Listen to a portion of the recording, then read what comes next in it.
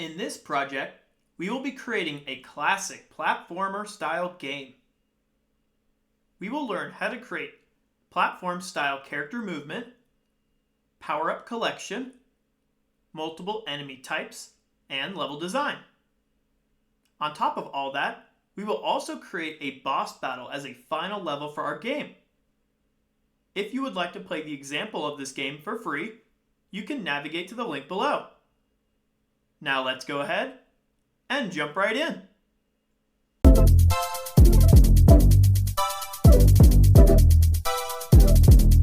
In this section, we are going to set up everything we need for our platformer game.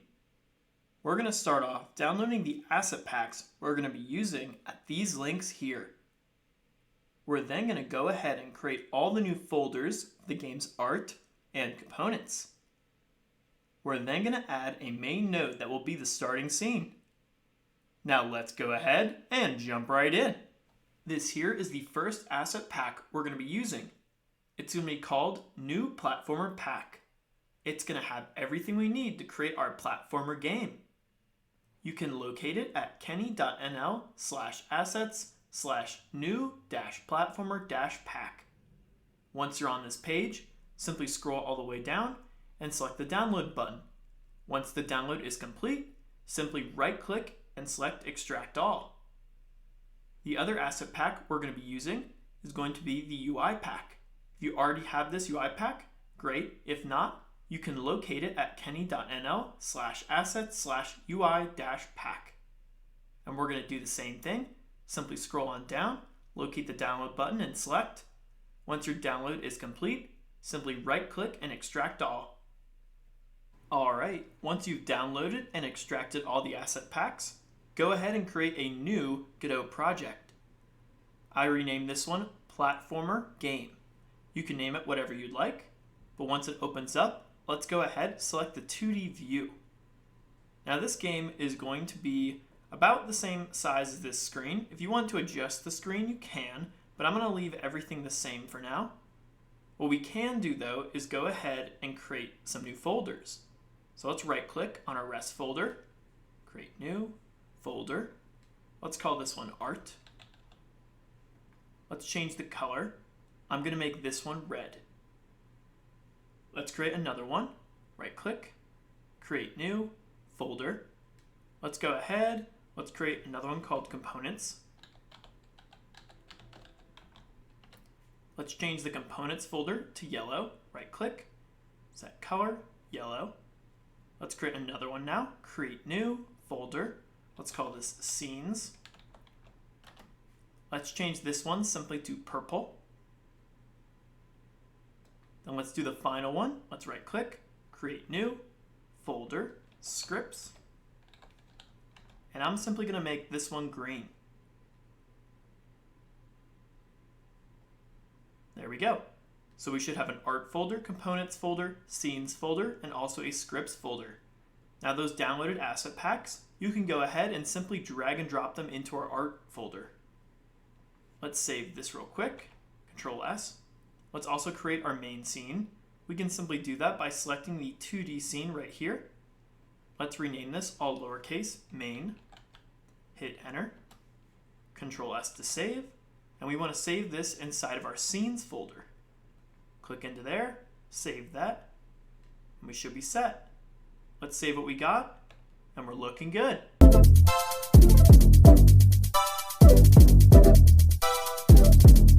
In this section, we're going to create the scrolling background. We're going to start off and discuss the scrolling background being created. We're then going to create a new node for the scrolling background. We're then going to design the scrolling background to best fit the game. Now let's go ahead and jump right in. This here is going to represent the scrolling background we're going to create. We're going to start off with a base image of a skyline background. We're going to create this image by using multiple layers stacked on top of each other. Then we're going to go ahead and give it a nice visual effect by giving each layer its own scrolling speed. Alright, let's get started. So we're going to create a new node for this, and once we have the node created in the current main scene, Then we're going to turn it into its own component. But for now, let's create it in the main scene. So let's right click on the main node, add child node. We're going to use a node 2D for the base node.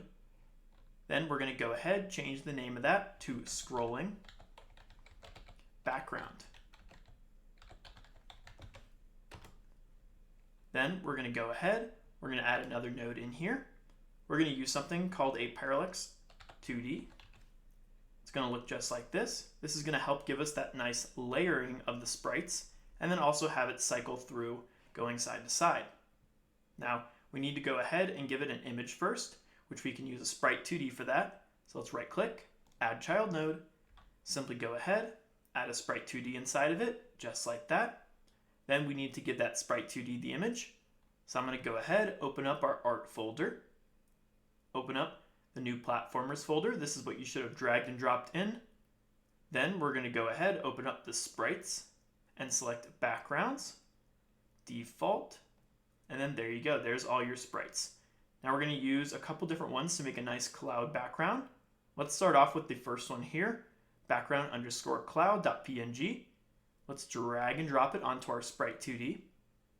Then we can adjust the positioning. So I'm going to go ahead, take the main node of it, the parallax 2D, simply drag it down a bit. Let's put it somewhere like right about here. We can always adjust this later. Then we need to do some settings for it. So we're going to go ahead, select it here. We're going to go to repeat. And what we're going to do is we're going to go ahead and increase the repeat times. Now, we also have to adjust the actual setting of the size, but first we'll do repeat times. I'm going to do something very large because this is the number of times it repeats in the entire motion. I'm going to do something like 60, which should cover every game we're going to create, every level of the game. Now we need to adjust the positioning. And as you can see, if we increase this X value, you're going to see it start to stretch out. Now what we want to do is we want to make it something specific so it looks a little bit more natural. So I'm going to go ahead and do something like, let's do 255, which should make it look just like this. Then we're also going to have an auto scroll, which is the actual ability of scrolling it. And we can tell it how fast we want to do it by changing these X and Y values here. Let's change the X value because we want it to kind of scroll backward a bit. I found a good speed is -30.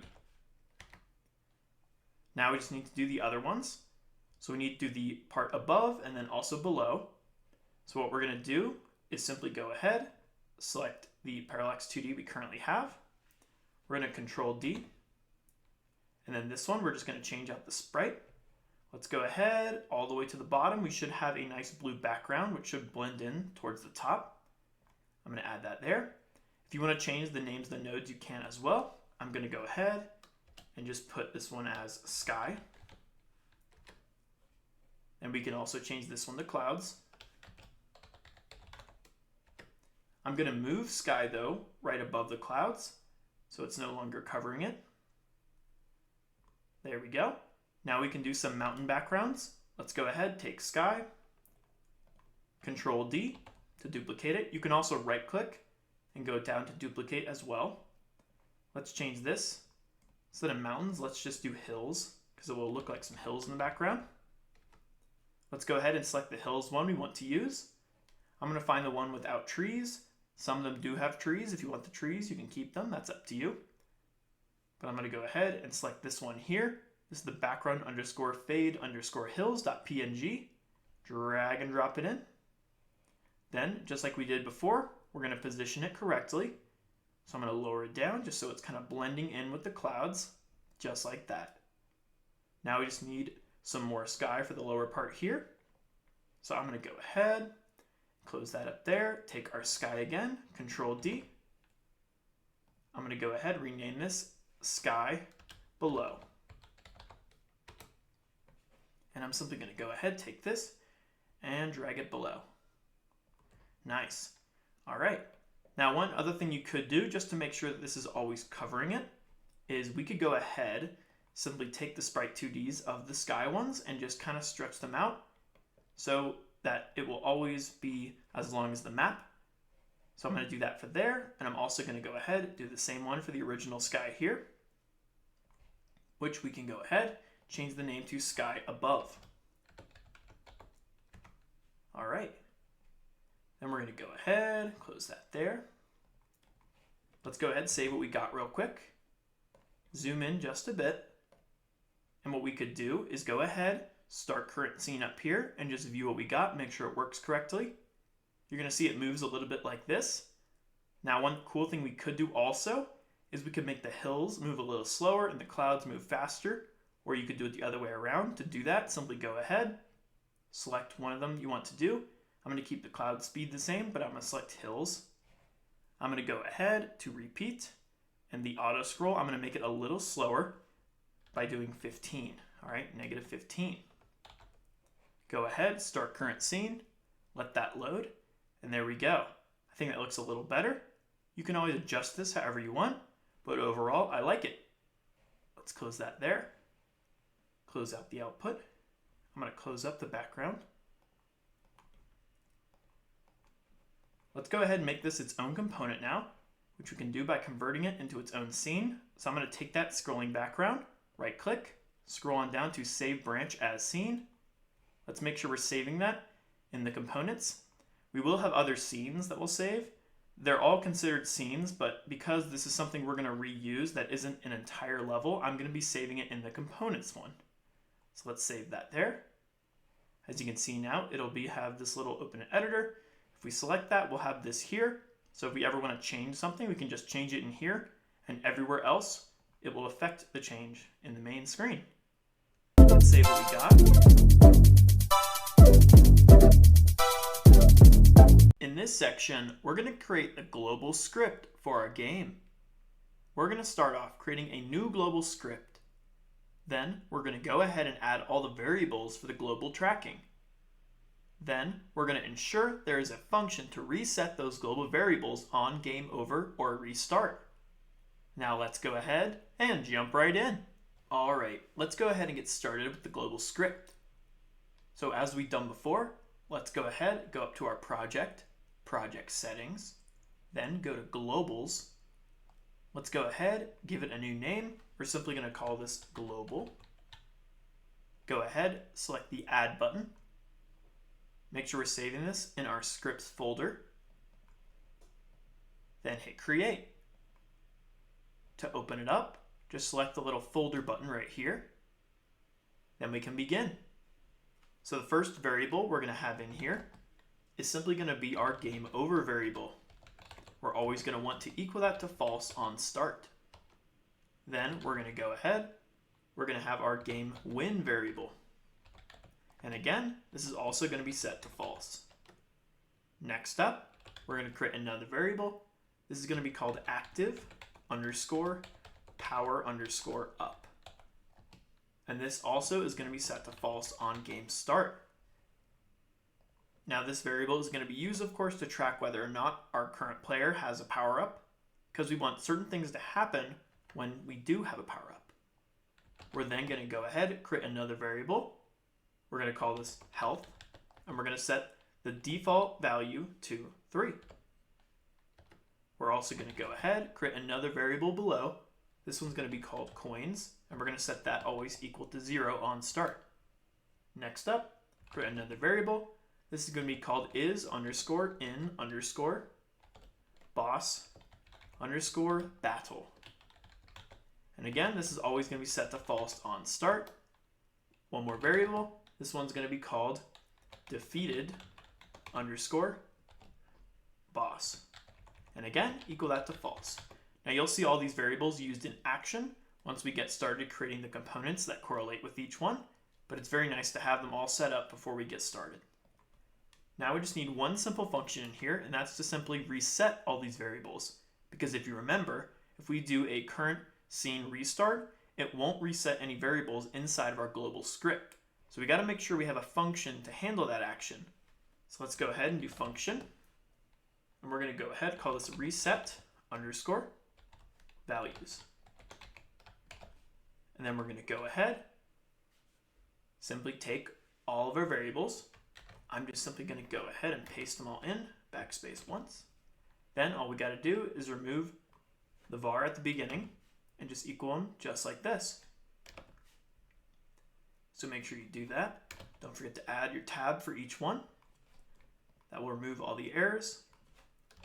And then we will be set. There is also one more thing I'm going to do, and that's going to go ahead and reset the mute, because once we get started with the UI, we're going to have, of course, the ability to mute the sound in the game. So I'm going to put this right on the top. We've done this before in the last project. We're simply going to use audio server dot set underscore bus underscore mute, and then within parentheses again audio server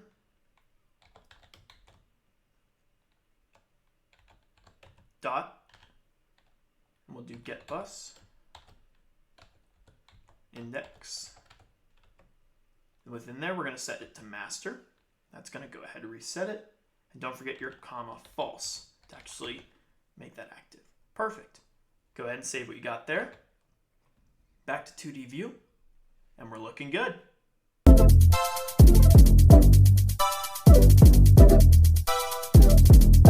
In this section, we're going to start creating our game's UI. We're going to start off and discuss what types of UI are needed for the game. We're then going to create a new main node for the UI. After that, we're going to add our first UI page for the starting menu. We will ensure to have a button for each level. Now let's go ahead and jump right in. This here is going to represent all the UI pages we're going to create. Starting off with the top left, this is going to represent the main menu. This is going to be the first page that you view when starting the game.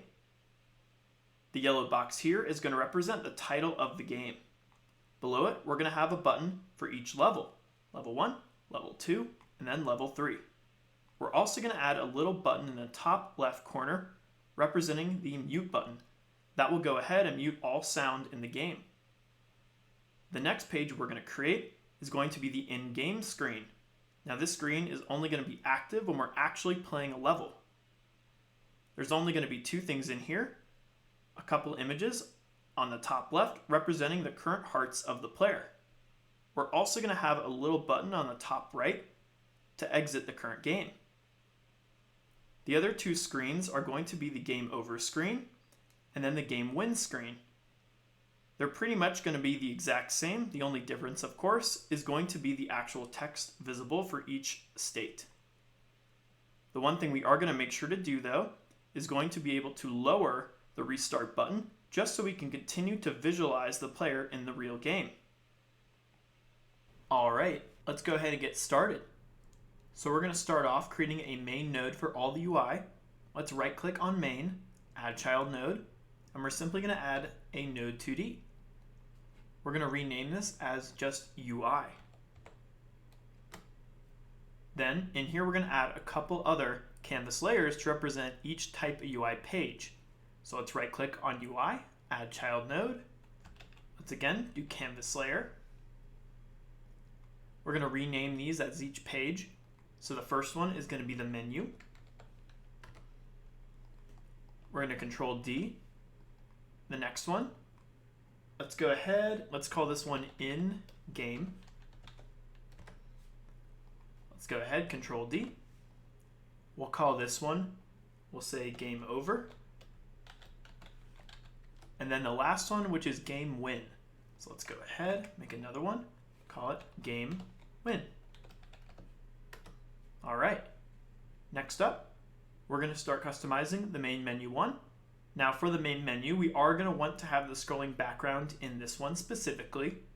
We're going to have different scrolling backgrounds for different scenes.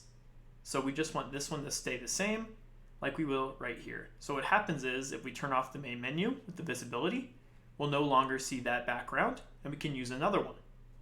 Let's turn this back on for now. All right, so we need a couple things in here, such as the title, the mute button, and also each level button. On top of that, we're going to create a simple floor on the bottom here to just make the game look a little more alive. Now let's start off with the floor. So let's right click on the main menu, add child node, and I'm going to create a node 2D for this to hold it. Let's just call this ground. Then let's go ahead, we'll add a tile map layer for this. All right, now the tile map layer is just going to help us kind of organize all the tiles. It'll be a little easier to paint the bottom floor to match the ground that we want. So make sure you're selecting the tile map layer. Go ahead to the tile set. It's currently set to empty. We're going to create a new tile set. Go ahead, click on it again. Then we're going to go ahead, go to the tile set right here. We need to drag and drop in the tile set we want to use. So let's open up the art folder. Go to the new platformer folder. Let's go ahead, let's locate these sprite sheets. And let's see if we can find the floor one. If we scroll on down, we should see the tiles. Now make sure it's not the double one. Make sure it is the default size one, which I think is this one. Let's go ahead, let's take this, drag and drop it in. Now we don't want this to basically auto slice. We want to do that individually, just because it's a little unnecessary to have everything sliced since we're not going to use everything. So let's say no. Then we need to go ahead and readjust the size because as you can tell, it's a little too small. So we're going to scroll on down on the setup like we are. And I think it's going to be 64 or 68. So let's go ahead. Let's try 68 first. Let's do 68 here as well. Looks like that's not exactly centered perfectly. Let's do 64. And then 64. And this is the texture region area. And there we go. See how they're perfectly sliced now? There's one more thing we need to do though. We need to also set the sizing in the actual node itself. So over here where we selected the tile set, we had a drop down. You can see tile size. We just need to make sure that this X and Y matches that texture region we just set. So currently it's 16, we need to set that to 64. Let's do 64 for X, 64 for Y. Then let's go ahead and give it a nice little ground. So I'm going to go ahead, we're still in the setup, still in the tile set. Let's go ahead and look for the one we want. I think it's going to be this one here. It has the little outline on top and then that there as well. So if I zoom out, you can see where that is. It's towards the bottom. So make sure you have that selected. We're also going to use a ground as well. Make sure it doesn't have a little black mark here. I'm going to go ahead and try to locate that. I think it might be towards the top. It's just right here. So again, I'll zoom out. It's right on the top, right there. So make sure both of those are highlighted. Then we can go to tile map and we can start creating the actual art. So now what we're going to do is we're going to use this rectangle tool, select the grass one here, and then simply go ahead, select and drag and drop it just like that. Then what we'll do also is create the lower part. So now select this one and just simply drag it over. And that looks pretty good. I like it. If you wanted to adjust this some more, you totally can. What I might do is I might actually just select the tile map layer itself, take the move tool, and just move it down just a bit, just so we can see a little bit more of the outline right there. I like it. Again, you can customize this however you want, but I think this looks pretty good. All right, next thing we're going to do is create the title and then some buttons. So let's go ahead, we'll close that out of that, go to the pointer tool. I'm going to close the tile map by selecting here, recenter a bit. Let's go ahead now and right click on menu, add child node. We're going to add a label now for the title. And I'm simply going to go ahead, drag this out here to kind of center it up. And I'm going to go ahead and just do platformer game. Let's center it up.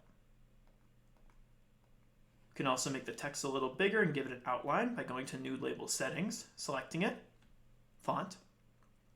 Let's change the font to something big. Let's see what 75 looks like. Maybe a little bigger. Let's go ahead and do 90. Let's also give it that nice outline. Go to outline, change the color of the outline to black, and then also go ahead and make the thickness. Let's do something like 40 and see how that looks. I think that's a little too big. Let's dumb it down more. Let's go to 30. Nice. And again, you can customize this however you want. I just think this looks good. All right, next up, we just need the buttons now. So let's go ahead, right click, add child node, and we're going to create a new node for each button. So I'm going to go ahead and just call this, let's do the mute button first. So mute button. Inside the mute button, we're going to go ahead, right click, add child node, and we're going to use a 9 pack direct, which works really well with our UI. This just helps scale them a little better. Then we need to give it the texture we want to use, which we know is going to be inside our other assets pack. So I'm going to close the current one we have here. Open up the Kenny UI pack. Let's go ahead, find the PNG. I'm going to use the green ones for this game. Let's use default. Let's go ahead and locate the one I want to use. I'm going to use one of these here, the rectangle one. Let's go ahead and drag and drop it into here. Now if we zoom in a bit, you can tell it's a little scrunched. I don't really like that, so let's readjust it. Let's open up the patch margins, and let's go ahead and do 5 for each one. Just like that, and like that. One more. And this just helps it kind of like fix it out a little bit, as you can tell. Now it's not perfect, but if we zoom out a bit, let me Control Z, it'll look good from that distance. Again, if you want to go ahead and adjust it more, you can, but I think that'll be okay for now. Let's also give it some text. Let's go ahead, let's right click, add child node, give it a label. I'm going to go ahead, lower the label down here. I'm just going to use the letter M for mute. Let's center it up. Let's also go ahead, increase the size, new label setting, font. Let's make this something like 25. And also I'm going to go ahead, change the color to black, just so we can see it a little better. If you want to adjust the positioning, you totally can. You can just take the margins and move it around. I'm going to do it like that there, just so we can center out the M. And then the last thing we need, of course, is the actual button node itself. So we can select a signal to it, to the script we're going to create.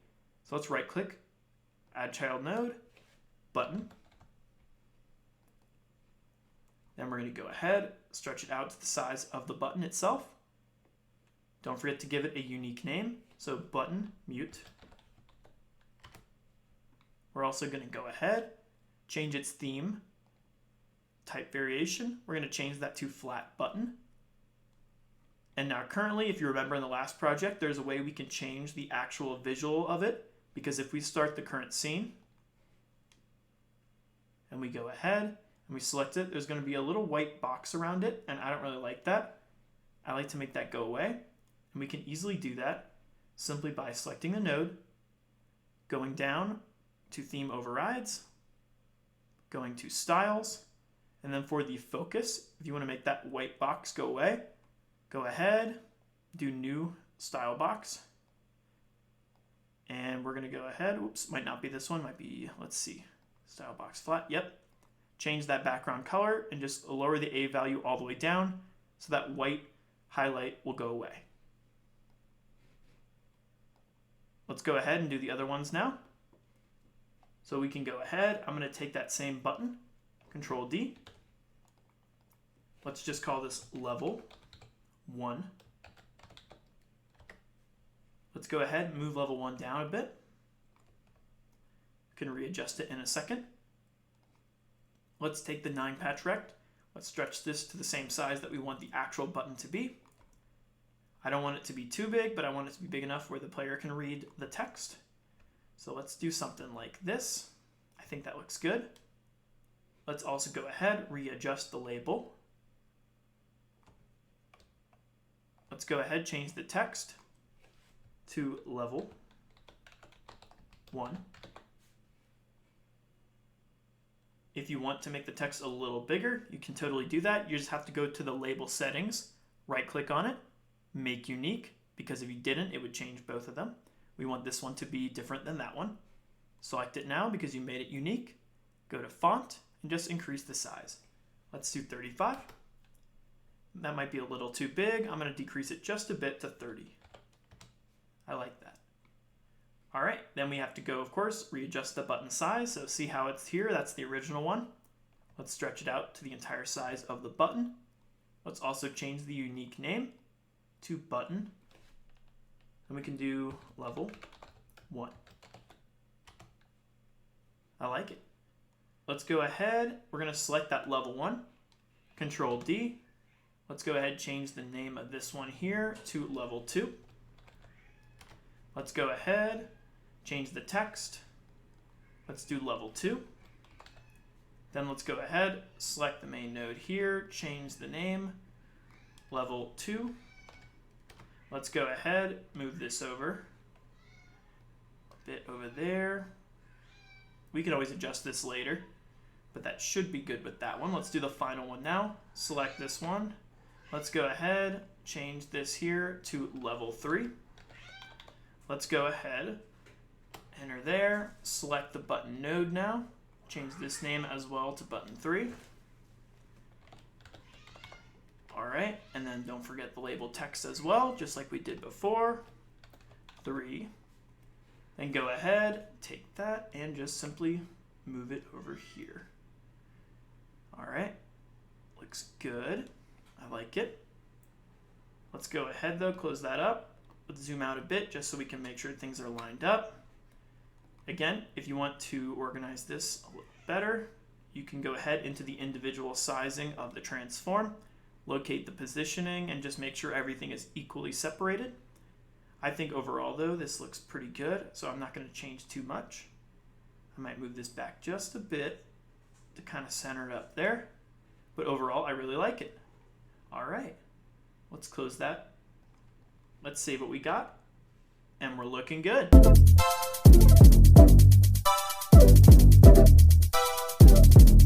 In this section, we're going to create all the other UI pages. We're going to start off and create the in-game UI page with hearts, coin counter, and an exit button. We're then going to create the game over UI page with a main menu button. Last page will be our game win page. This page will be very similar to the game over page, but we're going to have a current coin count text. Now let's go ahead and jump right in. All right, let's go ahead and create the other pages. Starting off with the in-game UI page, let's go ahead and begin. Let's select it. But before we start adding things to it, let's make the menu page invisible so we can focus entirely on the new page. All right, so as mentioned, we're going to have a couple things in here for the in-game page, such as the hearts, coin text, and then also an exit button. Let's begin with the hearts. Add child node. We're going to go ahead, add a node 2D. Let's call these hearts. And there's actually going to be two kinds of hearts. We're going to have our regular ones, but we're also going to have our power-up hearts. Once we get our power-up, the power-up hearts will be visible and the regular ones will not be. Let's go ahead and create another node inside the hearts, another node 2D. Let's call this normal hearts.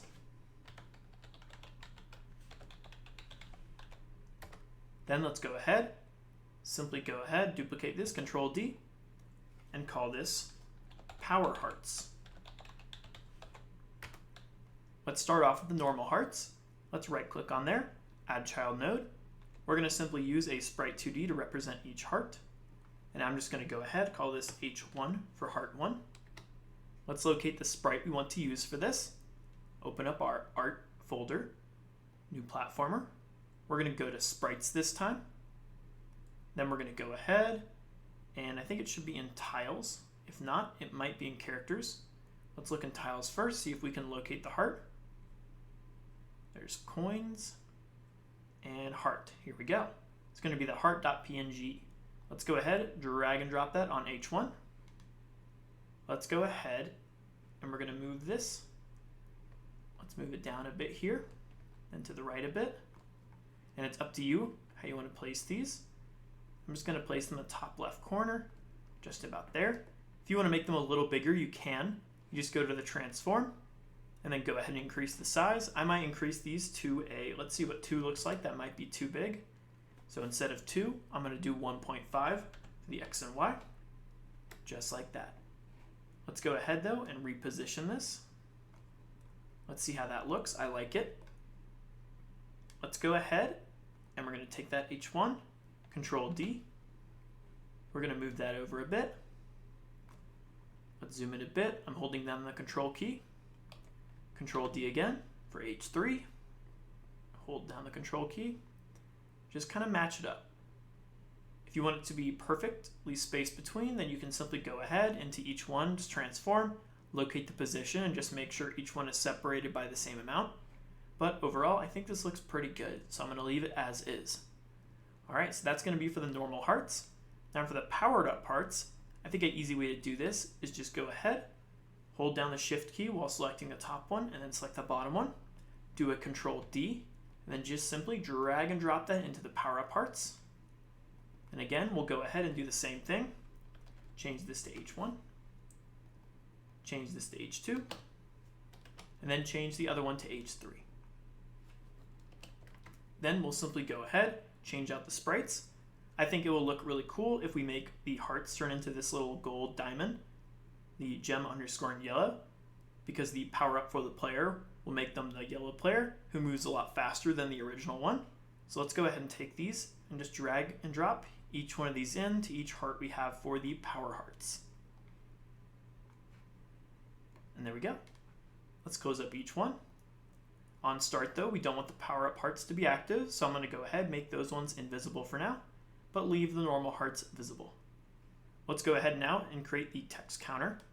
So I'm going to go ahead, right click on hearts, or actually better yet, we won't do this in hearts, we'll just do it in the main in-game. Right click on in-game UI.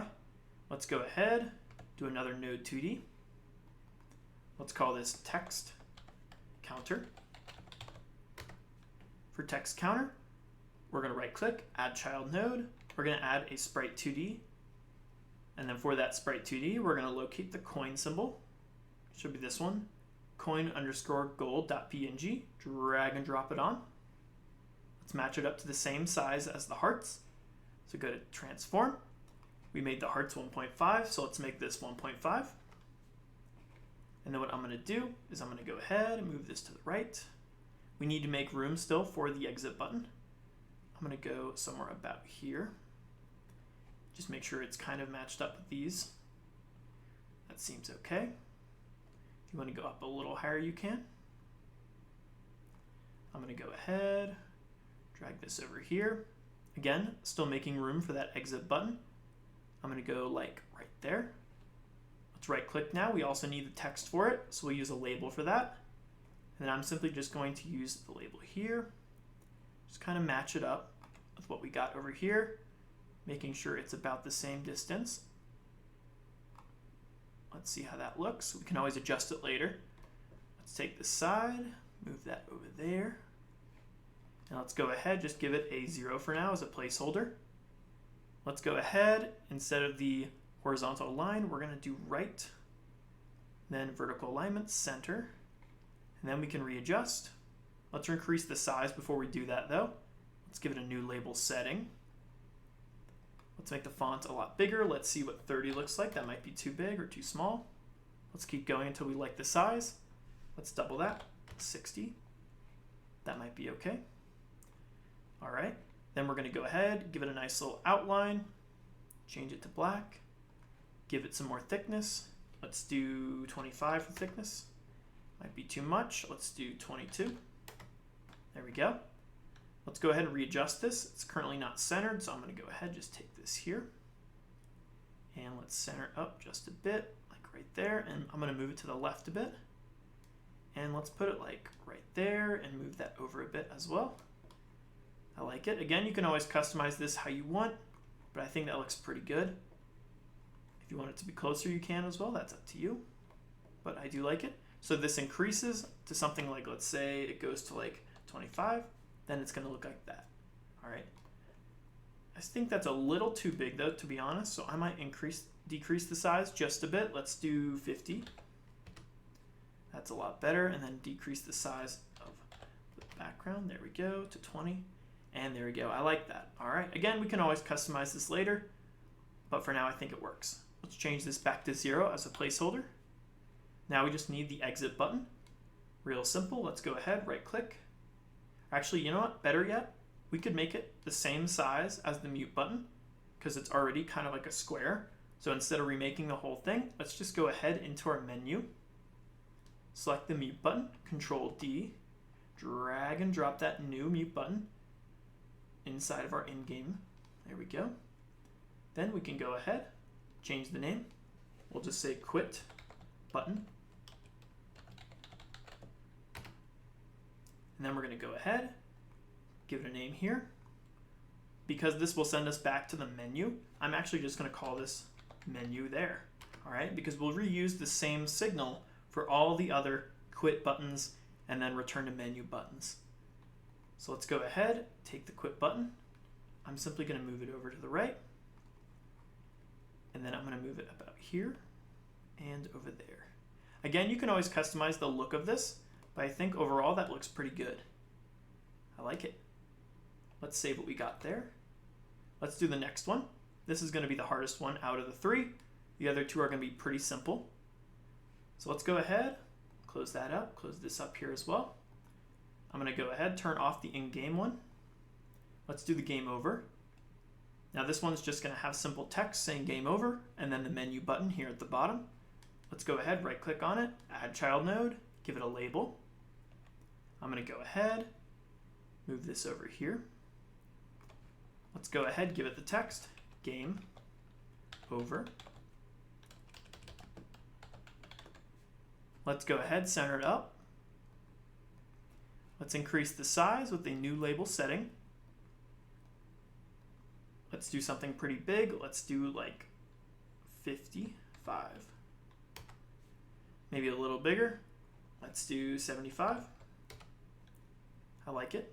And I might go up just a bit there because we still want to see the player in the center of the screen, so I'm going to make sure we can still see the player. So right about there should be good. Let's also give it a nice little outline. Let's do like 20. Change the color to black. Maybe a little more thicker of an outline. Let's do 40. If that's too much, no worries. We can always decrease it. But I think pretty much it looks good. All right, we have our game over text. Now we just need, of course, the menu button. So let's go ahead and instead of creating a whole new button, I think an easy way to do it would just be to grab one of our buttons in the menu, like the level 1. So let's take that, Control D. Let's take level 1, drag and drop it into the game over. You'll see it visible now. I'm going to go ahead, rename it. We'll just call this menu button. Then don't forget, we need to make this button the same name as the quit button, which was just button menu. You can also change the text to menu. And then let's go ahead, reposition this somewhere strictly in the middle. And then also I'm going to lower it because again, we want to see where the player ended up getting the game over. So we want to make sure this is quite low so the player will still be visible in the middle of the screen. Overall though, I like this so far.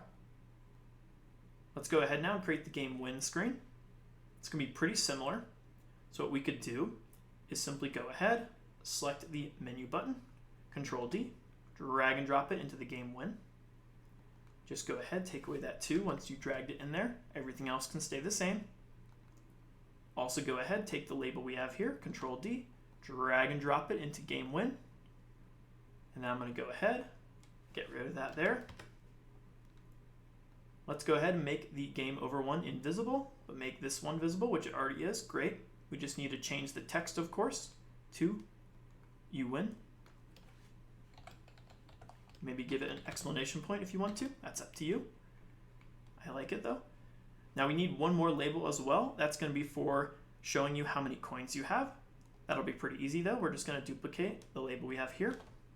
Change the name from label to label coins. Then I'm going to go ahead, lower it down. We also could go ahead and make this color a little different and shrink it. Before you do that though, always make sure you make it unique or it's going to change both of them. So let's right click, make unique. Then we can go in here, change the color to like a yellow to represent the coins. We'll also decrease the size to about half. So we could do like 40. Then we're going to go ahead, also decrease the outline size. Let's do 20. And go ahead, we'll say capital C coins, colon, and then space 0 for a placeholder.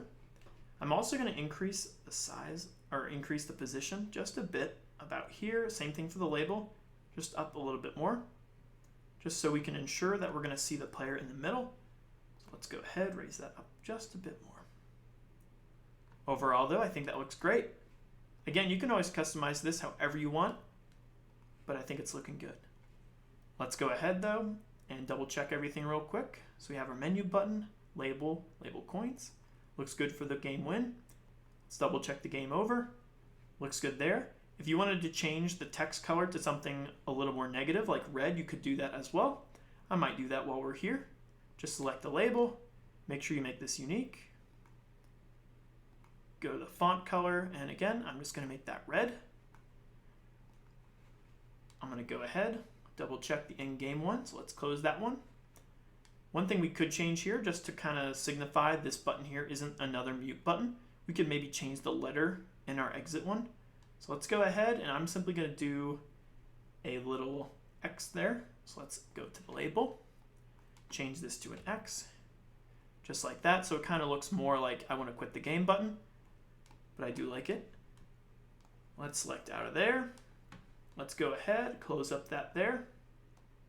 Open the UI for the menu, and I think we're looking good. Let's save what we got, and there we go.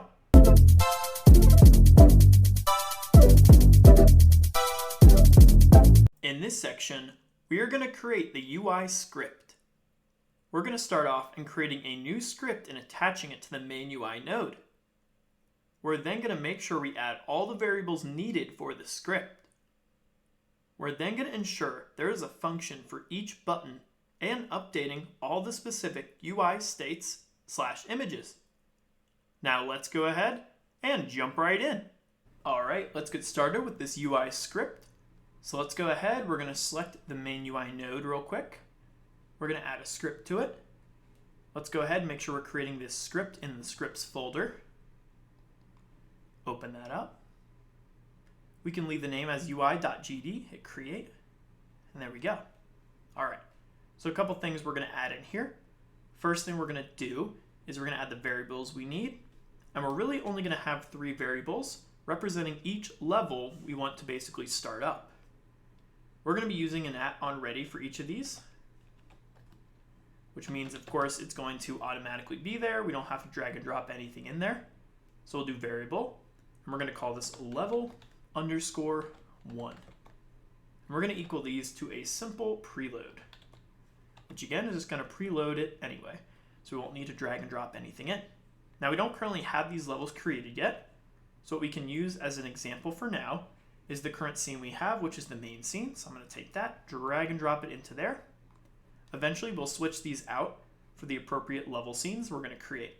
So we can leave a note here, just say, remember to put correct level scenes. All right, awesome. Then we're going to go ahead, create the other ones real quick, which we can do easily by copying the first one, pasting below twice, and just simply changing the name of each one for level 2, and then level 3.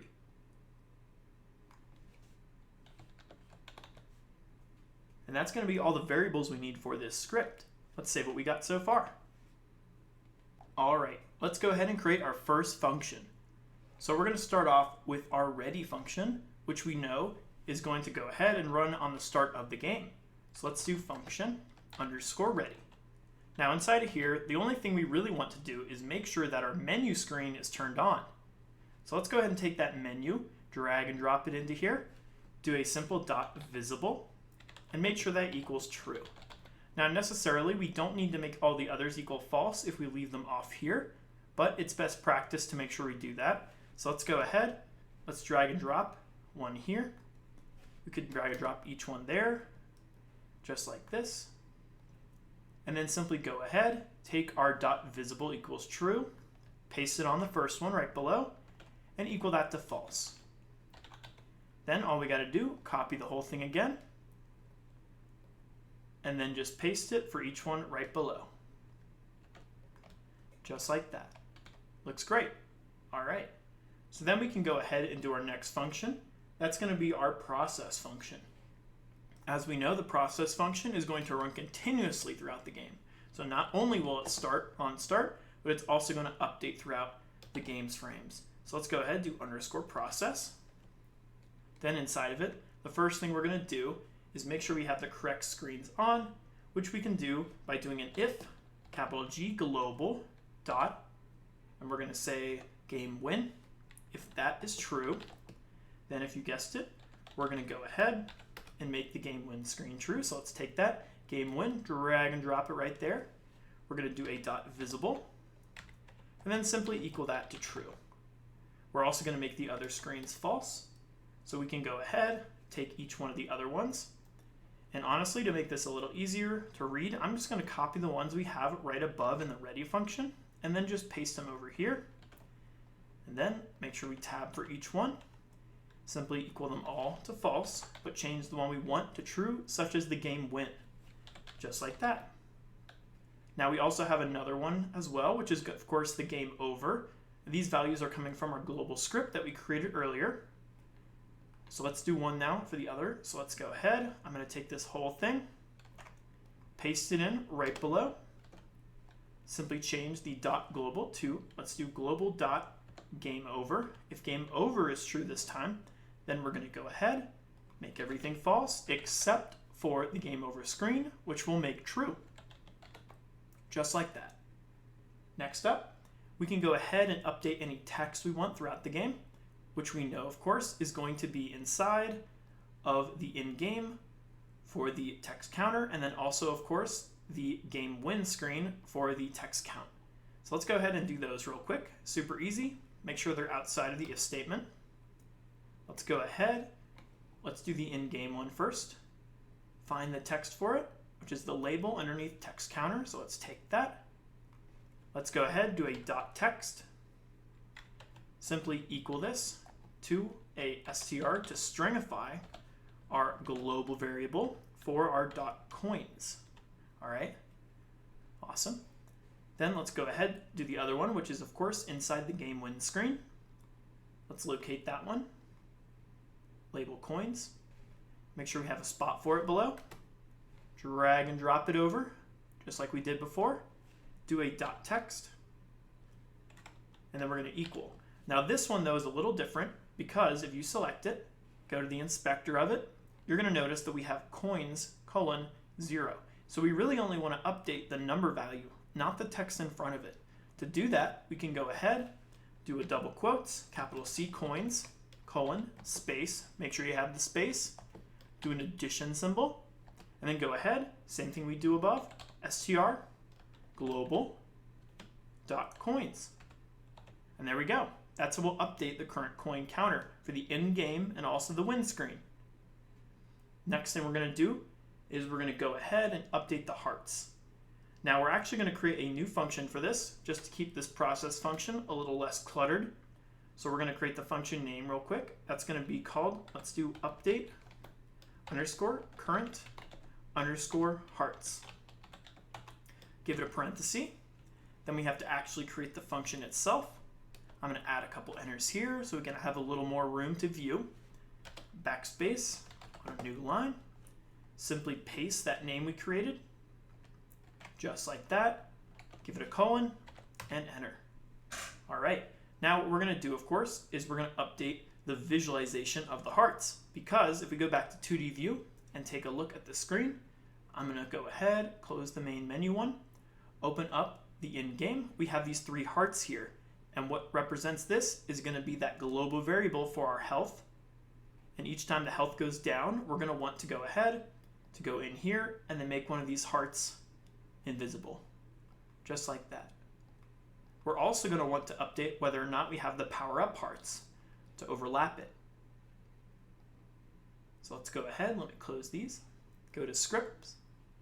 First thing we're going to do, of course, is we're going to say if our global dot health, and we're going to say if it's greater than or equal to 3, which is the max amount of health we have, we're going to force it to always be 3 in case we continually collect new hearts. We don't want to have more than 3 ever, so we're going to go ahead, do global dot health equals 3, and then we're going to go ahead now, and we're going to make each visual of the heart visible. So we'll go in here, simply drag and drop each one. Or better yet, you can just go ahead and do this here. Do a dot visible equal it to true, and then simply copy the whole line and just paste it 2 more times below and switch out that H1 to H2 and H3. Let's do the next value. Instead of an if, we'll go ahead and do an elif. And again, global.health. This time we'll say if it equals 2. And then what we're going to do, if you guessed it, simply go ahead, copy each one we have here, paste it in, and just make the H3 false this time. Let's do the next one. I'm going to copy this whole line all the way to the elif, do an enter, make sure it's on the line there. This time we'll go ahead and say if it equals 1, then we'll go ahead and make the H2 false as well.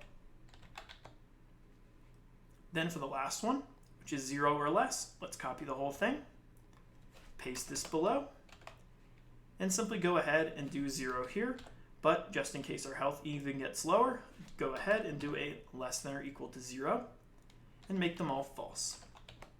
And that'll go ahead and update all of our current hearts we have. Now again, we also have another thing, which is of course the power hearts. So we only want the power hearts to be active if we have that global variable set for the active power up. So let's go back in here. We're going to make a new if statement. We're going to say if global dot active power up equals true. If that's the case, then all we're going to do is simply take our main node for the power hearts, go ahead, do a dot visible, and simply equal that to true. We'll go ahead, also do it else, which is of course going to equal false. Then we're going to also make these invisible, equaling them to false, just like that. And there we go. This whole thing is going to go ahead now and continuously run and update our current hearts we have. Now the reason we're not going to make individual power-up hearts not active like we did up here is because when we get the power-up in the game, we're simply going to max out our health. Let's go ahead though, remove these extra spaces. Make sure the error is gone here. Make sure it matches with that, which it does. There we go. Let's save what we got so far, and we can continue on. So next up, we can start adding some functions for each button we have in the UI. Let's start off with the main menu buttons. First button, of course, is going to be that mute button. So let's go ahead, select the mute button, open it up, select the button mute. Let's go to the node, select pressed, and simply connect that to the UI script. All right, now what we're going to do in here is simply mute all sound, which we already really have a code line for this. If we go to our global script, we're going to be using the audio server.setBus mute, but this time instead of setting it to false, we're going to set it to true, which will make all sound muted. All right, so let's go ahead, take this back to UI, and just simply paste this in. Don't forget to change this false now to a true, which again will mute all sound in the current game. Let's go ahead, save that there. Let's go ahead and do the next buttons, which are going to be the actual level buttons. Let's go ahead, select level 1, select the button level 1. Let's connect it. Make sure you're selecting the same one. You can inspect it in the inspector. Button level 1, go to node, and select pressed. Now we just got to connect it to the script. Then we're going to go ahead and create the new level, which we can do because again, if you scroll up to the top, we have all the levels saved here as preloads. So we really just need to spawn them in and set them where we want. So let's go ahead and do that real quick. It's going to be pretty easy. First thing we're going to do, of course, is set the scene. So we need to go ahead and turn off the main menu screen. So we're going to take that main menu, drag and drop it there, do a dot visible, and now equal that to false. We do, though, want to go ahead and make the in-game UI now active. So let's take that, drag and drop it, do a dot visible, and now simply set that to true. Last thing we need to do is actually create the new scene. So we're going to create a new variable for that. We're going to go ahead and call this new underscore level, equal that to our level 1 dot instantiate. So that will go ahead, bring the new node into the game. Now we need to tell it where we want it, which I think a really easy way to do this will just be to do an add sibling and then pass in the new level. Now what this is going to do is going to make it a sibling of the current UI node, which is right here, so it'll be right below it, which is great. Let's go ahead now and do the other ones. This is everything we need for the level 1. So let's go ahead, close that level 1 node, open up level 2, select the button level 2, select pressed, make sure you're connecting it to the script. Should see a new function below. All we're going to do is simply copy everything here. Make sure you highlight the whole thing. Control C, and then Control V to paste it. Then we just have to switch out, of course, which level. Currently it's level 1. Let's change that to level 2. And there we go. Now let's go ahead and do the level 3. Close up level 2, open up level 3, select the button node, select pressed, make sure it's connecting to the script.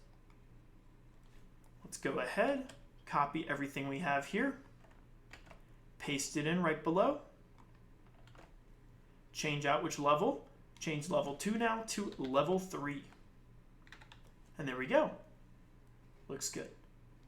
Let's go ahead and continue on. We got everything done in the main menu. Now we can do the in-game. So let's go ahead. We're going to use the quit button here.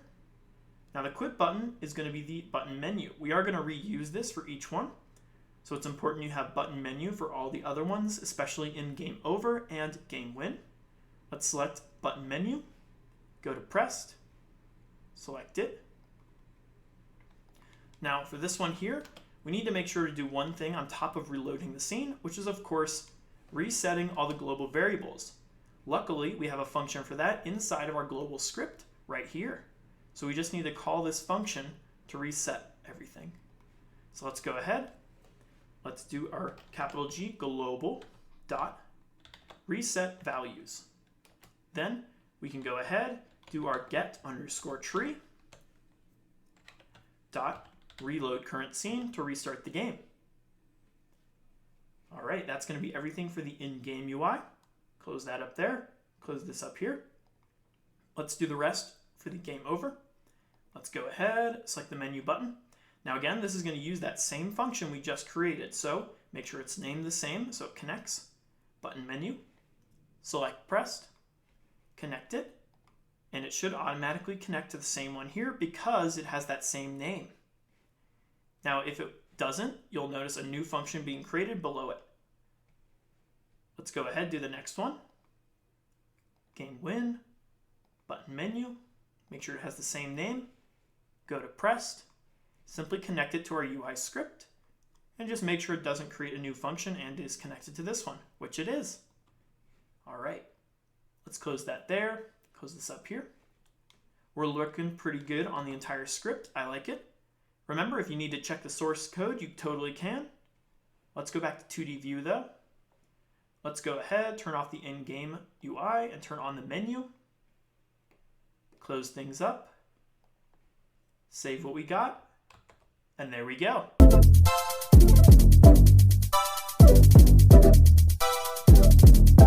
In this section, we're going to create the level map.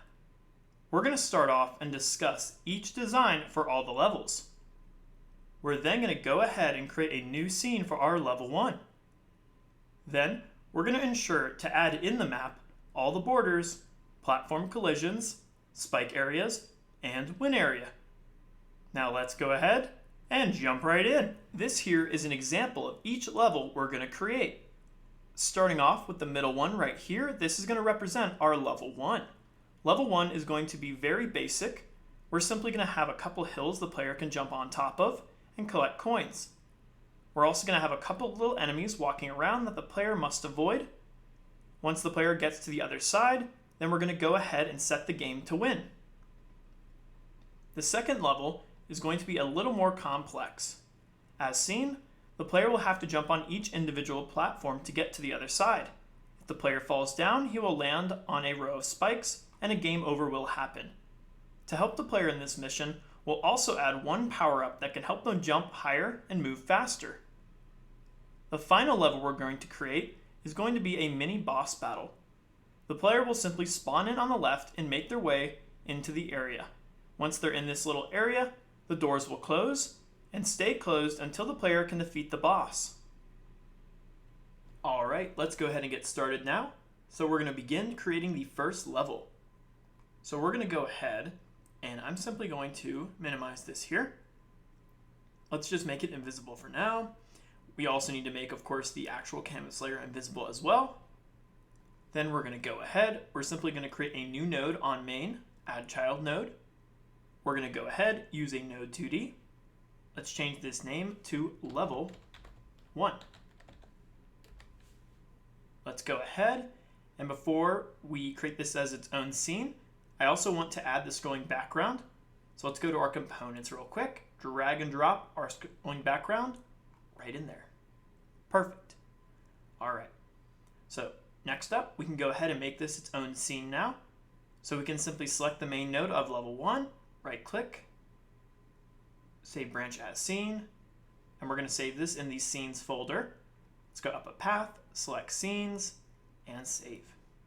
Now if we want to open this up, all we got to do is select it right here, and there we go. Now it is best practice to go back into main and remove the current one, because if you remember, when we actually start these different levels, it's going to create that new node in here. So there should be no default. So what we can do then is simply go back and turn everything back on, just like that. Save what you got again. Let's go back to the new level 1 scene we have over here. Then we can start adding what we need. So let's go ahead and start off with that main node for the map. Let's right click on level 1, add child node. Let's go ahead, use a node 2D. And I'm actually going to drag and drop the scrolling background into this node. So let's do that real quick. You'll see why in just a bit. We're also going to go ahead, rename this as map. Save that change. We can continue. So how we're going to make the map, we're going to use some tile map layers. So let's right click, add child node. And before we make those, let's give it a holder. Let's just call this tiles. And then in tiles, we'll right click, add child node, and add a tile map layer. Now we're going to have a different layer for each one, such as ground, such as spikes, and then any other hills or platforms we want. So let's go ahead and call this first one ground. Just like that, tile map ground. All right, now we just need to make a new tile map. So let's go ahead, go to inspector. Currently it's set at empty. Let's do new tile set. Select it again. Let's go ahead into tile set. Then we're simply going to go ahead and drag and drop in the tile set we want to use. We need to locate that now, which is in our art folder. Can a new platformer pack, spreadsheets or sprite sheets. Scroll on down and locate the default size of them, which should be over here. Sprite sheet -tiles -default.png. Drag and drop it right into here. Now again, we don't want to slice everything. We only want to use the ones we want. So go ahead and select no here. Then just like we did before, we need to change the texture region to the correct size. So let's go ahead, make the X 64 and also the Y 64. Then you should see each one is perfectly cut. We also need to change the tile set over here as well to the same thing. So go ahead, set that to 64 and then 64 as well. All right, so now we go in and select the tiles we want to use. Let's go ahead. I'm going to select the different ground ones. We're going to have this one here, and we're also going to use the purple ones and then the black ones. So let's go ahead. We have this here. Great. We need the purple one as well. Let's locate that. Should be somewhere about, I think here. Yep, it's that one. So we have that one there. We have this one here, and then we just need the black one over here, which I think is right here. Make sure it doesn't have the little black line, which I think this one does. Looks like it is going to be this one right here. So make sure you add that. Nice. All right. Then we need, of course, the top layer. So let's go ahead and locate that as well. I think for the brown color, it's going to be this one right here. So let's go ahead, select it. Let's do the same thing for the purple one. Go ahead and locate the same type of block. Might be a little up. I think it is this one here. Yes, it is. Then we need the same thing for the black one. Let's go ahead, locate that. Should be, I think, this one here, 3 above the one there. Yep, perfect. All right, so far we have all these. I like it. We also can add some curves as well. Those are pretty easy to find. They're just like the curvature ones like this. So we have that one on that side and this one on this side. And I think we should be good with the brown ones. We can always come back in here and select some more if we need to. But for the purple ones, we're going to need the same thing. So let's locate those. I think the purple one for the left and right should be around the one we have here. So this one and this one. Now for the purple one, if you remember, we're going to have specific platforms. So I'm just going to use a simple platform like this one here. So we need that one. We need the middle one of that. Let's locate the middle one. Should be towards the bottom, which is right here. And then the other side, which is right there. Okay. Let's do the last ones now for the third level. The black ones. Let's go ahead, find the curves right above this one. So here and here. And then we're also going to go ahead and we're going to do, again, let's see if we need any platform ones. I don't think we do. We can always come back and select them though if we do. But I think everything here should be good for what we're dealing with. Now, one thing to note is when we are going to be creating some of the static bodies and different ground layers, we can actually do that in here for specific ones. So we won't need to add multiple collision shapes and just drag and drop them on each individual tile.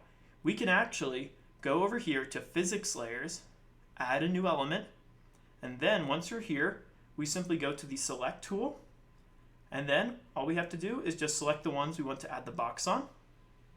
And we can go ahead, we can do paint, open this up, locate the physics layer, and then just select each one if you want to give them a physics layer.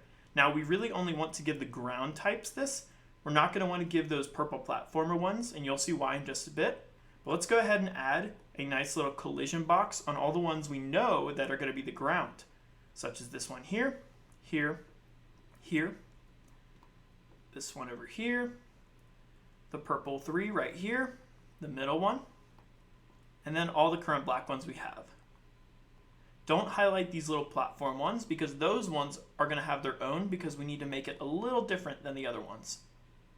But so far I think this looks good. We might add one more, which is going to be the spike. This is just going to help make things a little faster.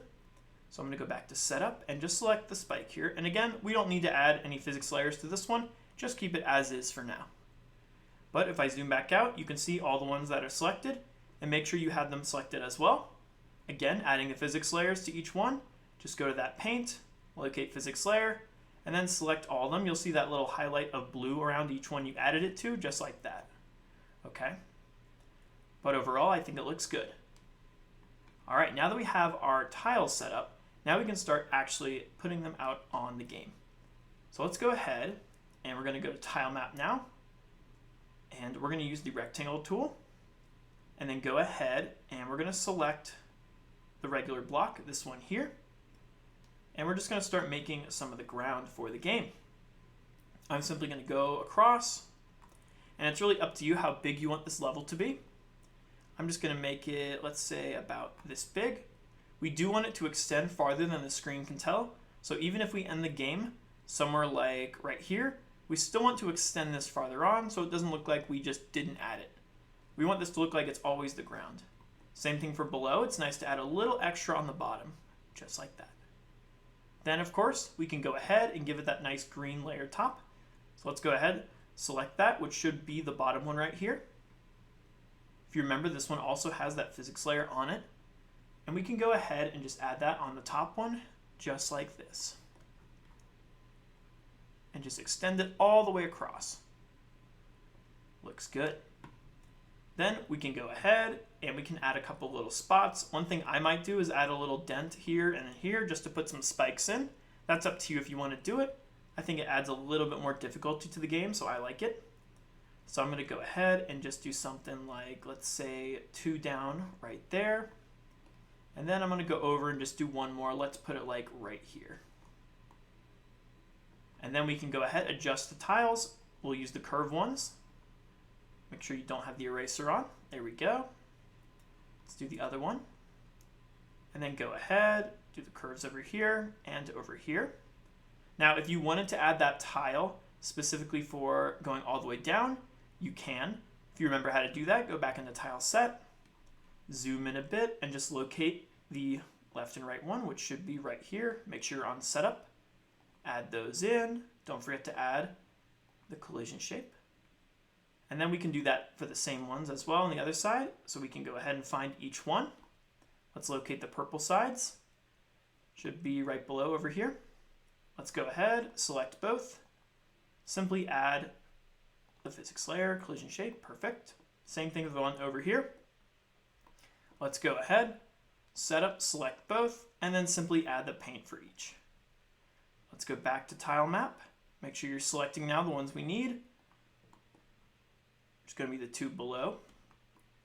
Let's go ahead, make sure you have the tool selected. Just add them in, just like that. Same thing for the ones over here. Let's go ahead, add those in. And that looks nice. Now we also can go ahead and add some spikes right here. I'm going to do that.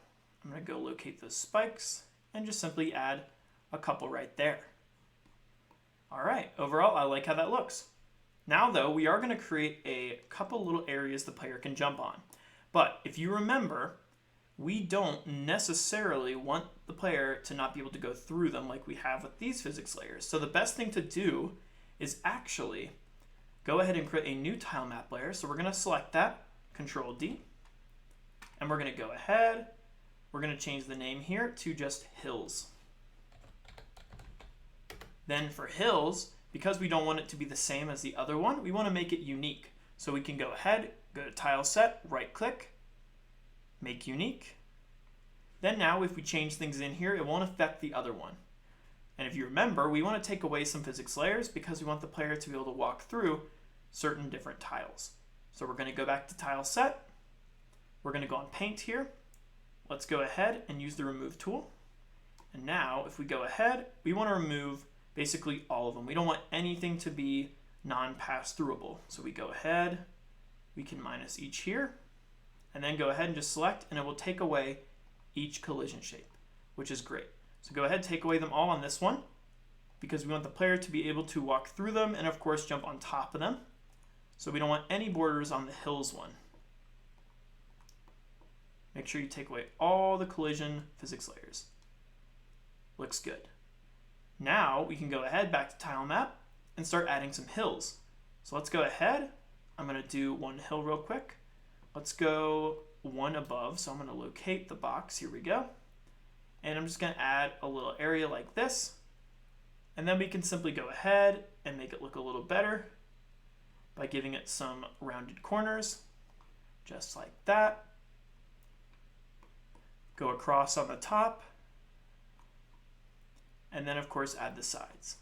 So now if the player walks through this, there is no collision shape, so they can walk through it. You'll see how we add a nice little platform for above though. But for now, let's go ahead and wrap up the hills. I'm going to put another one over here. Let's go ahead and create one. I'm going to locate the one we need, which is this one. I'm going to make these ones a little taller. Let's go ahead and add one like this. And then let's add another one. Let's just add like one big one right here. Let's go like that. I like it. And then let's go ahead. Let's make it look a little better. Let's give it some corners. Just like that. Give it a nice top there. And then the down corners over here. And then another over here. Again, if you want to customize this more, you totally can. That's completely up to you, but I think it looks pretty nice. All right. Now, of course, we need some borders. So let's go ahead. I'm going to deselect this here. This is where our player is kind of going to start. You'll see that when we actually create the player node, but we don't want our player to be able to walk off the edge of the world. So we're going to need some things to stop the player from moving all the way across. All right. So to do that, inside the map, we're going to create a new node for that. We're going to right click, add child node, and we're going to go ahead and do a static body. Or better yet, even before we do that, let's create a whole node to house all these borders. And we're just going to call these collisions. And then we're going to go ahead, again, right click, static body 2D. This is what the thing is going to prevent the player from going through. Let's give it a collision shape. And we're going to have multiple collision shapes in here. Let's go ahead, zoom in to where that collision shape is going to be right here. Let's give it a new shape of something like a rectangle. And I'm simply just going to stretch this out a bit. It doesn't really matter how thick it is, but I do want it to be long enough where the player can't jump over it. And I'm going to go about here. Okay. So our player won't be able to walk past this area. You can always adjust this, but I think this will be okay. Now we also need one on the other side. So let's go ahead. I'm simply going to take this and just Control D to duplicate it and simply move it over all the way to the right. This is necessarily where the enemy or where the player is going to end the game over here. We'll put some flags to signify that. But for now, we'll keep this like this because we still want to be able to see this over here. We can always extend it later if they can still see it, but due to the camera size, I think they won't be able to. Now we're also going to need some other collisions, such as the ones we can pass through, which are right here for the hills, and then also one for when our player falls down, basically through these spots here. We don't want them necessarily to just fall through the spikes. We want them to be able to hit the spikes and stay above them. So I'm actually going to create one more collision shape. Right click, add child node, collision shape. Oops, make sure you don't add it inside of it like that. Make sure you add it somewhere on the same row. There we go. Let's give it a new shape. Let's locate what that is. It might be over here. Then we're going to go ahead and we're simply going to make this kind of like the ground level. Now I know we currently already have collision shapes on these, but we don't have any on the spikes. So what we want to do is lower this just a bit below the spikes to where the player looks like they're on top of them somewhat. So like right about here. And we'll simply go ahead and just make this go all the way across. Just like that. So if you had more spikes and more areas to fall down into, this would help prevent them to going straight on top of the tile here. We want them to kind of rest on top of the spikes. Now to actually initiate getting hurt by the spikes though, we're going to need something else, such as an area 2D. So let's go ahead. On this collision, let's right click. Let's go ahead and add an area 2D. Then we're going to do the same thing. And because we don't need to recreate a new collision shape, we can just use this one and just move it up a bit. I'm going to go ahead and take that collision shape we just made, this one right here. Make sure it's highlighting it. Control D. And just simply drag and drop that into the area 2D. Now again, like I said, we need this to go above a little bit. So let's go ahead, take the move tool and just go a little bit above, just about there. Now one thing to do also that's very important is we need to give this area 2D a group because we need to signify what exactly this area is. To do that, we can go ahead, select the main node of the area 2D, go to the node, groups, and just add one right here, and we're going to call this spikes. Now the spikes is going to instantly start the game over in the player script, which is exactly what we want. So if you had other things like lava or water you don't want the player to go into and have an instant game over, you would do something very similar to this, give it its own tag, and then do the same thing in the code that we do for the spikes. Now we will get to that in a bit, but for now this looks great. Now for the last collisions, we need ones for the hills. Now these hills are a little special because our player still wants to be able to walk through them, but when he jumps above them, he lands on top of them and can continue on. Same thing for the one over here. So we're going to need a specific shape for that. So we're going to right click on collisions, add child node, and we're going to go ahead. We're going to add another static body 2D. We're going to select it, go to inspector, go to collision, and we should, might not be in this one here. We might have to add it in the collision shape. Let's add a collision shape first. Collision shape. Now in this one here, you'll see this one-way collision. Okay, this is what we want to enable to allow our character to basically jump through it on the bottom and land on top of it. So we're going to go ahead and select that.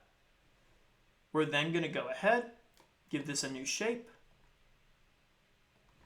and we're just going to match it up with the top of the hill that we have over here. So something like this. And then this here. And then, of course, shrink it up a bit and just match it just like that. All right. I'm going to go up a little higher there just to make sure that our player will be able to fit below it, which I think they will. Now we need one also for over there. Let's go ahead, Control D, move this on over. Now because we need to make this a little less the size, we need to go ahead and make this unique. So go ahead, right click on shape, make unique. Go ahead, switch your pointer tool, there we go, and just shrink it a bit here, just like that. We can also rename this so we don't get confused. We can call this one the one-way static body, just like that. You could also add the 2D if you want to, that's up to you. So now you know that we'll go ahead and add any one-way static body inside this one here. Overall though, this looks pretty good. Let's go ahead. I'm going to close this here, close the map up. Now one more thing we could add though before ending this is going to be the win area. So just like what we did with the spikes area, we need to have an area for when the player gets to the end of the map and wins the game. Now we could create a new node for that, but I think it would be best just to put it in the collisions one. So let's go ahead, reopen up map in our collisions. Let's go ahead, right click, add child node, area 2D. And because we already have two area 2Ds, let's go ahead and rename these. I'm going to call this area 2D spikes. And then let's go ahead and call this one area 2D win. Then all we got to do is add that collision shape. Let's right click, add child node, collision shape, give it a new shape, and go ahead, simply stretch this out. We want to make it pretty tall because we don't want the player to go over it. I'm going to keep it that size and just simply move it on over to where the win area will be, which will be like right over here. Again, we can always adjust it later, but I think that'll look pretty good. Don't forget though, we also need to give this a group tag just like we did with the spikes. So select the main node of the area 2D win, go ahead to node, add a new one, and let's just call this win. All right, that looks great. Let's zoom out a bit. Let's go back to the pointer tool, close things up, and save what you got.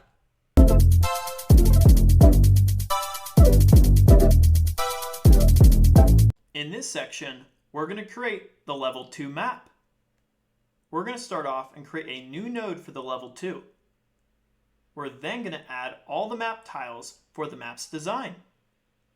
We'll then make sure to ensure to add all the borders, platform collisions, spike areas, and win area. Now let's go ahead and jump right in. All right, let's go ahead and get started creating our level 2. So for level 2, it's going to be pretty similar to our level 1. So an easy way we can go about doing this is just simply selecting our level 1 in scenes, right click on it, duplicate, and just simply change the name to level 2. Go ahead now, double click to open it up, and we can begin changing what we need. So what we're going to do here is we're going to adjust a couple things. We're first going to close everything out, and we're going to go ahead and redesign the map first. To visualize things a little better, I'm going to make all the collisions invisible, and then we're going to go ahead and go into tiles. We're going to go ahead into tile map layer hills, and I'm going to erase everything here just so we can start from scratch. So use the eraser tool, highlight over the whole map, and I'm going to do that there. Next thing we're going to do is I'm going to replace this ground here with our purple ground. So let's go ahead, locate it. Should be this one here. I'm going to go ahead, unselect the eraser tool, and then simply just highlight over it, replacing that there. We're also going to go ahead, replace the bottom one as well. Should be this one here. And I'm going to lower this a little bit more because in this specific map, we're going to have kind of like a divot going here all the way to here to where you win the game. So let's go ahead and I'm going to use the eraser tool to begin creating that divot. I'm going to go from like right here, make it pretty deep, and let's go about here. We can always make it bigger later if we need to. Let's give it some nice corners though. Let's use our corner tool, turn off the eraser. Make sure you're selecting the right one. Let's give it a nice side going all the way down. Same thing over here. Let's do the other side. And then this one here, going all the way down. Next thing we can do, of course, is add the spikes on the bottom. I'm going to do that going across. Let's double check the positioning. Go ahead, turn the collisions back on. I really just want to make sure the win area is still active here, which it looks like it is. We might need to extend it a little bit more over here. So I'm going to turn this off again. Simply go ahead, extend it just a little bit more. So let's select the correct one. Go across a bit, and then go ahead, re-add that one going down, just so we know that it won't look like the world cuts off. But I think that looks nice. All right. Now we can go ahead, close up the tiles. And what we could do is also add some tiles to jump on top of. That'll add a little bit more fun to the game, I think. So we could go ahead and reopen up tiles, select the tile map layer hills, change this name. Instead of hills, we can call it platforms. Then what we're going to do is we're going to select it. If you remember, this one doesn't have any collision shapes, which is great. We can go ahead and start building some of those platforms. So I'm going to go ahead, select this one here, and just start making a couple of these. I'm going to put one pretty close. Let's do one there. We can do another one over here. Maybe one a little higher up, a little below, and just kind of keep going like this until we get a pretty decent amount to make the game kind of fun. That one might be a little close. I'm going to go up a little bit more, a little bit lower, maybe over there, and then one more that we have to jump on to get to the end. We need to go ahead now, add the rest of these. Let's use the middle pieces now, just like that. Remember, you can always customize this however you like. I think this looks pretty good though.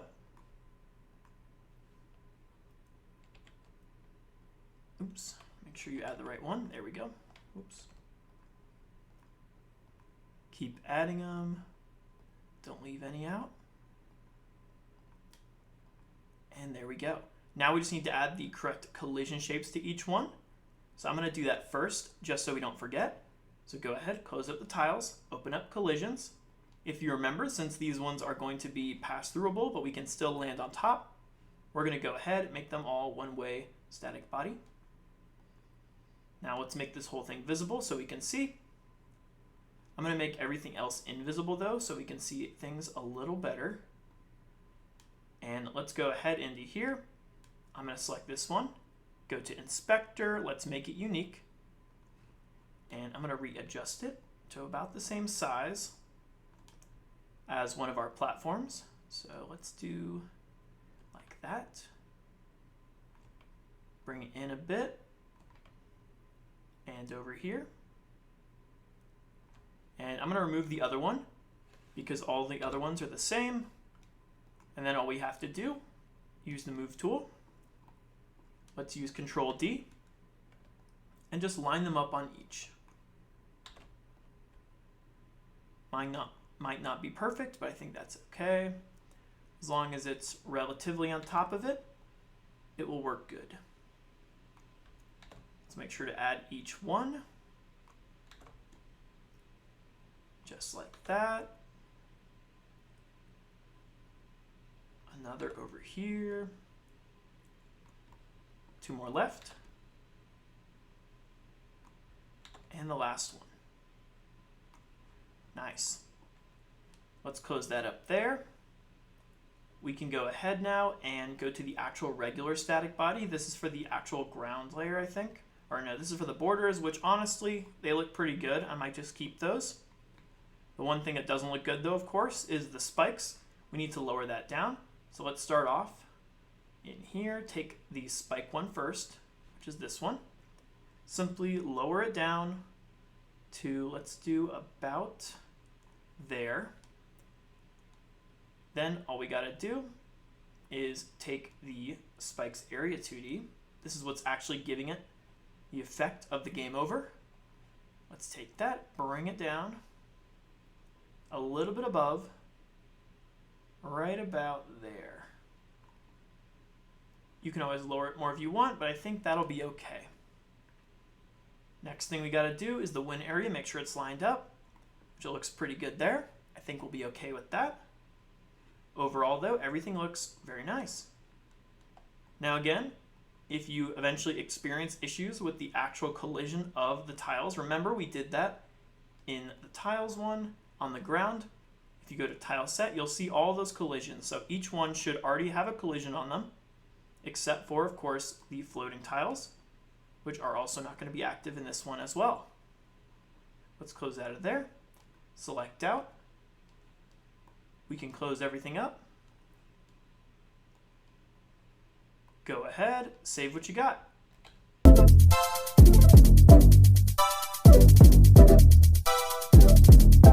In this section, we're going to create the level 3 map. We're going to start off creating a new node for the level 3. We're then going to add all the map tiles for the map's design. Next, we're going to ensure to add all the borders, platform collisions, spike areas, and win area. Now let's go ahead and jump right in. All right, let's go ahead and get started creating our level 3. Now level 3 is going to be pretty similar to both of them. We're just going to be adding a few things different inside of it. So let's go ahead, open up our scenes. Let's select one like level 1, right click, duplicate it, and let's go ahead. We're going to change this name to level_3. Go ahead, double click to open it up. Let's zoom out a bit and let's close everything up real quick. Now one thing to note is when you do duplicate it, it's going to duplicate everything inside of it. It's not going to rename the main node as level 3, so make sure to do that. Change that just so things aren't too confusing. So we'll do level 3 there. And I think we didn't do that in the last one either, so make sure go back into level 2 and just make sure to change that to level 2. Control S to save. Back to level 3 though. Let's go ahead. I'm going to open up everything. Let's also go ahead and open up collisions. I'm going to go ahead and disable all the collisions so we can see things a little better. I'm going to go ahead, open up our tiles, just like we did before, go to our ground. Let's change out the basic ground, and I'm going to start off with erasing everything in hills. Let's use the eraser tool. Just erase the hills, and then back in ground, let's go ahead, select the one we want to use for level 3, which is this one. Let's make the base ground the same tile. There we go. Make sure it's also over there. If it isn't, that's because it has the other one on there. So make sure to erase that. There we go. Let's also go ahead, erase this one over here as well. Perfect. And I'll just double erase just to make sure everything's gone. All right, now we can continue. I'm gonna go ahead and make the base one as well. Let's do that. Turn off the eraser tool. Let's grab the base one, which I think is this one here. Let's take that and just go all the way across. All right. Now this level is going to be a little smaller than the two others because it's mainly a boss battle. So let's turn on the collisions for just a second. We can go ahead though and close these out. We're not actually going to have any of these platformers in here. So what I'm going to do is I'm going to go ahead and just remove that. So I'm going to take it and control or just delete key. That'll disappear those. Perfect. I'm also going to make this a little smaller. Let's go ahead and just move in each border. So let's take our borders right here. Well, this one can stay the same, but this one will tuck in a little bit. let's go ahead, take that, and I'm going to move it in just a bit to about there. Same thing for the win area. Let's take that win area, move the move tool, and you can either move the collision or the main node. That's up to you. I'm going to move the collision. Just move it in just about there. Nice. All right. Then we're going to go ahead, start designing what we need. I'm going to close that there. I'm also going to go ahead back to tiles. So I'm going to make some areas for spikes first, like right over here. Right in the middle, let's use the ground tool for that. I'm going to erase the spots where the spikes are going to be. And we can make it about the same depth as it currently is here. So let's go ahead and I'm going to take away 2 here, just like that. I'm going to leave, let's say, 2 there, but I'll take away 3 in the middle. So 1, 2, 3, down another one. And let's go ahead, do another one over there. If you're still getting issues with that, make sure you do it as well here. Thought we already took those away, but no worries. We might be overlapping it. So that's going to be our spike area. Let's add the spikes. Let's go ahead, select spikes. Make sure eraser tool is off. Add the little spikes there. I like it. Now for the tile map layer hills, this will actually be something we can use. I'm going to make this kind of like the background wall of once we're in the little building that we fight the boss. Now, I think a good idea for this would be to change the name. Let's call this tile map player walls.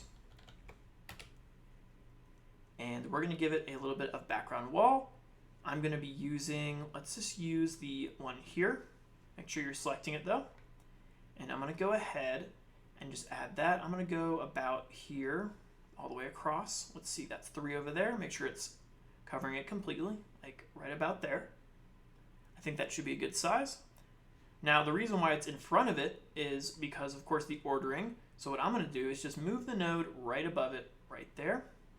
Oops, looks like we had some overlapping ones. We can go ahead and erase those real quick. We don't need those. So I'm going to take all that and go like that. Looks like we never actually added it correctly. Let's do that real quick.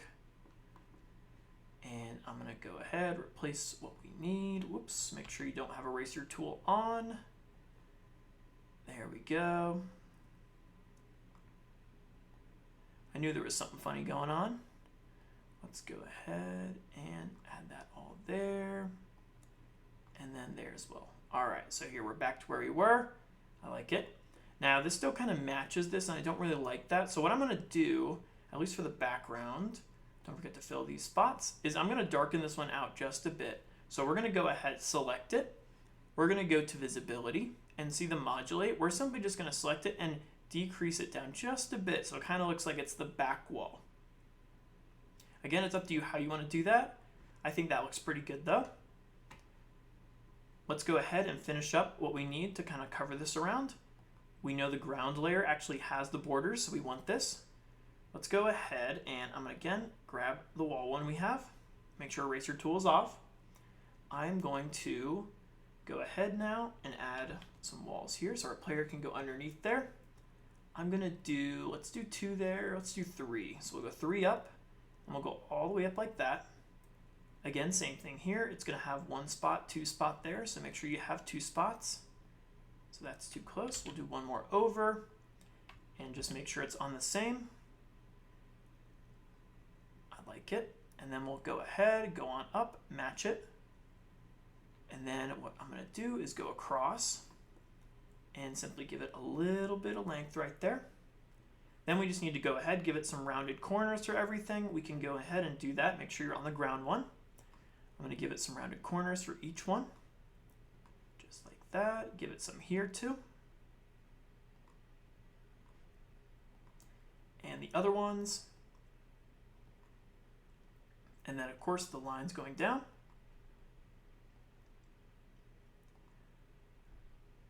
Let's do the other side now.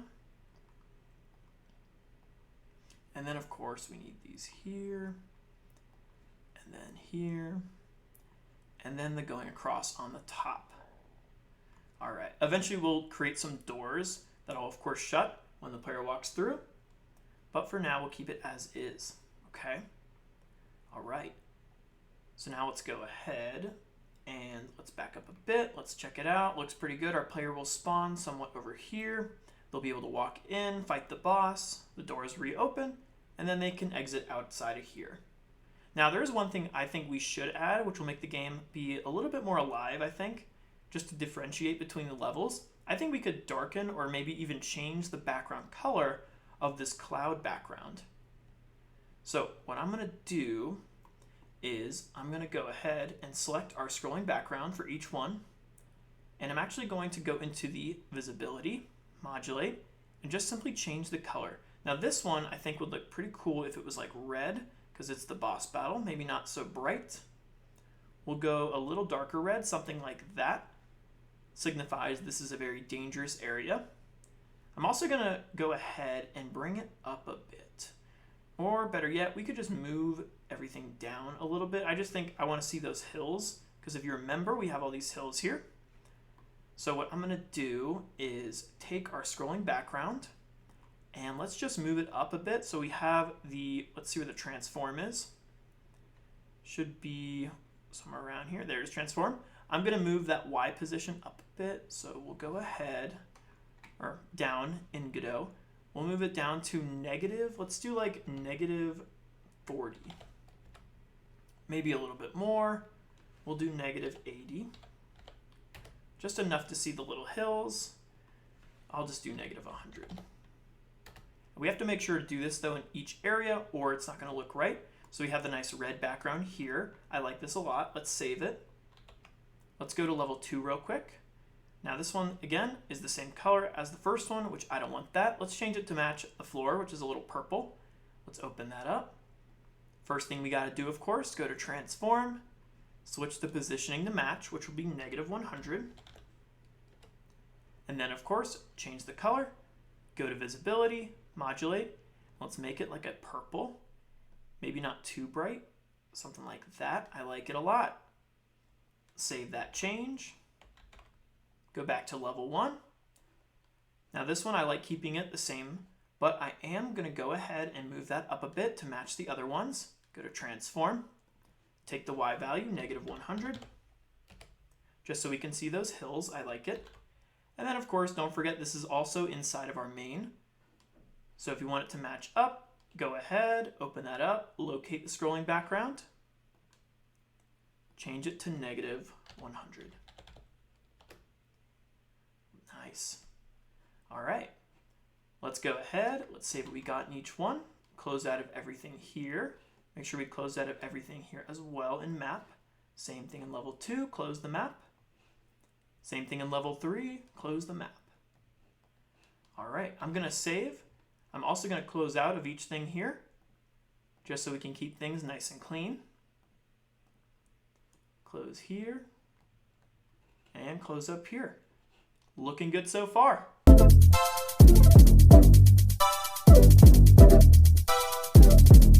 In this section, we're going to start creating the player node. We're going to start off and discuss all the functions for the player. We're then going to create a new node for the player. Then, we're going to make sure to add each necessary node for the player's functions. Now let's go ahead and jump right in.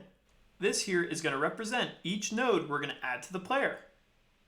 Starting off with the player's body, we're going to create it from adding a bunch of different animated sprite 2Ds. These are going to consist of an animation of the player walking, idle position, jumping, and getting hurt. The next node we're going to add is going to be a camera 2D. We're going to make sure to enable camera 2D smooth movement so that the camera follows around the player. Next up, we're going to add a couple different collision shapes in area 2Ds. The collision shapes will be responsible for giving the player a body, so they'll rest on any static bodies and of course not be able to walk through any.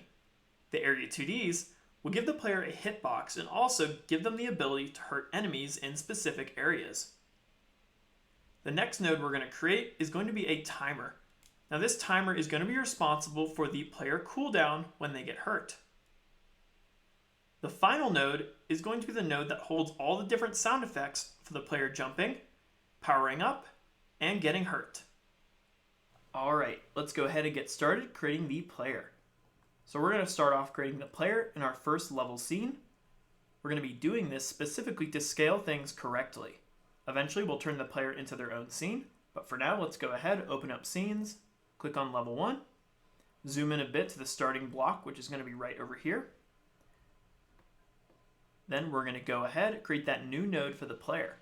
Let's right click, add child node, and we're simply going to select a character body 2D for the main node of the player. Let's go ahead, we're going to give it a name of lowercase player.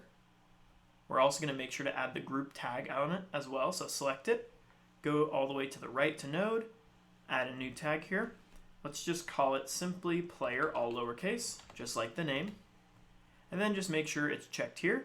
You can also double check to make sure it's attached by highlighting over here on the box. Looks good. Let's save that change. Now let's go ahead and start off with the first node inside the player. Let's right click, add child node. It's going to be a simple node 2D. And we're going to call this effects. Now this effect is going to be basically darkening the background screen of the player completely black, just showcasing the player in the center. This is going to make it look really nice when we get a game over. So let's go ahead, right click, add child node. We're going to use a color rect for the background. This is just an easy node to use to go ahead and darken out the background just like that. You can make this extend a little bit farther than the background if you want to. It's not going to be visible to the player, so it doesn't really matter. But I'm just going to keep that just like this. Then we're going to set the default color of this simply to a invisible all the way with an A value of 0. So it'll look just like this. Now, of course, we need the ability to change this into a darkened color and make it visible. And we can simply do that by right-clicking on effects. We can go ahead and we're going to add an animation player. We're going to create a new animation. And we're going to go ahead and just call this end. All right. Now for end, we're going to go ahead. We're going to save the color, making it darken out. So let's select it. Let's go ahead. First off, key down the value here at the beginning. Click create. Then we want to slowly make it visible after 1 second. All right. So I'm going to go ahead and move this up here. I'm going to go ahead, select it. And I'm going to go ahead, darken it out just like that. Now, one thing to make sure is that we are not repeating this. We just want it to go instantly, just like that. Make sure this is not selected or it'll go ahead and loop. Now, to make sure though the original default is set, you can go ahead, select reset, and go ahead, hit play. Just make sure it doesn't visible, which it isn't, which is great. Looks good there. Let's go ahead now, create another node. Now we can start creating the body of the player. Let's right click on the player node. Let's go ahead, add another node 2D. Let's change this simply to body. And as mentioned earlier, to actually show the body, we're going to use some animated sprite 2Ds. So let's right click, add child node. We'll add the first one here first, so animated sprite 2D. Or it's sprite animated. There we go. Yep, animated sprite 2D. Add that in there. Let's go ahead now. Make sure you're selecting it. It's going to be looking for a specific texture and of course the sprite frames. Let's here go to sprite frames. Currently it's set to empty. Go ahead, make it select a new one, just like that. All right. So our default, that's going to be like our idle position. Let's go ahead and rename that idle. Then we can simply go ahead, select this grid here. Let's go into our art. Let's go into the Kenny new platform pack. Let's select sprites. Let's go to characters, default. And here we can either select them individually here. Now this way might take longer.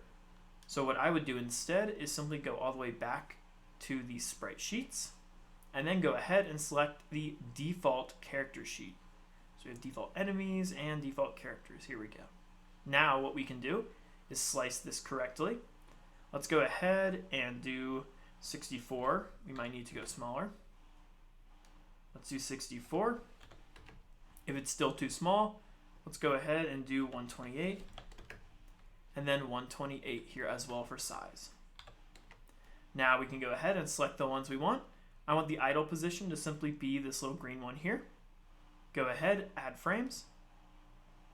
Then there you go. You can see our idle position is just like that. Let's go ahead and take the actual player itself though, and I'm going to move it right over here so it's like it's standing on the ground. All right. So currently we have idle. We're going to need some other ones. Let's go ahead and create another one. Let's call this one walking. This one's going to be active when they're actually moving throughout the game. So let's go ahead, open up the grid again, select the default character sheet. It should stay the same with the 28 and 28. Now for the walking, let's go ahead and select the ones we want to use. I'm going to go ahead and do this one here and then this one. Let's add those. Make sure you don't have the original selected. You should only have 1 and 0. Let's see what this looks like. If you want to see it in action, just simply hit the play button, and there you go. Now, if you want to make it go faster or slower, you can simply adjust the FPS. I'm going to leave it the same for now, though. We can always adjust it later. But so far, I like that for the walking. All right, let's do the next one. So we have idle, we have walking. Now we need to do the jumping, when they're jumping up, and then when they're falling down. So we can go ahead. I'm going to go back to idle. Let's add a new one. Let's call this jump up. Or better yet, instead of jump up, we could call it in air up.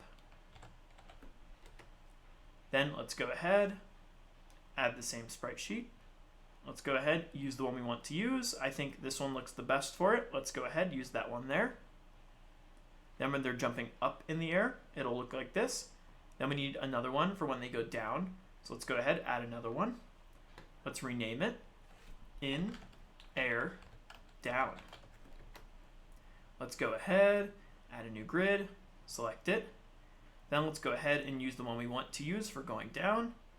And I think it would look pretty good if we do this one. Again, you can use whichever one you want, but that one looks pretty good to me. So I'm going to keep it. Add frames. So there we go. We have jumping up, and then we have in air down, walking, idle. Now we could also go ahead and do one for actually getting a game over. So let's do that. Let's add one more. Let's call this game over. Let's go ahead, add the sprite sheet. And then the game over one, I'm going to use this one here because it has a sad face and looks like it got knocked back. So let's go ahead, keep that there, add that, and there we go. Looks good, I like it. All right, so now we just need these same animations, but for the power up one, okay? So we have animated sprite 2D. Now let's go ahead and just Control D and do animated sprite 2D, power up. For the power up one, we need to make this unique so we don't change the other one. Let's go to the animation, right click, make unique. Then we can go ahead and switch these out. Let's start with the idle one. So go ahead, go to grid, sprite sheets, turn off this one here, but go ahead and select the other idle. I'm going to use this one as the idle, which I think is this one for the standing and idle. Go ahead and remove the current one, so select it and hit delete. Then you want to go ahead and do the other ones. In air down, let's go ahead, switch that out with the correct one. So in air down is going to be this one. Make sure you only have that one selected. Go ahead, select this one, remove it. In air up, let's change this one out. Deselect the current one if it's there. If it's not, that's okay. Use the up one. Get rid of the current one. Now for the walking, let's go ahead, add the correct ones we need. Let's use this one and then this one. Remove the current ones. Test it out. Looks nice, I like it. Double check we got them all. We also need to add the game over one. And I think it's this one. Make sure to remove the original. Remove that one. Double check them again. Overall, I think I like it. Go ahead now and currently disable the power up one, because again, this one will only turn on when we're powered up. To make sure it's setting at the default though, go ahead, select Animated Sprite 2D, and just select Idle. Now we do need one more thing we're going to add in the body, and that's going to be the player flashing when they get hit. Now there's a very simple way we can do that. All we got to do is we got to go ahead, right click on Animated Sprite 2D, add child node, add a color rect, and we're just going to go ahead and spread this across the current player sprite. Then we're going to select the main node, Animated Sprite 2D. We're going to go to Visibility, and Clip Children, we're going to say Clip and Draw. Then what we're going to do is we're going to add an Animated Sprite 2D in the body, or Animated Player. Then we're going to go ahead and rename this as Animation Player Hurt, or Hurting, even better. For hurting, we're going to have two different animations. We're going to have the idle one, and then we're also going to have the hurting one. For the idle one, I'm simply going to go ahead and select our color rect we have, and I'm simply going to make it invisible. Then what we're going to do is, of course, make the hurting one. So let's go ahead, animation, call it hurting. Then we're going to simply go ahead, change this to white, and make it visible. So let's go ahead, save that value. We're also going to go ahead to 0.2. I'm going to go ahead, make it like a red, make it a little less, like that. About halfway. I'll save that number, 135. Check mark it there. Then we're going to go to 0.4. Back to white. Let's go ahead. Back to white. Save that value. And then we're going to go back to red. Or better yet, you could just keep it here. And instead of that, we'll just go ahead and repeat it. So in the code, we'll actually go ahead in there and limit this. But for now, I think we'll keep it like this. Just make sure you cut it off, though, at that 0.4. So currently change that 1.0 to a 0.4. And again, we'll code it so it goes a little bit longer than this. But overall, I do like it like that. If you want to make it faster, you totally can. But I think this looks pretty good. Let's go ahead, pause that. Let's close that there, save what you got so far. Now that we got the base of the player complete, we can go ahead and create the player as their own scene. So let's go ahead. Before we do that though, we'll make sure that we set the default here to reset. There we go. Let's select the player. Let's right click. Let's go ahead, save branch as scene. Make sure we save this in the components. Save that. Nice. Save it again. And just so we don't forget down the road, let's go ahead and drag and drop in the player component into each level. So let's go into level 2. Locate the spot we want to drop the player right over here. Go to components and simply drag and drop the player.tcsn right into the level 2. And then just adjust where they're standing, like right about here. Save that change, close up the map. Let's go into level 3 now. Again, zoom in where you want to drop the player. I'm going to go ahead, drag and drop them onto level 3 node. Simply move them right about here. Save that change. Now we can go ahead and open up the player scene itself. I'm going to close out the levels real quick. Select into the player scene. Close up the animation. All right. Let's close up the things we don't need so far. Now the next node we're going to create is going to house all the different area 2Ds. So let's go ahead and right click, add child node, and we're going to call this areas, but we'll use a node 2D for this. All right, for areas, we're going to add a bunch of area 2Ds in there. Let's go ahead, right click, add child node, area 2D. First one will be the actual body of the player, so basically like their hitbox. So we go ahead, area 2D, and we can just call this something simple like hitbox. Let's give it a collision shape. Right click, add child node, collision shape.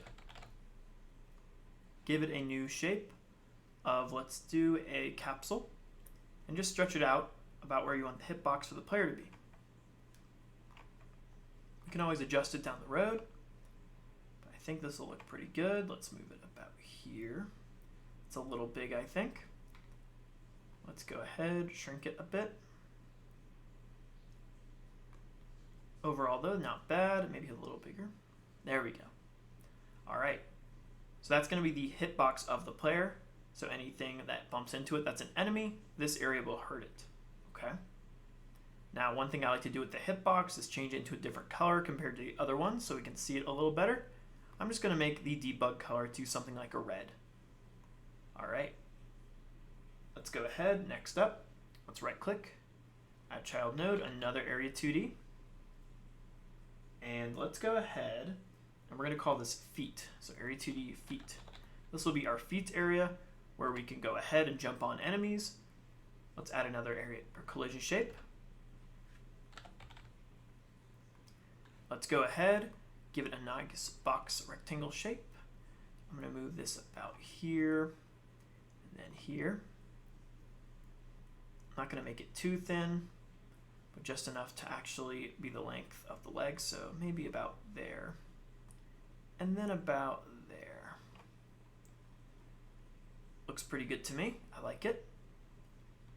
We also need to go ahead and give this a tag, so I'm gonna go ahead, go to node, groups, add a new group tag, and I'm simply gonna call it just feet, all lowercase.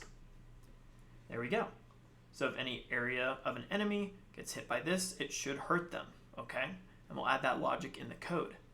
Let's do the next one. That's gonna be for the actual head, so we can break things when we jump into them. Let's go ahead, add another area 2D. Area 2D, head. That'll be the name. Then if you want to go ahead, we could simply just duplicate the current collision we have down here and drag and drop it into the feet or the head one. I'm just going to move it up a bit. I'm not going to change it, but I'm going to put it right about there. Then I'm going to go ahead and I'm going to give this one a new group tag. Let's call this just head. Looks good. All right, those are gonna be all the areas. Now we still need an actual body for the player.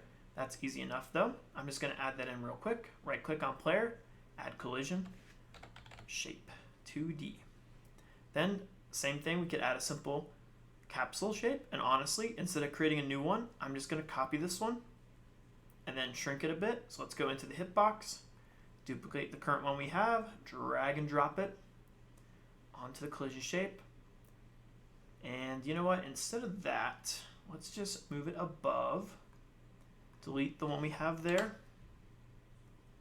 get rid of the 2 at the end, and leave as is. Now, of course, we could change the color just so we can see things a little better. I'm gonna go into inspector, change this to like a blue, or better yet, even a green. But we do have to shrink it, if you remember, so let's go ahead, use the pointer tool, and just simply shrink it a little bit less. Now, if it is moving with the other one, as you can see, that's because we never made it unique. So, Control Z until you go back. Go ahead, right click on the shape and make unique, or of course it's going to change both and we won't be able to tell the difference. I'm also going to go ahead and make this one green.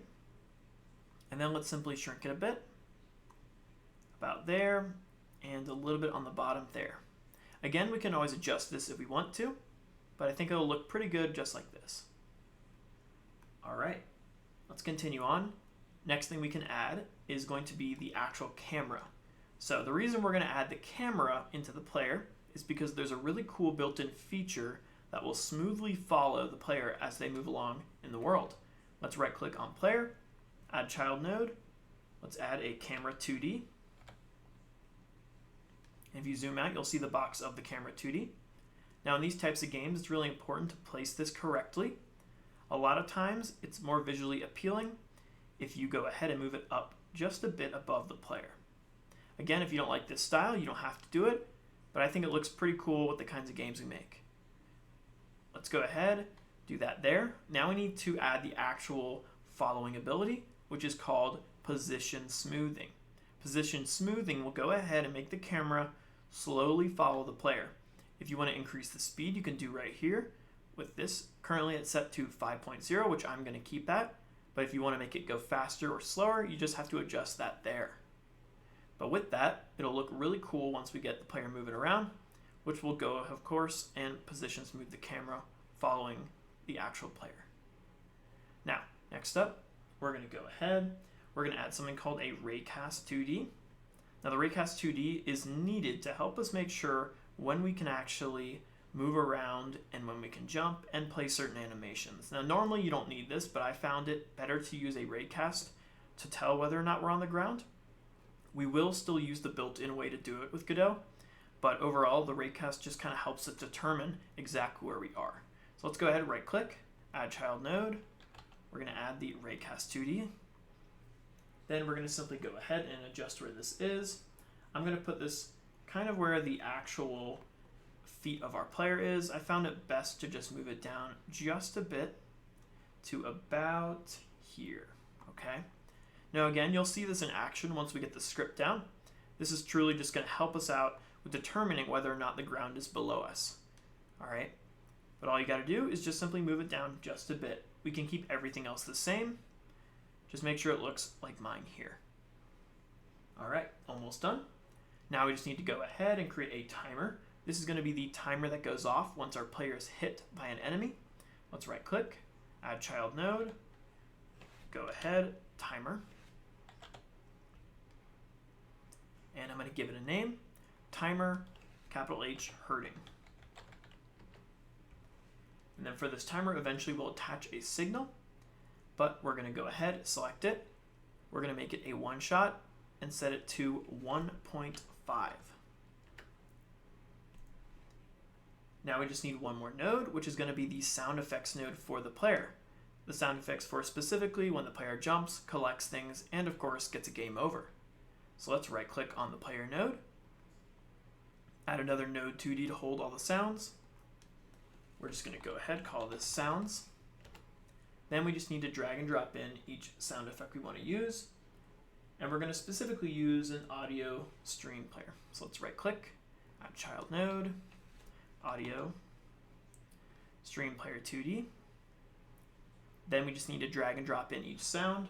And we're going to have one for the coin collecting, the gem collecting, which is basically going to be the power up, the hurting, the jump, and whether or not we bump into an enemy. So let's go ahead, change the name of this one first. Let's call this coin. Or if better yet, I would just do something like SFX and then capital C coin. Then we can go ahead, locate the coin sound effect we want to use, which will actually be inside of our art assets. Can use platformer pack, locate sounds, and then just go ahead, drag and drop in the coin onto there. You should see it there just like that. Let's go ahead, duplicate this, Control D. Next one, this is going to be the gem sound. Let's go ahead, do capital G gem. Let me double check the sound I used for this one. I think I used, let's see, the gem one. If we have a gem one, yes we do, perfect. Let's drag and drop that in. Let's go ahead, Control D. Next up, this is going to be our hurting sound. Let's go ahead, capital H, hurt. Now for the hurting sound, let me double check the one I used. Looks like I used the hurt OG, which is this one. Drag and drop. Go ahead, Control D. Next up, we're going to do the jump. I'm guessing we just used the jump one, so let's just use that one. Locate jump, which is the regular one right here. Drag and drop it onto the jump. Then we just need the last one, which is going to be the bump. Let's go ahead, Control D, change this to capital B bump. Let me double check what I used for bump. For bump, looks like I used, where is it? Hurt. Should be the game over sound, if there's there. Nope, gem, soin, disappear. We'll just use disappear. We can always go ahead and change it, but for now I think that'll be okay. But so far we have every single node we're going to need for our player. In the next section, we'll go ahead and start creating the script so we can actually make the player move around, initiate the sounds, and everything else we want the player to do. Let's save what we got so far.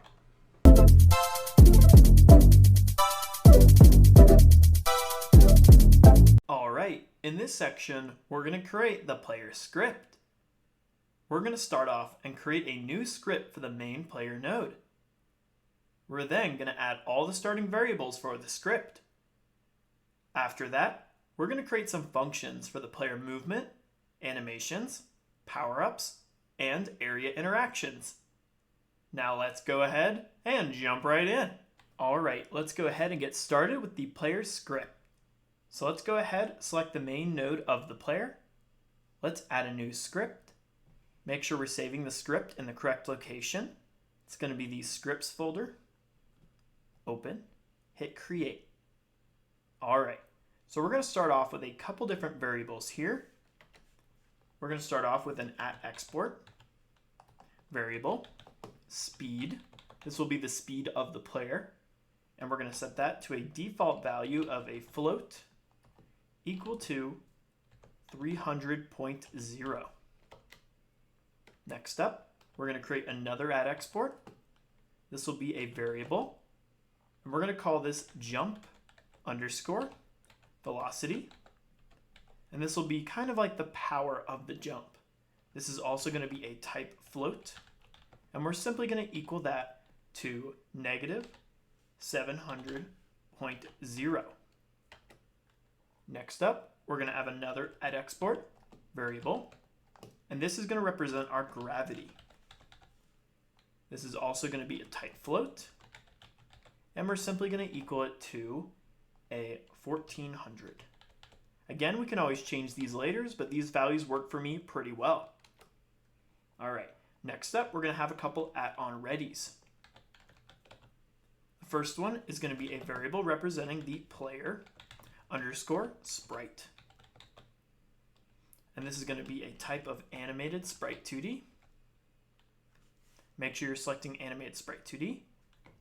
Then we're simply going to equal this to our current animated sprite 2D, which if you remember is right inside of body, and this one right here. So simply drag and drop it on just like that. Next up, we're going to have another @onReady. This is going to be for the power up. So we're going to do player underscore sprite underscore power, or we could even do powered underscore up to be more specific. Then again, this is another animated sprite 2D. Make sure you select that. And simply equal it to our powered up one, which is right next to it.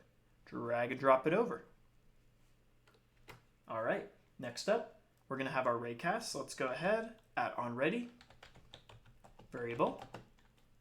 We're going to do ray underscore cast underscore 2D. Type raycast 2D. Make sure you're selecting the right one. And then just like we did above it, equal it to our current raycast 2D. Drag and drop. All right, next up, we're going to do another @onReady variable. And we're going to go ahead. This time we're going to do it for the camera 2D. So let's do camera. And we'll do type camera 2D equals our current camera 2D node. Simply drag and drop it on.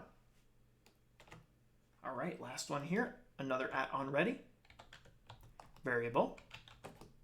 And we're going to call this the hurting anim for animation. And we're going to go ahead.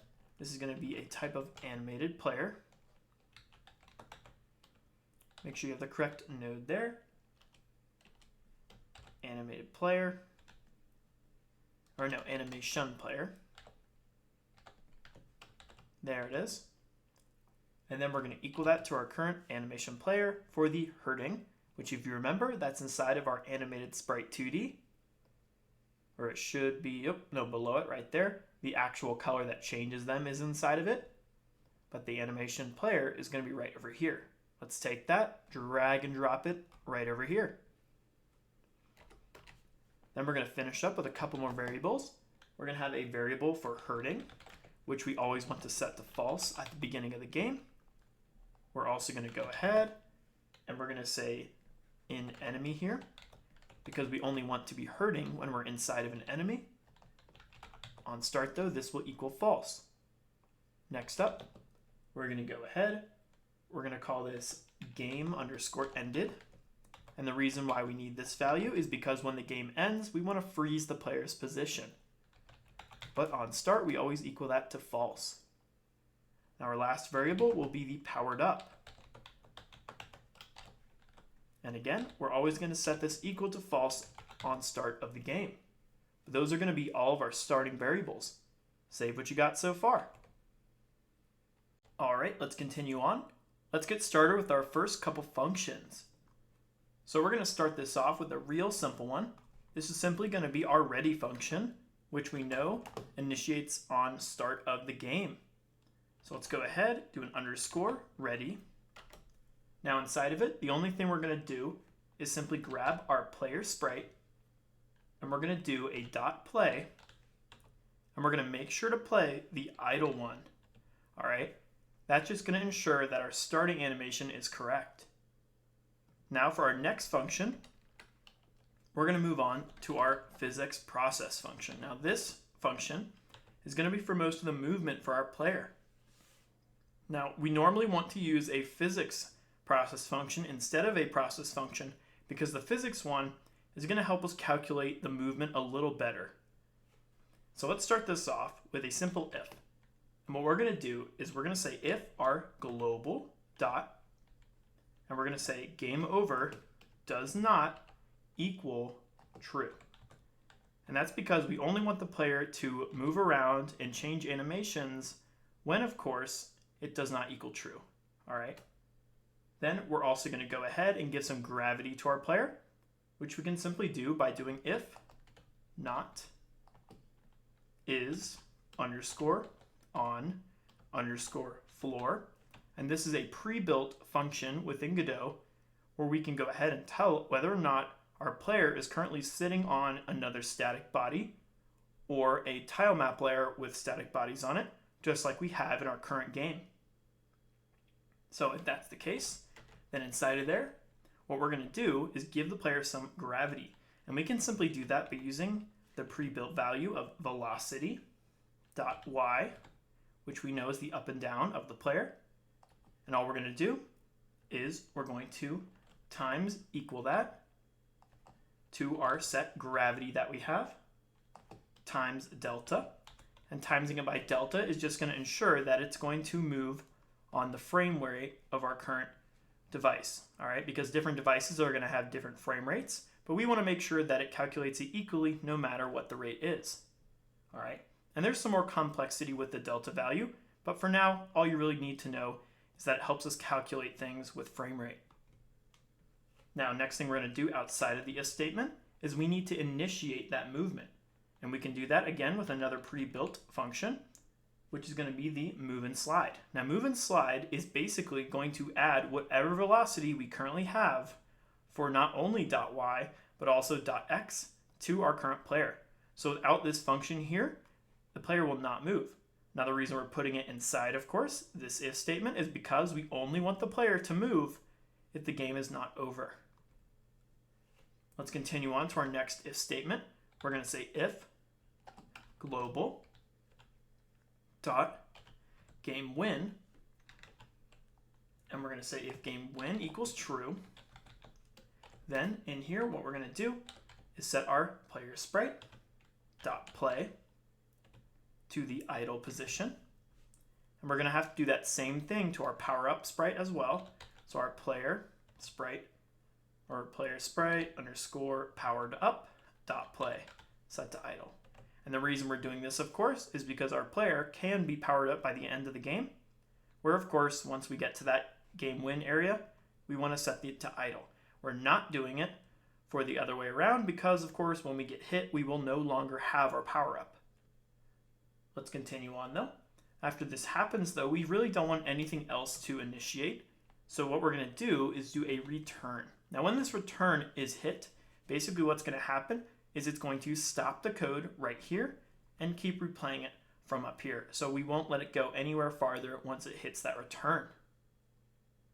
But if that's not the case, and we have not won the game yet, or the game is not over yet, then we're going to continue on. Let me add some spaces here so we can see it a little better. So on the same line, we're going to go ahead and say if capital I input dot is action just pressed, and we're going to be looking for the UI accept.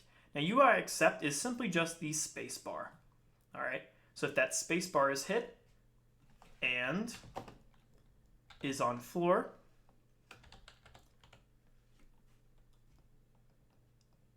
oops, make sure you add that there, is on floor equals true. If that's the case, then we're going to go ahead and make our player jump. Now, we're going to create a function for actually jumping. For now, we're just going to calling it player underscore jump. And the reason we're doing this is because other things are going to make the player jump, such as jumping on an enemy. All right, we want to be able to call that even outside of the physics process. So we're going to create a function for that in just a bit. Let's wrap up the current one we're on though. Now we're also going to have some input, of course, for making the player go left and right. So to do that though, we need to calculate which direction we want them to move, which we can do that by doing variable var direction. And we're simply going to make this a type of float. Set it equal to capital I input, just like we did with the jump, but this time do a dot. We'll do get axis, which is a little different. Basically, this is used for getting either one or the other. Now we're going to be calculating, of course, the left and the right. And how we're going to do that is simply using the UI. Make sure it's in double quotes though. UI underscore left for the first one. And then comma. You guessed it, UI underscore right. Now what is UI left and UI right? That's simply going to be the arrow keys on your keyboard. Now if you're like me and you like to also use the A and D key, we can actually change that. So how do we change that? We go up to project settings, simply go to the input map. Then we need to see the built-in actions, so turn this over, and then you're going to see the UI left and the UI right. Now how do we add that A and D key?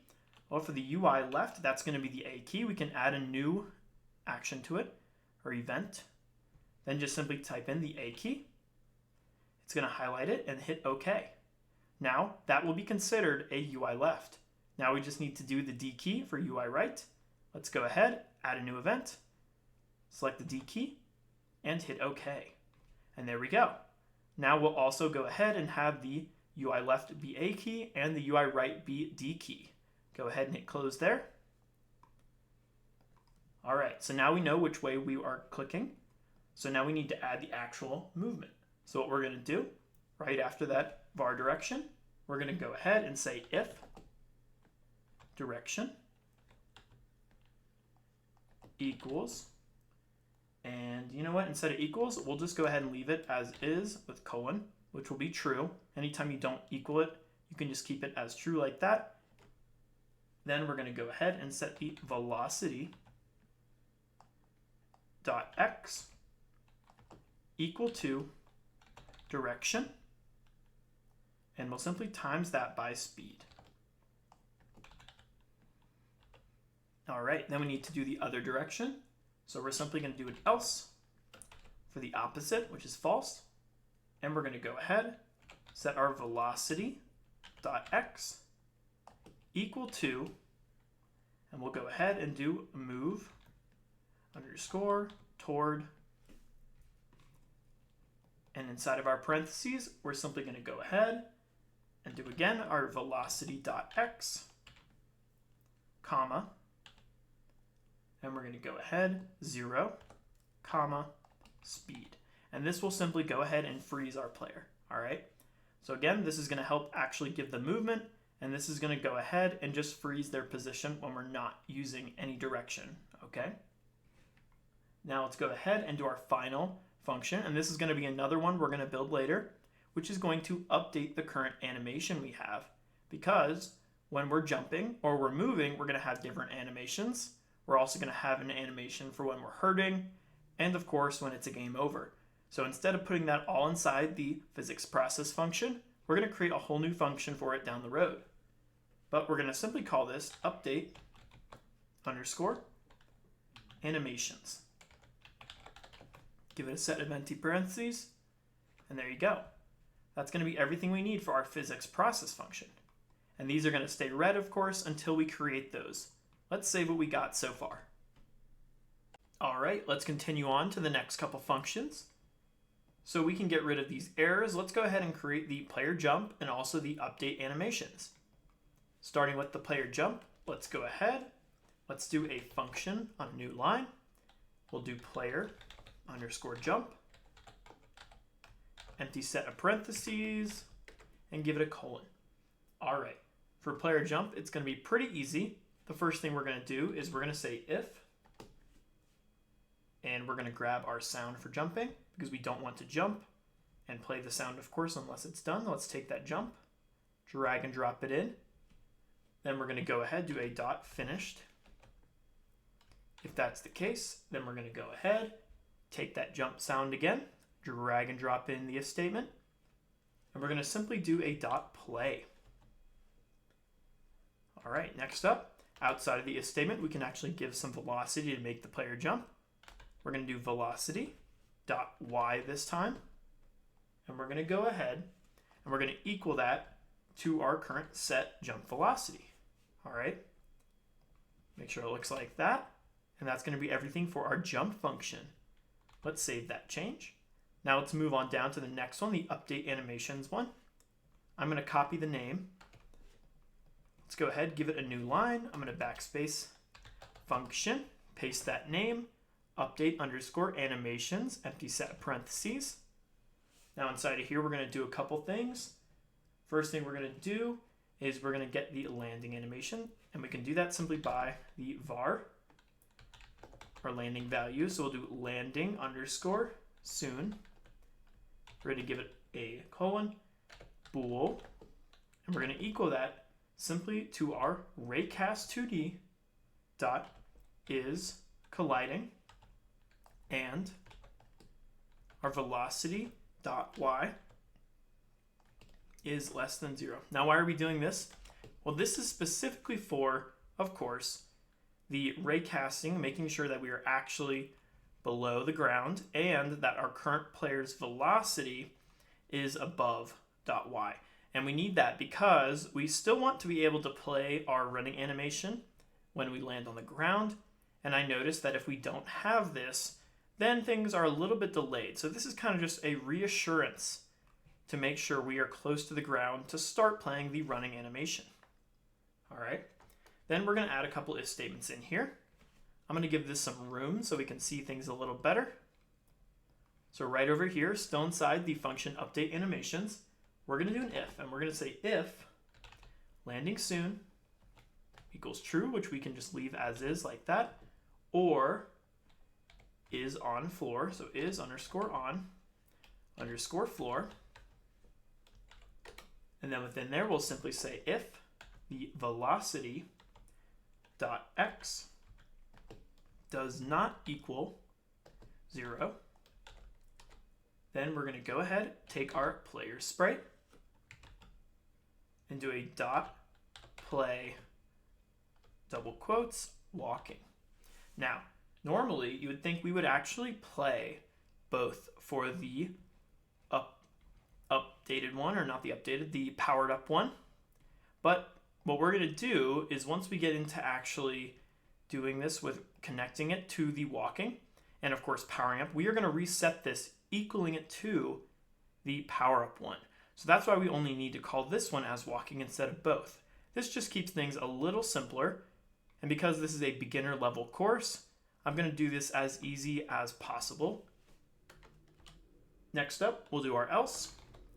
If that's not the case, our velocity.x does not equal 0, then we're going to go ahead and we're going to set our player sprite dot play, and we're going to equal that simply to our idle position. And again, we only need to equal the player sprite one and not the power up one, because we're going to change which one this actually is as we get into the powering up. All right, next up, back on the original line of the if, we're going to do an elif. And then we're going to go ahead, set the velocity dot y less than 0, colon. Within it, we're going to go ahead, get the player sprite, dot, and we're going to go ahead, do our dot play, and this time we're going to set the in air one, okay? So in air up. All right, next up, we'll do an elif. This is for when the player is falling down. So we'll do elif, and we're going to say velocity dot y. This time, we're going to do the opposite. We're going to say greater than 0. If that's the case, then you guessed it, we're going to do player sprite dot play, and this time we're going to do in air down. And then the last one, of course, we're going to go ahead and do another if statement outside of the original. We'll say if, and we're going to do our velocity dot x, and we're going to say if that is greater than 0, then we're simply going to set our player sprite dot flip h. So that's going to basically flip the player to the other side, equaling that to false.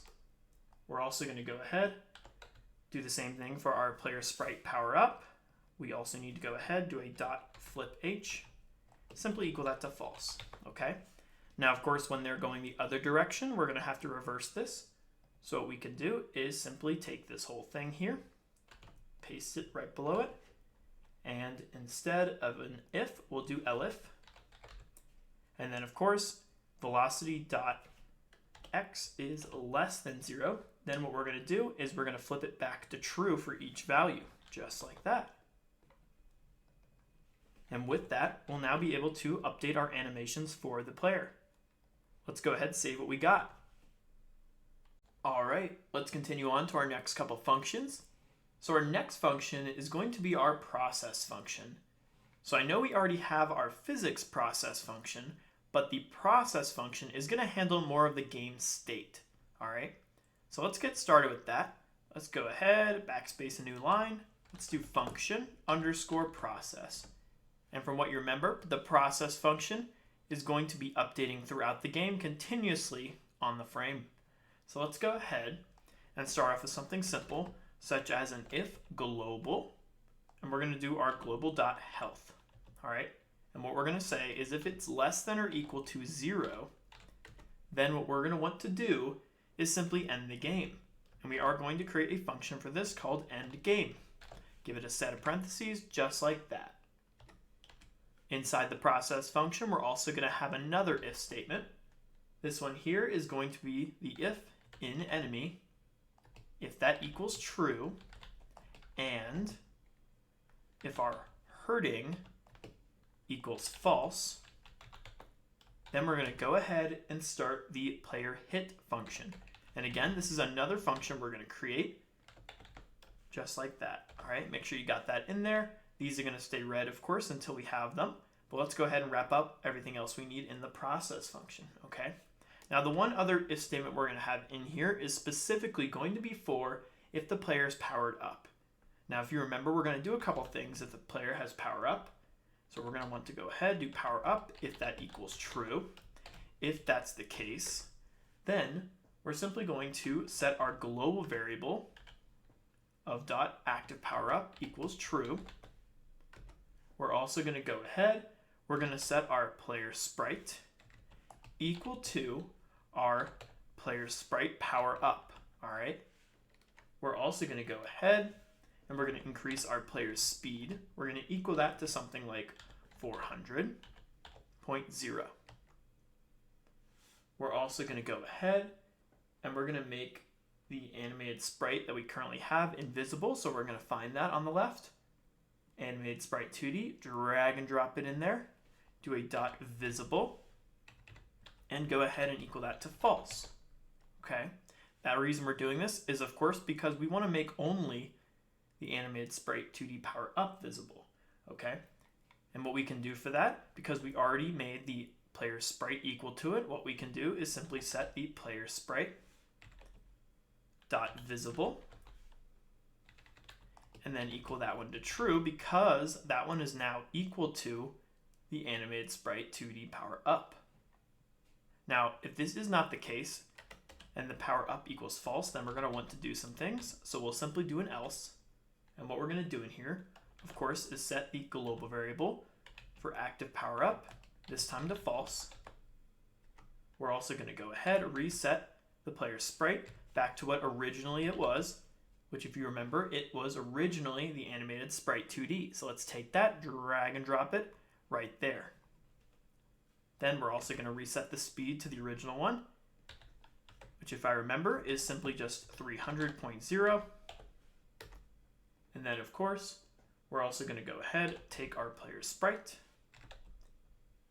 and we're going to do dot visible, and this time equal it to true. We're also going to go ahead and get our player sprite power up dot visible and simply equal it to false. Now this is a very robust way to handle this, but because this is a beginner level course, this is kind of how your beginner level stuff will look, okay? You're simply going to be switching things on and off depending on, of course, if you have certain power-ups. Let's continue on now though. We're going to create some other functions for the ones we currently are missing right above. Let's go ahead and we're actually going to start with the player hit one, okay? So let's go ahead, let's do function, and then you can either type it out or copy the name. I'm just going to paste it in, give it a colon. All right, for the player hit, we want to do a couple things. First thing, of course, is activate the hit sound that we have. So let's go ahead and locate that sound in the player node, which is going to be the bump. So let's take that, drag and drop it there, and then we're going to do a dot play. All right, that'll go ahead and play that sound. We're also going to go ahead and we're going to turn off the power up, because if we get hit when we have the power up, we always want to make sure we turn that off. Okay, so we'll set that to false. We're also going to go ahead, we're going to set our hurting variable now equal to true. We're also going to go ahead, play the hurting animation, so hurting anim, and we're going to go ahead, dot play, and then hurting. Next up, inside the player hit function, we're going to continue on. We're also going to go ahead and initiate a function that we're going to create later on for the camera. It's basically going to just shake the camera. We don't have that created yet, but we will. So we're just going to do a dot shake. Give it a set of parentheses just like that. We're also going to go ahead. We're going to start our timer. So we're going to take our hurting timer, drag and drop it in there. And we're simply going to do a dot start to start that timer. All right. Then the last thing we got to do is simply get our global variable dot health and then do a minus equals 1 to minus the health by 1. And that's going to be everything for our player hit function. Let's do our next one, which is going to be the end game function. Let's take that. Let's go ahead, create a new function for that. Paste the name and give it a colon. All right. So we want a couple things to happen, of course, when the game ends.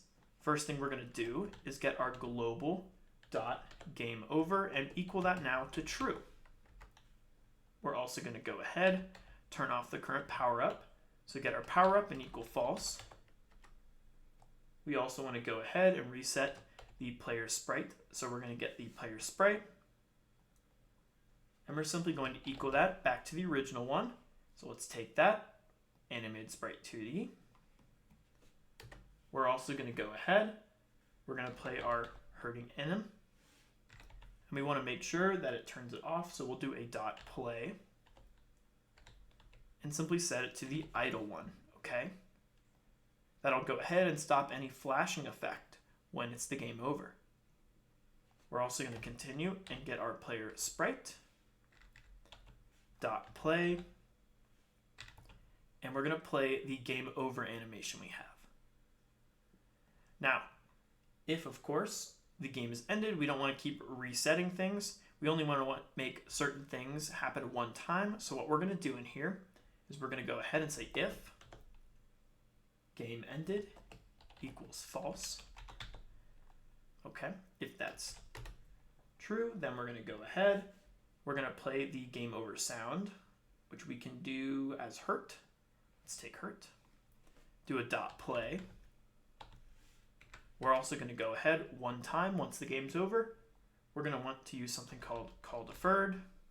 And we need to do this specifically because of the setup we have. You don't normally need to do this, but we're just going to do this to call a function to turn off our collision shape. Now, if we leave our collision shape on for the player and we're in that game over state, we might still get that hurting effect. And we don't want that. We only want this to happen one time.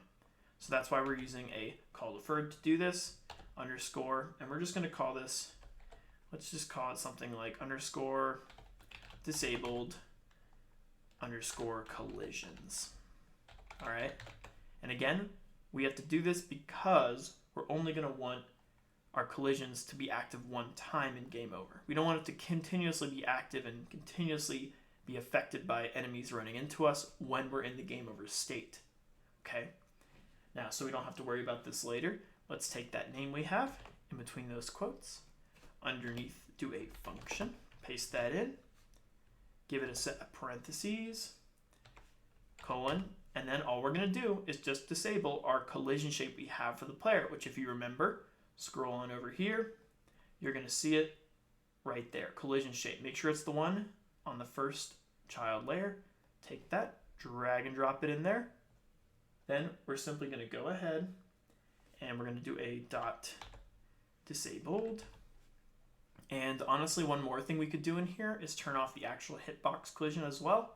So in areas, we'll go ahead, locate your area 2D hitbox, take that collision shape 2D, and go ahead, do a dot disabled. And just make sure each one of these is equal to true, okay? So go ahead, equals true for both.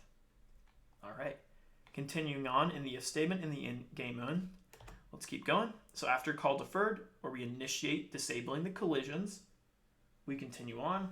And now we need to, of course, start the game over fade. So what we're gonna do, we might have to create a function for that down the road. So I'm gonna close these up real quick. If we don't have the path for that yet, which should be in the animations and effects, I think we already have that, so let's take that there. Yep, effects, animation player. And we're going to go ahead, do dot play, and then just the end, which should play that game over. Because if we go back to 2D view, we select the animation we have, and we go ahead and play the end. It should darken the screen out just like that, which this will be centered. It looks like this just because we're in the inspector here. We're not actually in the main world. It'll darken out the back of the screen. And we can always adjust this later if that's not correct. Let's go back into the script, close up the animation player.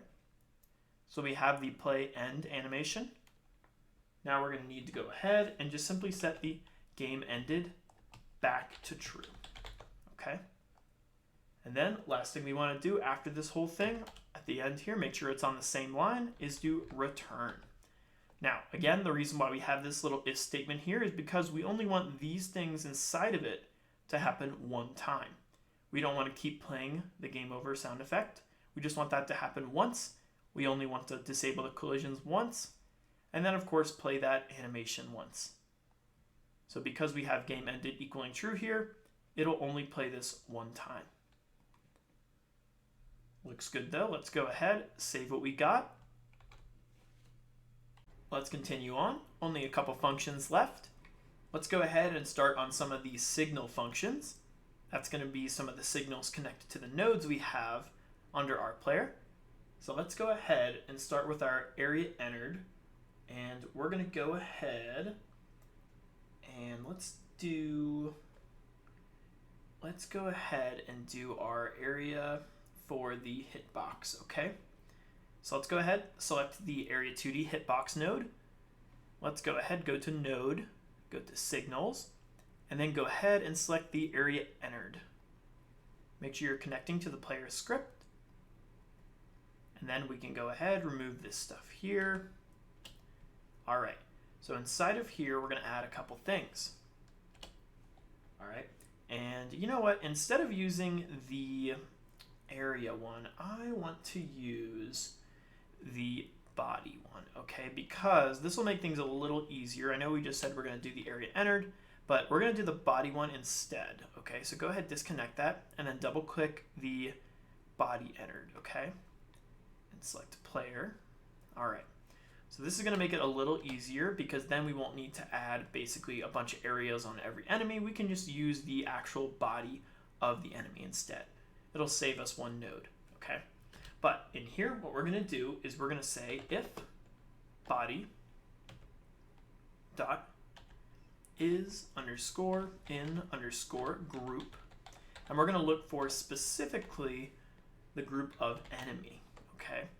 If it is that enemy, then what we're gonna do inside of our if, we're gonna go ahead and we're gonna say in enemy equals true. All right, then we're also gonna go ahead and say if herding double equals false and game ended equals false, because we don't want to start the herding effect unless of course the game is still playing and we're not already in the enemy. We want to go ahead and run that player hit, okay? Nice.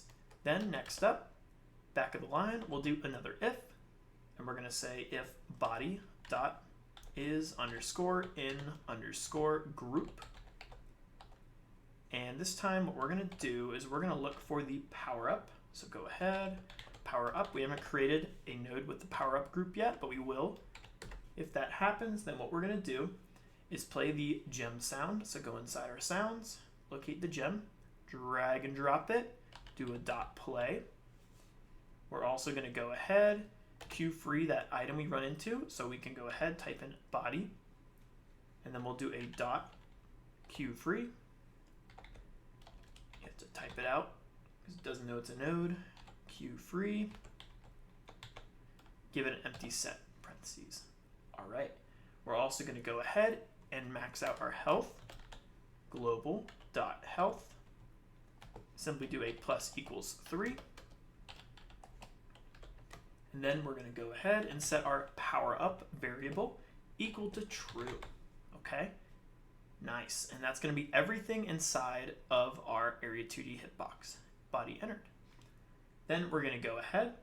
We're going to continue on. The next function we can do is going to be for the timer herding. So select it, go to the signals of it, make sure you're selecting the correct node, go ahead for the timeout, and just simply connect it again to the same script. Now this is going to be pretty easy.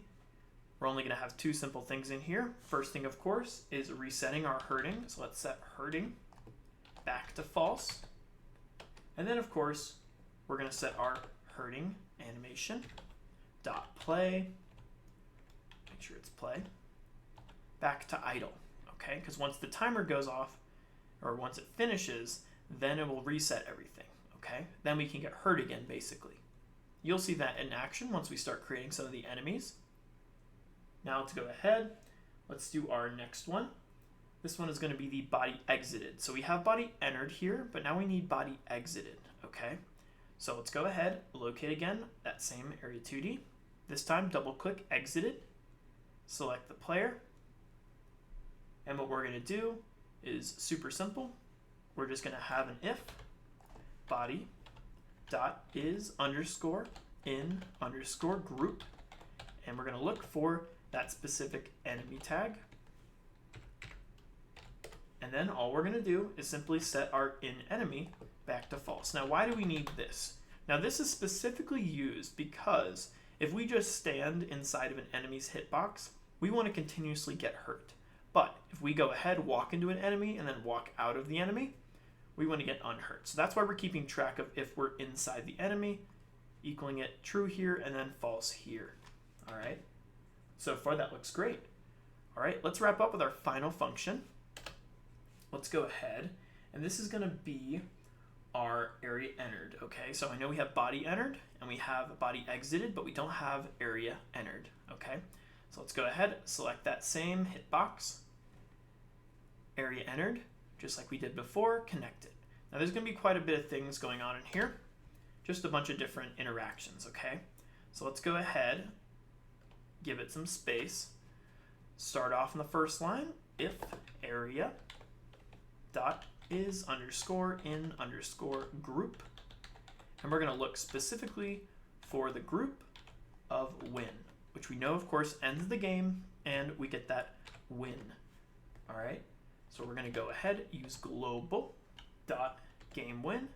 Make sure it's not game over, game win. And just simply equal that to true, because we know there's some things that are going to happen, of course, when we set the game to win. Let's go ahead and copy that same if statement, paste it, same line. Now what we're going to do is one for the coin. So if we enter the coin area, then we're going to go ahead, play the coin collecting sound, drag and drop it in, dot play. We're also going to go ahead and queue free that area.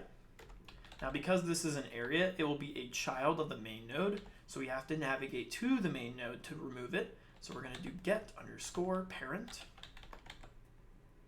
and we are then going to go ahead, give it an empty set of parentheses, and then we can queue free it,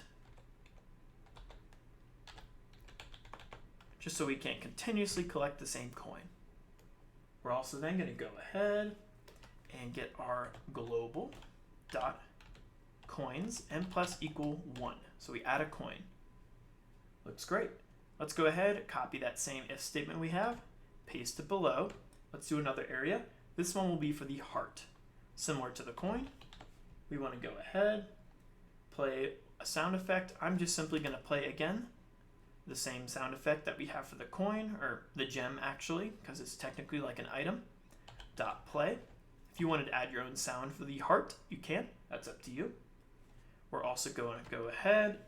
We're going to queue free it just like we did with the one up here, the area dot get parent dot queue free. So I'm going to take that, simply paste it in. We're also going to go ahead, get our global value dot health, and simply plus equals 1. And that's going to be everything for the heart. Now we're going to need something for the out of bounds area, such as the spikes. Let's go ahead, copy that if statement. And if you need to double check it, you can go into one of the levels, such as level 1. I'm going to open it up, locate the map, and then simply locate where we have the areas. And you just want to double check the group name, which is spikes, okay? So that's going to be this one right here, spikes. Let's go back to the player though. I'm going to close that up there. So if we go into these spikes, which is basically the game over area, then all we're going to do is simply go ahead and run our end game function, because it's an instant game over if we hit the spikes. Let's go ahead. I'm going to copy that same if statement, paste it below for another area interaction. This time I'm going to use another one called boss fight, and we have not created this yet, but we will create it once we get to that section. When that happens though, all we're going to do is simply go ahead, do a global dot is in boss battle and set that to true. And then we're also going to go ahead and just queue free the area. All right, so we'll do area dot queue free. Just like that. All right, one more to go. We're going to go ahead, copy that if statement, paste it in here. This time we're going to do leave fight, okay, which will end the boss fight, which will of course appear once we defeat the boss. And we're going to go ahead, same thing we did before, area dot queue underscore free, parentheses, just like that. And with that, that'll end our script. Let's go ahead, clean it up just a bit. Remember, you can always check the source code. We will make sure to test some things out to make sure it's working. Let's go back into the 2D view here. Let's go ahead, open up one of the levels. We should see our player there. I'm also going to close some things up in the player as well, just to clean up a bit. Looks good. Save what you got real quick. All right, let's go ahead and test some things out. So now that we have our player here and we're in level 1, let's go ahead, start current scene. Make sure there's no errors or any bugs. Cloud's moving good. Our player can move side to side, but is having some difficulty jumping. Let's make sure the gravity's set up. Doesn't look like the gravity's set up because the player should fall down. Let's go ahead and close this out and double check a few things. Let's go ahead back into the player, open up the script. All right, so looks like the gravity was having some issues. So let's take a look at that line inside the physics process function right over here. Now let's see what it's doing. It's saying if not is on floor. So basically if we're not on the floor, we want to get some gravity. Now we have our velocity.y, but it looks like we have a times equal gravity times delta. Now that's not the correct way to do it. We want to basically add that gravity. We don't want to times the gravity, we want to add it. So make sure you have a plus there equals gravity times delta, okay? Let's save that real quick. Jump back to 2D view, back to level 1, start current scene. All right, looks like our player is playing the correct animations. Let's make sure they can jump. Looks like they can. Looks like there's also a sound effect. Let's make sure they can fall down and hit the spikes. Looks like they do fall down and hit the spikes, but looks like the fadeaway isn't in the correct position. Let's adjust that real quick. Back to the player. Yep, looks like our fadeaway is not in the correct position. So let's go ahead. I'm going to use the move tool and just center it up just a bit. About there, doesn't need to be perfect. Let's save that change, close things up. Back to level 1. Start current scene. Let's go ahead, make sure we can have the correct fade. There we go. Looks a lot nicer. Another thing we could also do while we're here is we could go ahead and add everything in the main scene so we can start the current level, which we can do inside the UI script. If you remember, we need to add those level scenes here, which we did already create. So I'm going to get rid of that comment there. And then all we have to do is remove each current one we have here and then drag and drop in the correct levels. So for level 1, I'm going to take our level 1 scene, drag and drop it into there, drag and drop our level 2, and then also our level 3. Go ahead, save those changes, back to 2D view, and now we can test it out from here. Let's start the current scene. Go ahead, hit level 1, and we should see our player. Now we have the little hearts, we have the little coin value and the exit button, and the game looks like it's working pretty well. Now if we find some bugs down the road, we'll make sure to fix them, but so far, things are looking nice. Let's go ahead, close some things out. Let's go ahead, back to our level 1, close out the map, close out the scenes, save what you got, and we're looking good.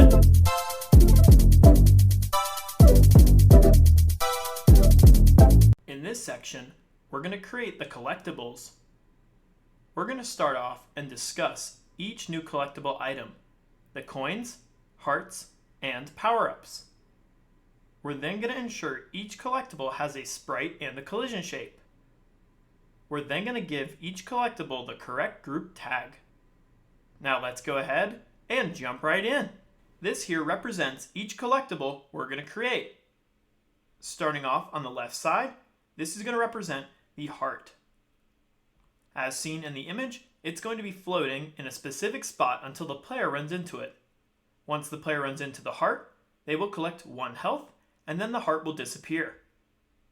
This same type of functionality will be similar to how the coin will work.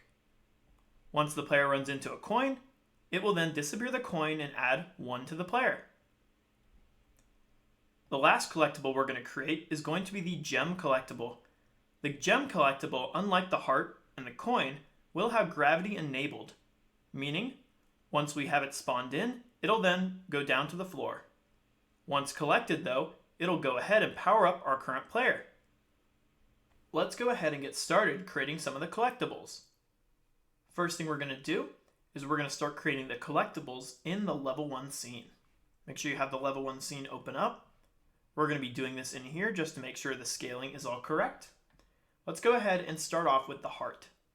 So let's right click on level 1, add child node, and we're going to go ahead and create just a regular node 2D. Let's rename this node heart.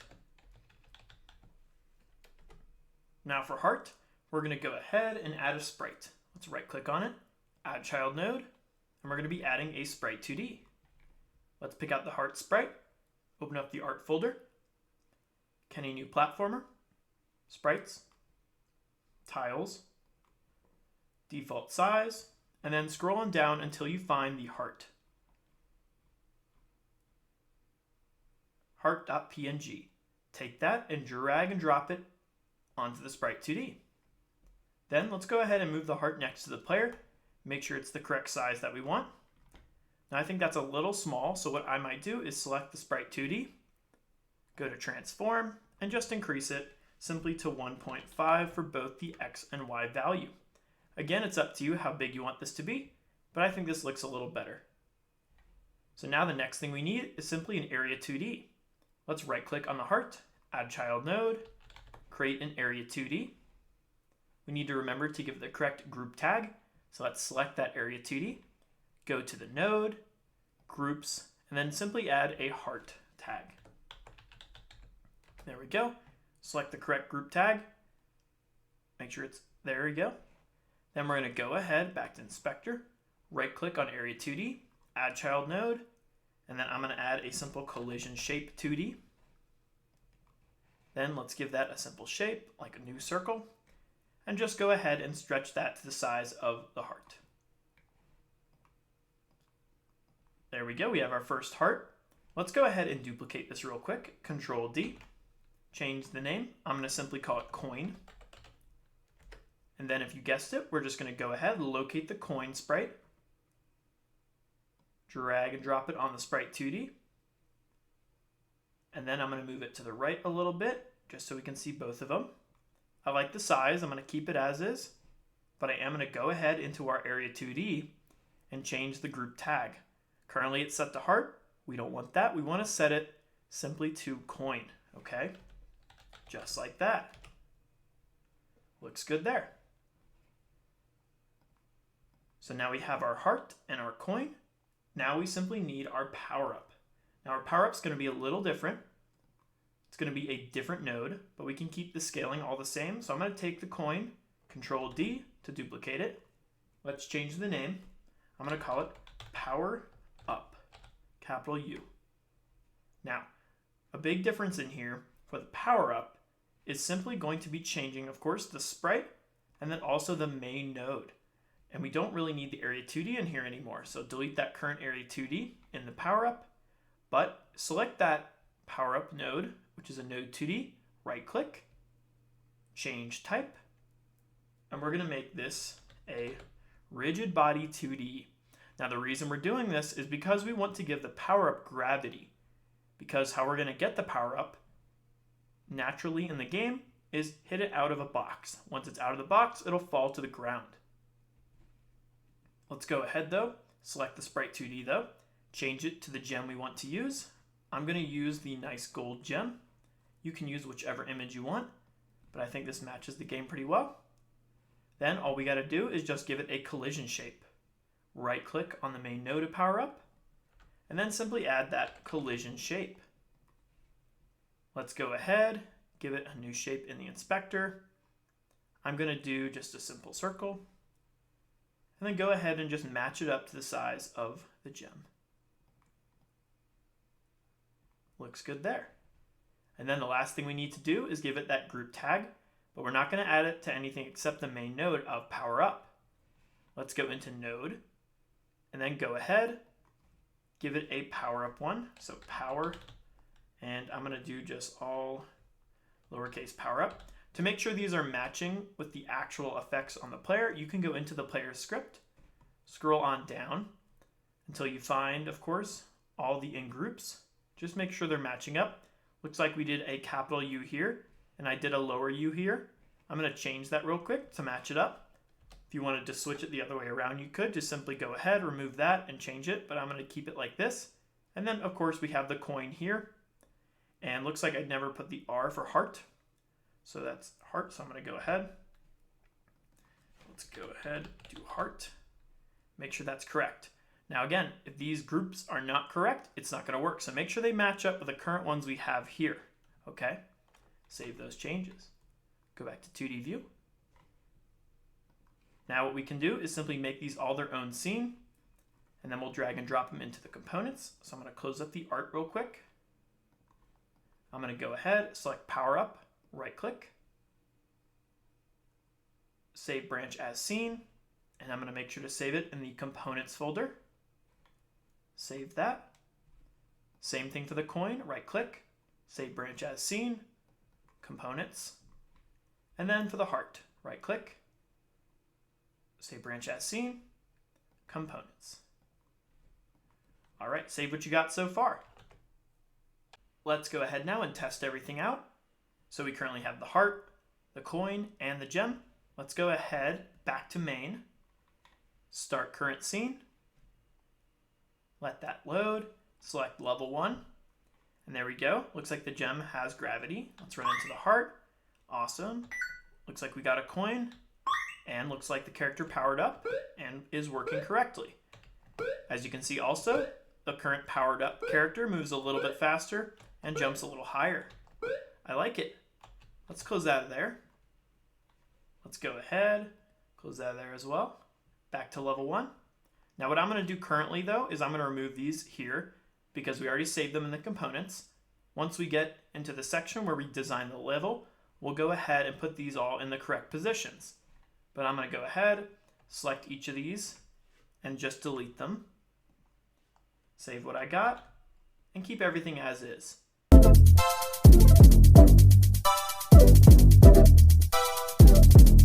In this section, we are going to create the blocks. We're going to start off and discuss each new block the player can interact with. We're then going to go ahead and create a new node for each block. Then, we'll ensure each block has its own sprite and collision shapes. Now let's go ahead and jump right in. This here represents each type of block we're going to create. Starting off with the first block on the left, this is going to represent the basic block. The basic block, once destroyed, will not be giving the player any reward. Instead, this type of block is a platform/obstacle the player can get around. The other type of block will go ahead and reward the player once destroyed, giving them the power up. Alright, let's go ahead and get started creating the blocks. So we're going to go ahead and create our blocks inside our level 1 scene. Let's right click on level 1, add child node, and we're going to go ahead and use a character body 2D as the main node for the blocks. Let's go ahead and rename this basic block. Let's go ahead, move basic block somewhere in front of the player, like right here. Alright, basic block is going to have a sprite 2D, so let's add that, right click, add child node, sprite 2D. Then we can go ahead and find the shape we want to use for the sprite 2D inside art, Kenny new platformer pack, locate it in sprites, tiles, default, and then go ahead and search whichever block you want to use. I'm going to use the plain block right here, blockyellow.png, as the basic block. Let's drag and drop that in. Now I do like the size, so I'm not going to change anything there, but we do need to add some more things to it, such as a collision shape. So let's go ahead, right click on basic block, add child node, add a collision shape. Let's go ahead, give that a new shape in the inspector, change the shape to a new rectangle shape 2D. Simply zoom in using your pointer tool and then go ahead and surround the edges. Looks good. Now we're also going to need an area 2D for the actual hit spot, which we know is going to be towards the bottom when the player hits it with their head. So let's go ahead, right click on basic block, add child node, add an area 2D, and then we're going to go ahead, add another collision shape on there. Give it a new shape. Let's simply use a new rectangle shape 2D. And I'm going to make sure to add this on the bottom part right about here. Okay. Now we can always adjust this later, but this should be okay for now. And I'm simply going to make it a little smaller and the corners. Looks good. All right, let's save that real quick. Control S. Let's also go ahead and create the power block. Let's go ahead, duplicate this current one, change the name. I'm going to call this power block. Then all we're going to do for power block is, of course, change the actual sprite 2D. Locate the sprite 2D you want to use. I'm going to use this one with an exclamation point. Drag and drop it on the sprite 2D. And then let's simply move it next to it so we can view them both. And there we go. Looks good. All right, close these up here. In the next section, we'll go ahead and give it an actual script. Before we close out though, let's go ahead and make these each their own components. Select basic block, and we're going to go ahead, right click, save branch as scene, save it in the components, and then do the same thing for the power block. Right click, save branch as scene, go to components, save. And then you can open up each one simply by clicking their button. I'm going to save everything though, jump into the basic block, center it up, and we're looking good.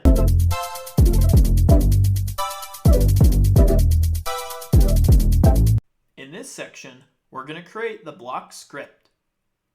We're going to start off and create a new script and attaching it to each block node. We're then going to ensure the block can be destroyed by the player's head. Then, if the block is a power-up block, then we're going to have the ability for a power-up to spawn in below the block once destroyed. Now let's go ahead and jump right in. Alright, let's go ahead and get started creating the block script. Alright, so what we're going to do is we're going to go ahead, select one of our blocks, like the basic block, add a script, get rid of the basic underscore so we can just have it as block.gd. This is just so we're only going to use one script for both blocks. Make sure we're saving this in the scripts folder. Hit create, save that change. Then what you want to do is make sure that we add that script to the other block as well. So go into your scripts folder, locate the block.gd and drag and drop it on top of the block power-up. There we go. Save that change as well. And we're looking good. So now what we're going to do is start creating a couple variables. Let's go ahead at the top of the script, create one variable, which is going to be called is_destroyed. Now the reason we need this variable is because we are going to have a little animation play. Once it's destroyed, we only want it to play once. So we're going to need this to be a bool. We're also going to do an @export. This is going to be called is_power_block. And this is simply just going to help us differentiate between whether or not this is a power-up block. Then of course we also need an @onReady variable, which is the actual power-up that spawns in if it's the power-up block, which we'll just call power_node. And we're simply going to equal that to a preload and then simply set the power-up here, okay? And you can go ahead, locate it under components. It's going to be the power_block, or not power block, it should be the power up. There we go. power_up.tscn. And it should be in the components. And there we go. Go ahead, save that change real quick. Let's get started with the first couple functions. So we're going to go ahead and we're going to create our first function, which is actually going to be our area entered, which we know we need to connect the signal for each area 2D. So let's select the area 2D in the power block. Let's go to node, signals, locate the area entered. Select that, connect it.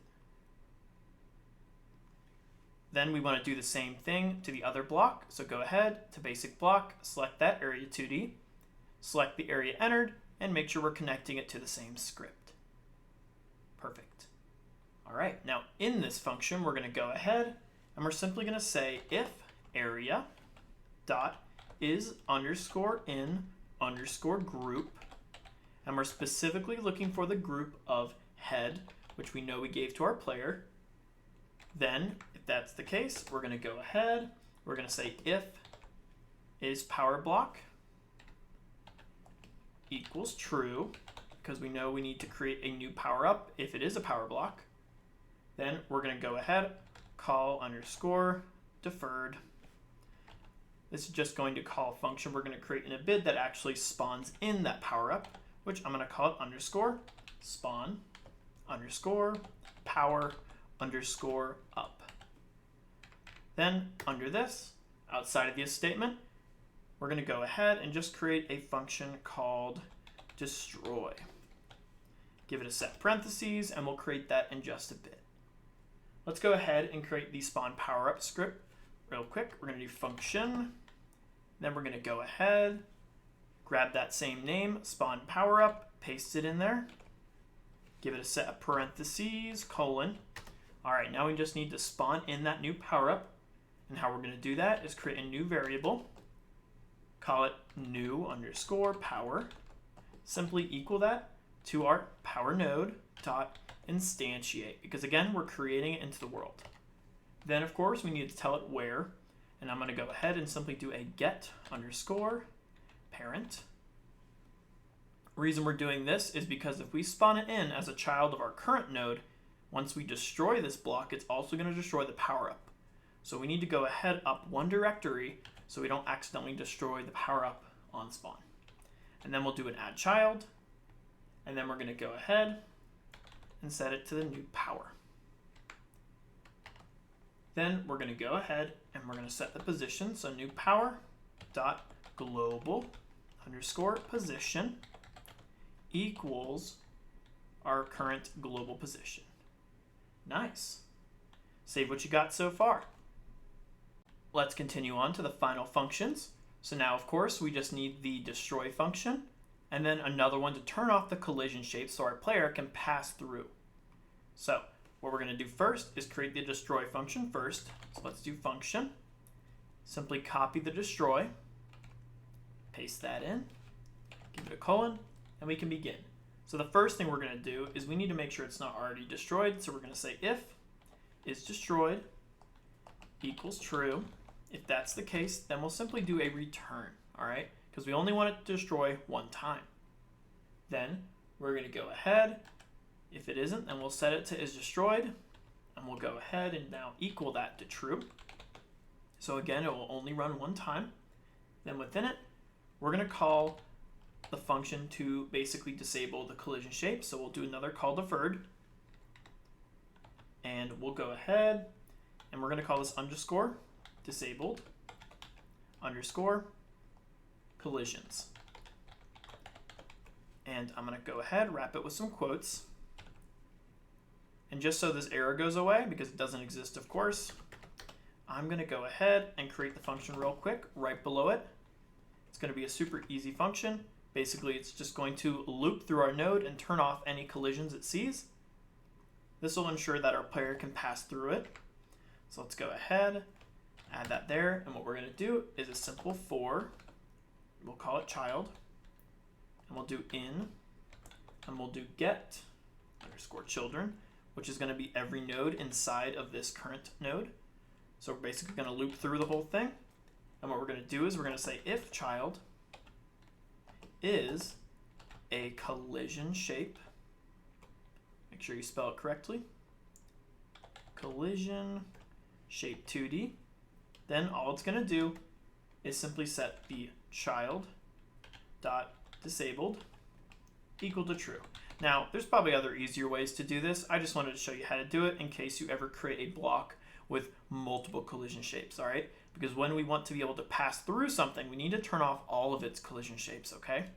All right, let's continue on inside the destroy function. Now, what we also want to do is we want to go ahead and give it a little bit of an animation. I kind of want it to increase its size and then shrink until it disappears, okay? Now we can do that by using a tween, all right? Which is great for creating simple animations. But before we do, we're going to go ahead, set our current velocity equal to vector 2 dot capital 0, basically freezing its position. I don't want it to move at all. I also want to go ahead and set underscore our physics process to false. This is just going to help it keep still. And then, of course, we're also going to set process to false. basically not updating anything inside of it. I just want it to animate and disappear, okay? That's why we're adding all these processes to false, okay? All right, now we can go ahead and get started creating the tween animation. It's pretty simple. We'll go ahead, create a new variable for it, call it variable. We'll call it explode, and we're gonna go ahead, tween. Simply go ahead, equal that to a create tween, which will create that new one. Then underneath, we'll go ahead, explode tween, dot, and we'll do a tween property within it. And we're gonna set some values, such as self, because this is itself. We're also gonna go ahead and change the scale. That's gonna increase the size. And then we need to tell it what values of the scale, which of course, if we know, is a vector 2. And first we're gonna decrease it, or no, we'll increase it first and then we'll decrease it. So to increase it, I'm gonna set it to something like 1.5 for the X, and then another 1.5 for the Y. All right. Now we also need to go ahead and move it, meaning we're gonna increase it slowly, which we can set the speed of it simply by doing a comma. And then we're gonna go ahead and do a 0.1. If you're getting an error like me, that is probably due to the fact that we never gave it a closing. So make sure, oh no, we did. We gave it a closing parenthesis. Make sure you wrap it correctly. Then we're gonna go ahead and do a set underscore ease. And then we'll simply do a tween ease out. There we go. All right, so that's gonna handle basically growing it slowly. Then we want to do one for shrinking it, okay? So we're gonna go ahead, take that same thing. I'm gonna paste it right below. Everything's gonna stay the same, except of course we're gonna shrink it to nothing. So we'll change the X to 0 and the Y to 0 as well. And then I want it to shrink a little faster than increasing it. So I'm gonna change this to a 0.2. Then we're gonna go ahead and change the ease a little bit. We have tweeze ease out. We're gonna do ease in this time. And then we're also going to do a dot set delay of 0.1. That's just gonna help it delay it a little bit longer, which I think looks a lot nicer. All right. Then the last thing we're gonna do once this is all over, we need to queue free it because we need to fully destroy it and get rid of it. So after this whole line here, we're gonna go ahead and what we're gonna do is get our tween again. So explode tween dot tween call back. Within it, we'll simply do a queue free. All right, nice. Make sure you get rid of the parentheses though, and just have one closing there. Overall looks great. Remember, you can always check the source code, but let's save what we got here. Save the same thing in the power block. Back to 2D view in our level 1 scene. All right, let's go ahead and test them out. First thing though, let's do is raise them up just a bit. They're kind of already at the head level. So let's select each block, use the move tool, and just go ahead and raise them up. Now, one thing we do need to do though is select our power up block, go into the scene, and we need to make sure we enabled that it is a power up block. So go ahead, make sure that's on, save that change, back to level 1, save, and let's go ahead and start current scene. Let's go ahead and make sure we can hop on top of them. Looks like we can. Can we destroy them? And also this one. Looks like this one is spawning 2 power-ups though, which is not correct. We only want it to spawn 1. So let's go ahead, jump back into the power-up, go to the script, and I think an easy fix we can do here is simply make this false once it spawns a power-up. So I'm gonna go ahead, copy that value, is power-up block. At the end of our spawn power-up, I'm simply gonna go ahead, just equal this now to false. Save that change. Let's go back to 2D view in level 1. Start current scene. Let's make sure it only spawns 1 power-up, which it does. Nice. I like it. All right, let's go ahead, close out of there. I'm also going to close out of this here. I'm also going to remove these 2 we have because, again, we already have them in our components folder. We can create more later when we design the level. So let's go ahead, delete these 2.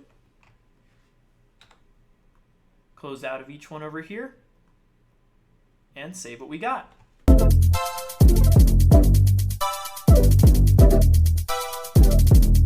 In this section, we're going to create the camera script. We're going to start off creating a new script and attaching it to the player's camera.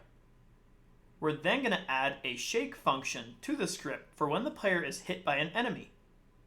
We're also going to create a function to reset the camera's position when in a boss battle. Now let's go ahead and jump right in. Let's go ahead and get started creating the script. So let's go ahead and jump into the player node. Then we're going to select the camera 2D. We're going to add a script to the camera 2D node. Then we're going to make sure we're saving it in the scripts folder. Let's create that now.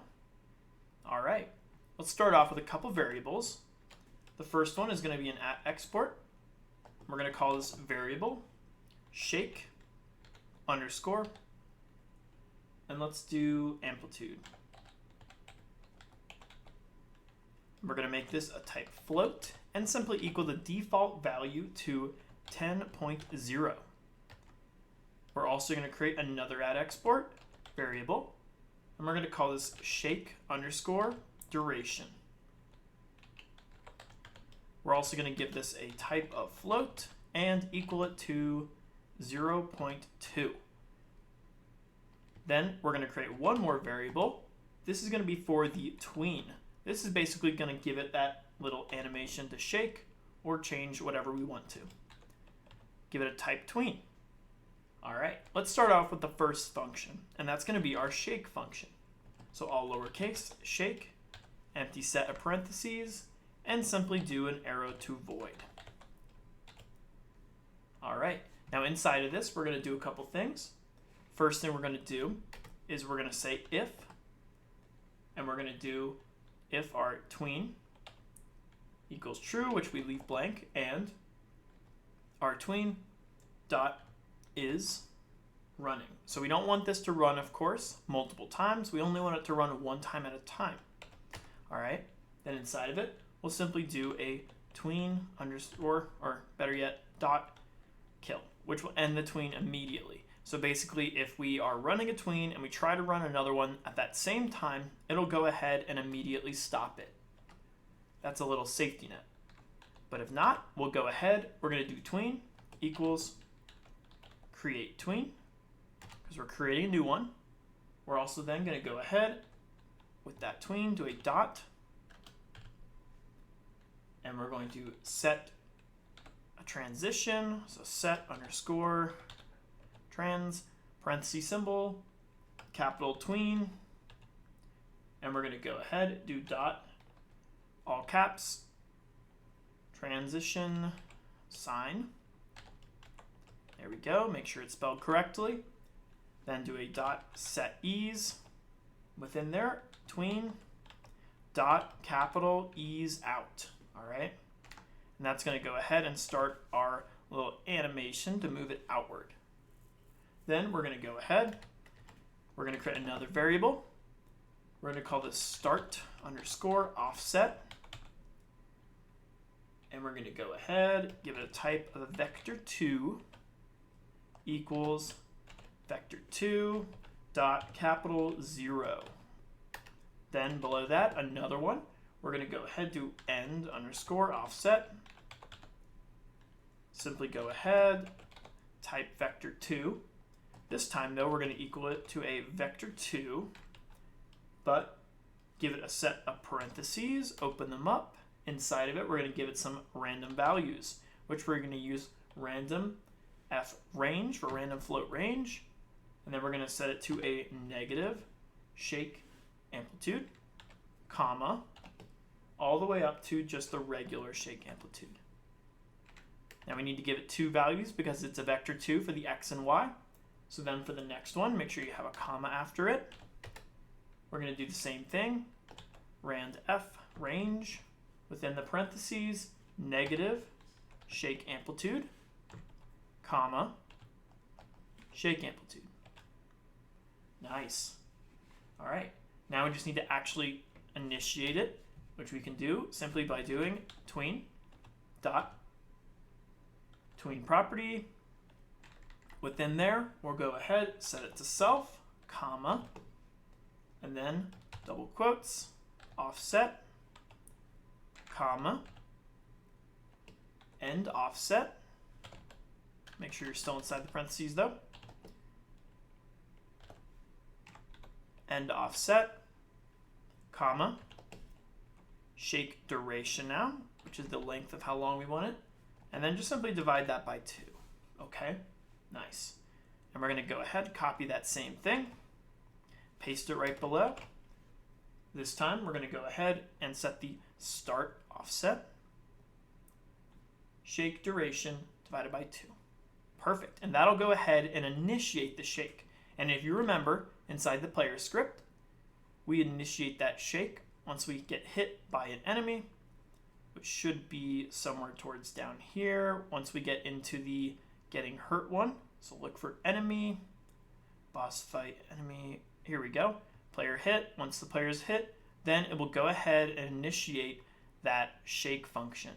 Let's go back to our camera, see what we got so far. Let's wrap this script up with one more function. This is the function that's going to update its position if we're in a boss battle. So let's go ahead and we're going to use one of our pre-built functions, our process function. So go ahead, add the process function there. Then inside of it, we're going to check a couple things. We have some global variables for whether or not we're inside a boss battle. So we're going to say if global dot is in boss battle. If that equals true, then what we're going to do is we're simply going to create variable boss underscore view. And then we need to get that view, which we can easily do by doing a get underscore tree, which is every node in the current game. And then we're going to do a dot get first node in group. So what this is going to do is basically go to our entire tree, which is over here, search through it, and get the first node with a specific group name. And I'm going to go ahead and look for the boss view. Now we don't have this created yet, but this is how we're going to get it once we do create it. Then we're going to go ahead and we're going to set position smoothed enabled equal false, because again, if you remember, this current setting on our camera is making it follow the player. But when we're in a boss battle, we don't want that. We want it to basically stay in place. So we're setting it to false here. Then we're going to go ahead and set our global position of the camera equal to our boss view dot global position. Just like that. Nice. Now, of course, when it's over, we don't want this all to happen, so we also need to do it if global dot defeated boss equals true. If that's the case, then we're going to go ahead inside of it, set our global dot is in boss battle back to false, so the code above will not go into effect. Then we're going to go ahead, set the position, which is our current camera position, equal to back to where it is, which is a vector 2. And if yours is different than mine, then you can simply go ahead into the camera 2 inspector, locate its current set position, which for me is x value of -1, comma, and then a -99 for the y. Okay, if yours is different, then just match it up just like that. Once we have this though, we also want to go ahead, set our global dot is in boss battle, or we already did that. Oops, we need to do boss defeated, because we're going to use that value later, boss defeated, and we're setting that to true. All right, oops, make sure it's set to true. And then we're also going to go ahead, we are going to set our position smoothing enabled back to true, which will of course make the camera re-follow the player. Make sure you have your colon there. Clean everything up here. And once we create one of our first enemies, we can test this out to make sure it's working. Let's save what we got so far though. Back to 2D view and back to level 1. Save what you got.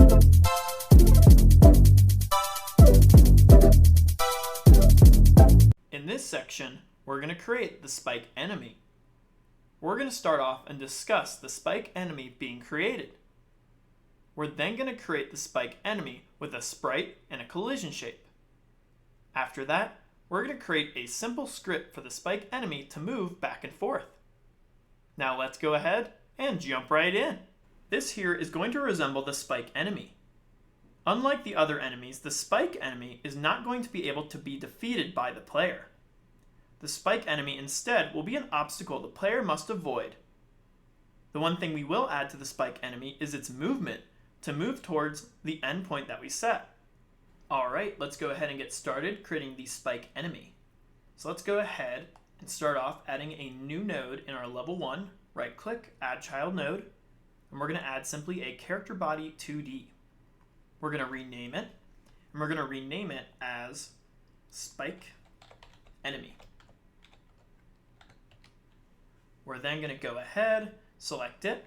We're going to add a new enemy tag to it. If you don't already have the enemy one, simply go ahead, type it out, and hit create. I already have one, so I'm going to go ahead and just select the enemy, all lowercase. Now we're also going to go ahead and make sure we have the correct collision layering, because currently, if you open up collision, you're going to see it has layer 1 and layer 1 mask. And that's fine if you want the player not to be able to walk through the enemies, but I think it'll look a lot better if we can go ahead and have the player still get affected by the enemy, but be able to walk through them. So what I'm going to do is simply turn off 1 for each and set it for 2. Now one thing to remember though, if we want the enemies to still walk on the ground, we need to make sure that the ground has both 1 and 2 selected. So let's go ahead, we're going to go into the map, into tiles, select the ground one, go into the tile set, and then physics layers, make sure you have that, and go ahead and enable it both for 1 and 2 for each. And we need to do that for everything that the player might be in contact with, and of course the enemy. So we have it for the ground, but don't forget we also have these platforms here. So what we can do is go into the collisions, locate the two-way collisions, which should be, one-way static bodies. Just select it, go into the collisions, and simply enable it 2 for each as well. We got to do this for each level, so let's go ahead and do it real quick before we forget. Open up scenes, simply select level 2. Do the same thing here. Go ahead, navigate to map, open up tiles, select the ground one, and we're going to go ahead and enable it for 1 and 2. Don't forget you have to select it here. Make sure you have that there. Now let's go ahead for the platforms. We have a specific one as well, which is going to be the one-way static body. Go ahead, select that. Collisions, enable it for 1 and 2. All right. Let's go ahead, save that change. Let's do the final one for level 3. Open up the map, open up tiles, simply select the ground one, and go ahead, select the tile set and enable it for 1 and 2 for each. All right. Save those changes. Again, we could have done this later, but doing it now just so we don't forget down the road. Let's close out each one. All right, now let's continue on with the spike enemy. Go ahead, select the spike enemy, right click, add child node. Let's add a animated sprite 2D. Let's go ahead, give it a new animation. Now, because this enemy is only going to have one type of animation, I'm simply going to keep it as default, but enable the on ready play, okay? So when we turn on the game and this enemy's here, it'll always play this animation on start. Let's go ahead and give it now the animation sprites. I'm going to select the sprite sheet enemy's default size. Make sure it's sliced correctly. You can see it on the size over here. Just make sure it's 64 by 64. Then select the enemy sprites you want to use. Add the frames. Hit play to make sure it looks good. I like it. Let's increase the size a little bit though. So I'm going to select the animated sprite 2D. I'm going to go to transform. Simply increase the scale to 1.5 for both X and Y. I'm also just going to move it over a bit just for testing purposes right over here. All right. Now we can go ahead and give it its actual collision shape. So let's right click on spike enemy, add child node, select a collision shape. Let's give it a new shape, circle, and just make sure it is surrounding the enemy. Nice. All right. Now, of course, we just need one more node, which is the endpoint node. So we know it's going to start on the starting position, but we also want to give it an endpoint area. So let's right click on the spike enemy, use a simple node 2D, and we're going to rename this as endpoint, capital P. And all I'm going to do is move that endpoint down a bit, right below it, about here. Let's see what we got so far. Let's go ahead now and get started on the script. So let's go ahead and we're going to select the main node, spike enemy. Let's add a script. And we're going to keep the name as spike_enemy.gd. Make sure we're saving that in the correct location. Scripts folder, open, create. All right, so this is going to be a pretty simple script. All we want to do is just make the enemy go up and down, heading towards, of course, the endpoint. So let's go ahead, create an @export variable, call it start_position, and simply go ahead, equal that to a type of vector2. We're then going to go ahead, create another @export variable, end_position. Go ahead, make that a type vector2. Another @export variable, speed, and then go ahead, make it a float, and simply set the default value to something like 100.0. Create another variable, and we're going to simply call this direction. And we're going to equal that to a int, a value of 1. And there we go. Those are our variables. Let's move on to our first function, which is simply going to be our ready function. So everything happening on start. First thing we're going to do is get that starting position. So do start position equal self dot global position. And you don't necessarily need the self. This just makes it easier to read.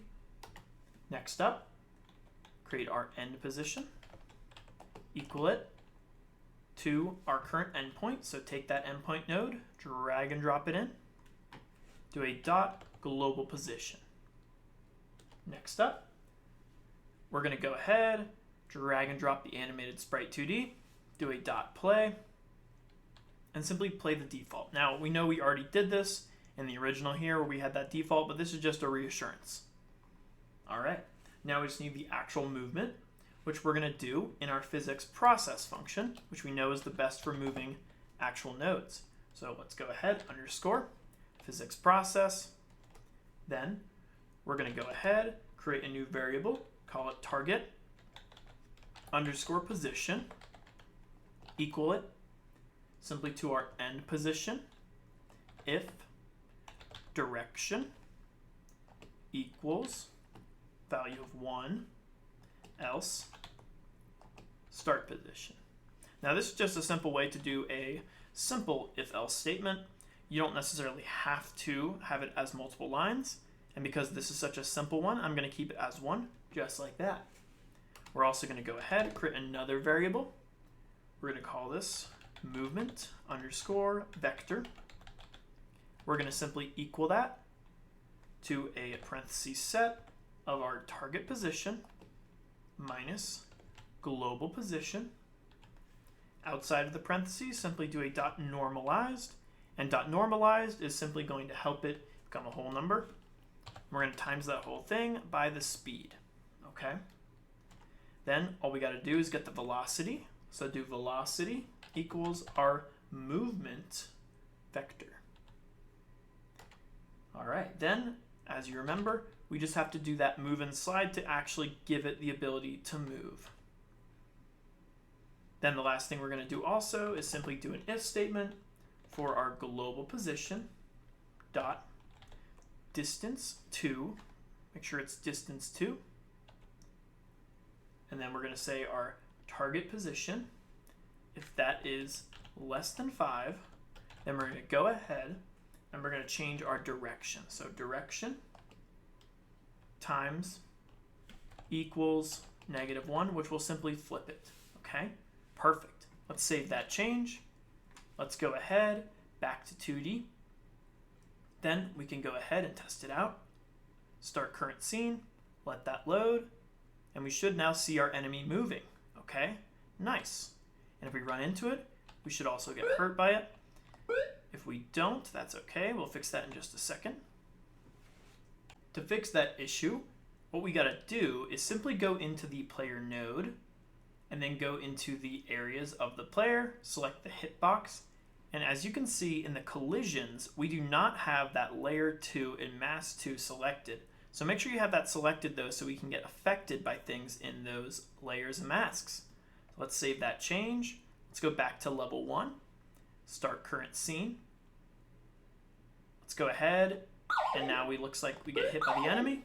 Let's make sure that everything looks good once it's game over. Now one thing, as you can tell, we are still seeing the enemies, which is not good. We want to be able to not see the enemies. So what we can do to fix that also is back in the player, simply just select the main player node, and we're just going to increase the Z value, all right? Which basically will put it in front of other things. So let's go to the visibility on the main player node, then ordering, and then as you can see, Z index is set to 0. Let's just increase that to something a little higher, like 5.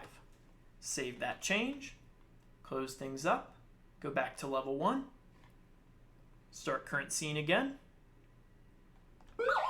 go all the way until you get a game over, and we should see the screen and the player are now in front of everything. Perfect. Let's close that out. Let's go ahead, select our spike enemy, make this its own scene, say branch as scene, and I'm going to put this in the components folder. Save that there. Let's go ahead, save the change, remove the enemy now in here. We'll put the enemies in once we go ahead and design the level. Let's close out here, save what you got, and we're looking good.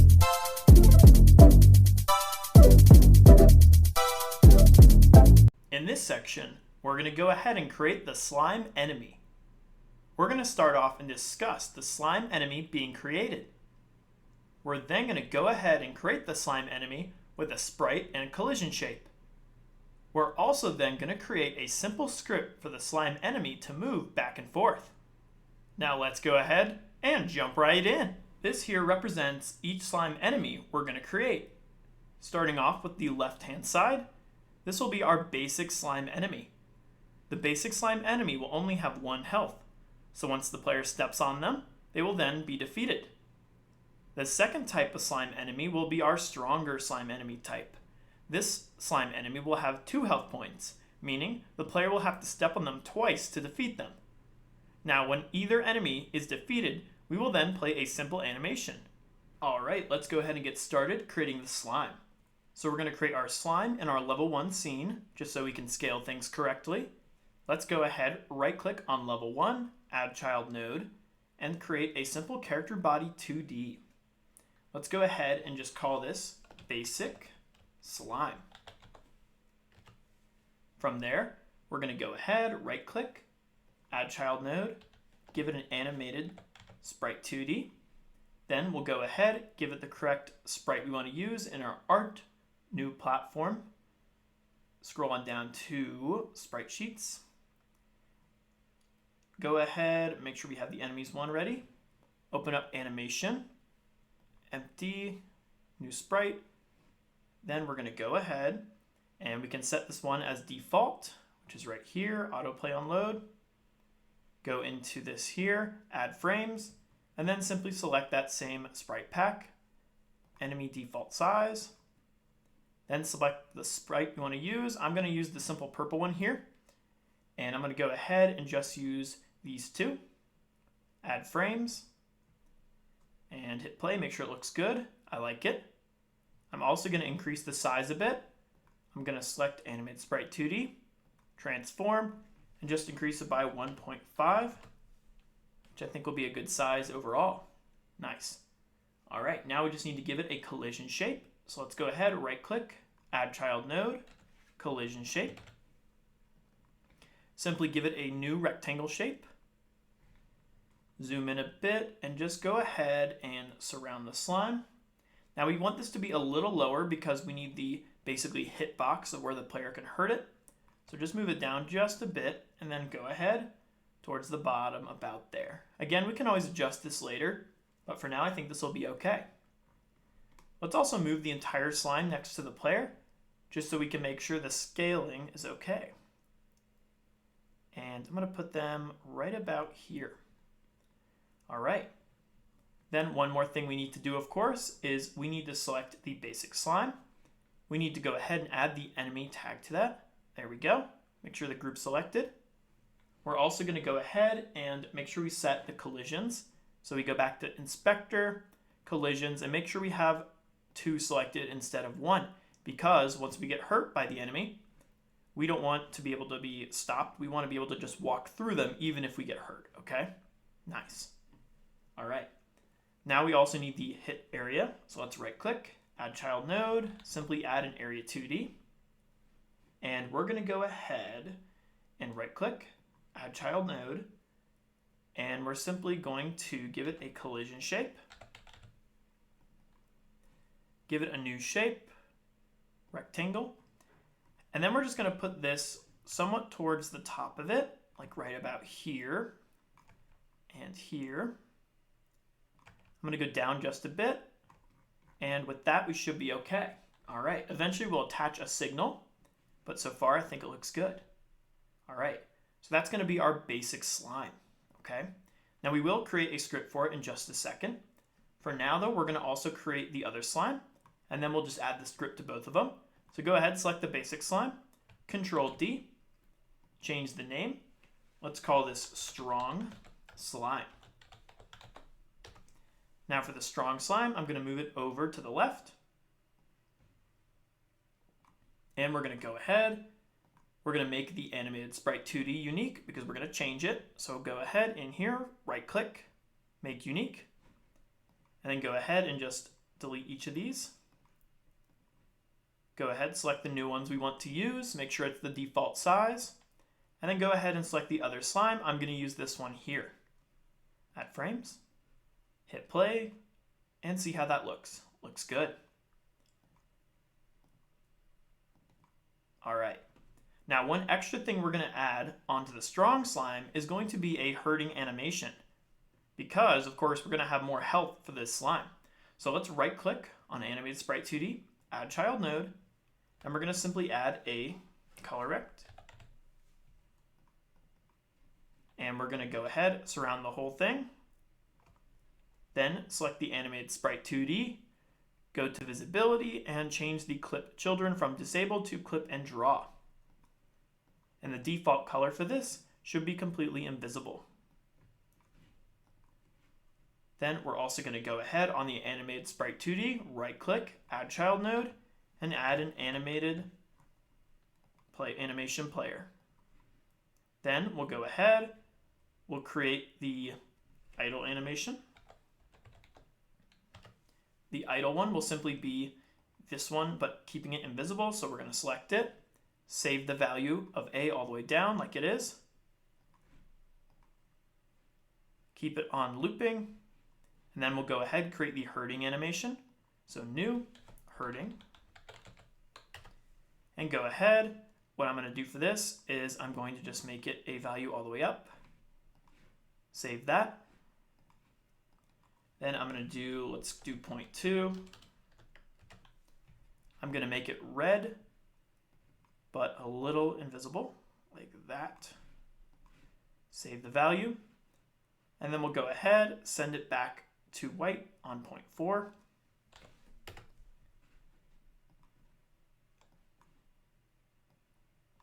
Like that, and save that. All right, and I'm going to go ahead, limit this all the way to 0.4, and we're not going to make this looping, okay? But for now, that's going to be the hurting animation. Just going to make it kind of flash. We'll keep it at idle for now, though. Save that real quick. And so far, the nodes are looking good.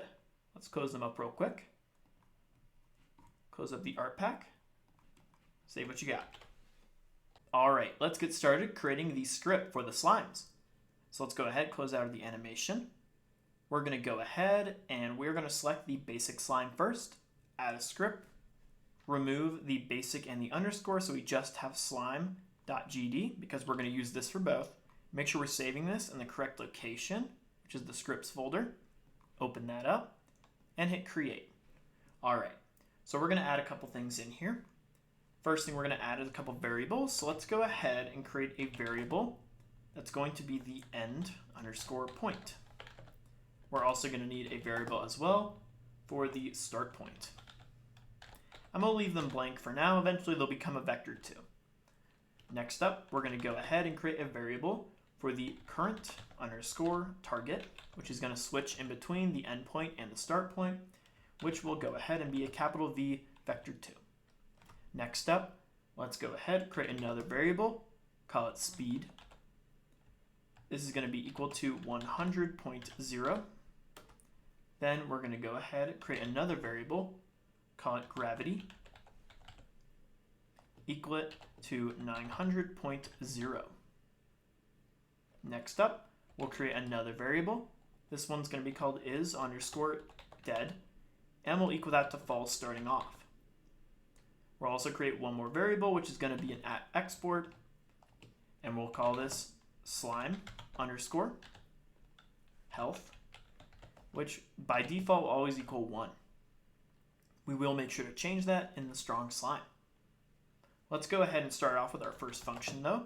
This will be our ready function, which we know is everything that starts at the beginning of the game, which we want to do a couple things. First thing, of course, is make sure that animation is playing. So go inside animation, simply drag and drop it in there, and just go ahead, do a .play, and then set it to the default one we have, which we know is the same for both slime types. Then we're also going to go ahead, and make the end underscore point. We're going to simply equal this to something that doesn't necessarily exist yet, all right? And that is because we want to make this different for each slime. If we put an endpoint in one of these slimes right now, and then equal it to that endpoint, then what's going to happen is it's going to be the same. But we want to basically expect there to always be an endpoint in each slime. So if we go back to the 2D view, and we go ahead, right click, add a simple node 2D to our basic slime, and just call this end point. Maybe capital P, yeah, capital P point. And then we just go ahead and put it somewhere like right here. What's going to happen is if I make this its own scene and then copy it all over the map, it's always going to be right here. So we don't necessarily want to have our endpoint by default in the scene. We want to be able to add that in whenever we add a slime into our world. So let's go back to the script.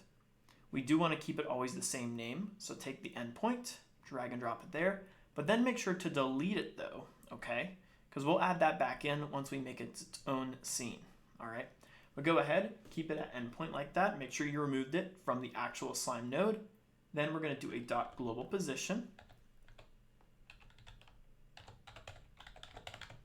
Then we're going to go ahead. We're going to set the start point, which we know is just going to be our default starting point, which we can go ahead and just do a self.global position. We don't necessarily need self, but it's just easier to read with that. Then the last thing we're going to do is create our current target, which we know at the beginning is always going to be our endpoint. And that's going to be everything for our ready function. Save what you got so far. Next function, we're going to go ahead and create our physics process function. That's going to give the movement to the slime. So let's go ahead, create that right below our ready function. Do a function underscore physics process. All right, so first thing we're going to do is set our velocity dot y, and we're going to go ahead and plus equal that simply to gravity times delta, okay? That's just going to give our slime some gravity. Then we're also going to go ahead, we're going to say if global position dot distance 2, and inside of there, current target is less than 5, okay? If that's the case, then we're going to go ahead and say if current target double equals endpoint. If that's the case, then we'll go ahead, set our current target equal to start point, okay? Then of course, if that is not the case, with an else, we'll simply set our current target back to the endpoint, all right? So that's gonna give us our looping effect to where we basically are going to go back and forth depending on how close we are to the target. Now we need to give the actual movement though. So on down, we're gonna go ahead, create a variable, call it direction, and we're gonna equal this simply to a set of parentheses. Inside those parentheses, we're gonna set the current target minus the global position. Then we'll do a dot normalize to help its calculation. Next up, we'll go ahead and add that to the velocity. So we'll do velocity dot x equals direction dot x, because we want it to move side to side, times the speed. Nice. All right, then of course we need to flip the sprite to make sure it's facing the correct direction.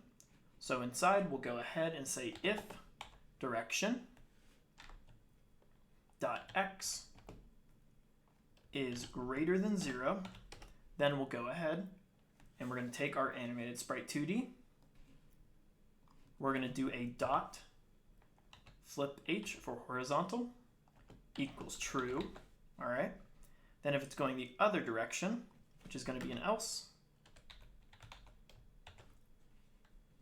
and we'll go ahead, take this, paste this below, and equal it to false. Now, if you want to be more specific, which we might do, what I'm going to do is do an elif instead, and simply set our direction dot x if it's now less than 0. Because if we don't do this and it equals just 0, it might also continue that. So make sure you add that there. Last thing we need to do is actually initiate it. Initiate the velocity movement, which we know is just the move and slide function. All right, and that's going to be everything we need in the physics process. Now let's move on down. We have one more process function to do, which is our just regular process function. And we just want to do a simple update there, which I've noticed helps it make it look a little more clean when we play the game. And all we're going to do is we're going to say if our global variable of .gameWin equals true, make sure to double equal it, then all we're going to do is initiate the function of die, which we're going to create. Go ahead, give it a set of parentheses. It's going to stay arrowed for now.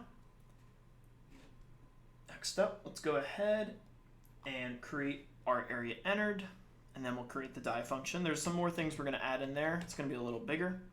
So let me make some space here. And let's save those changes.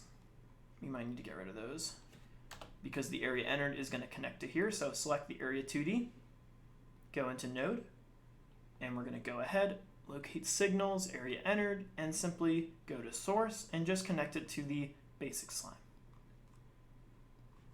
And go ahead. Now in here, what we're going to do, super simple.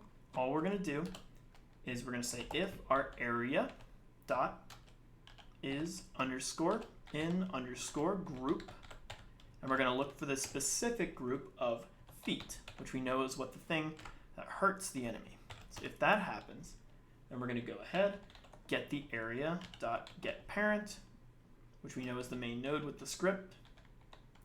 So do get parent, and I think it's actually inside of another node if I remember, so we're going to have to do 2 dot get parents because we have the areas nodes.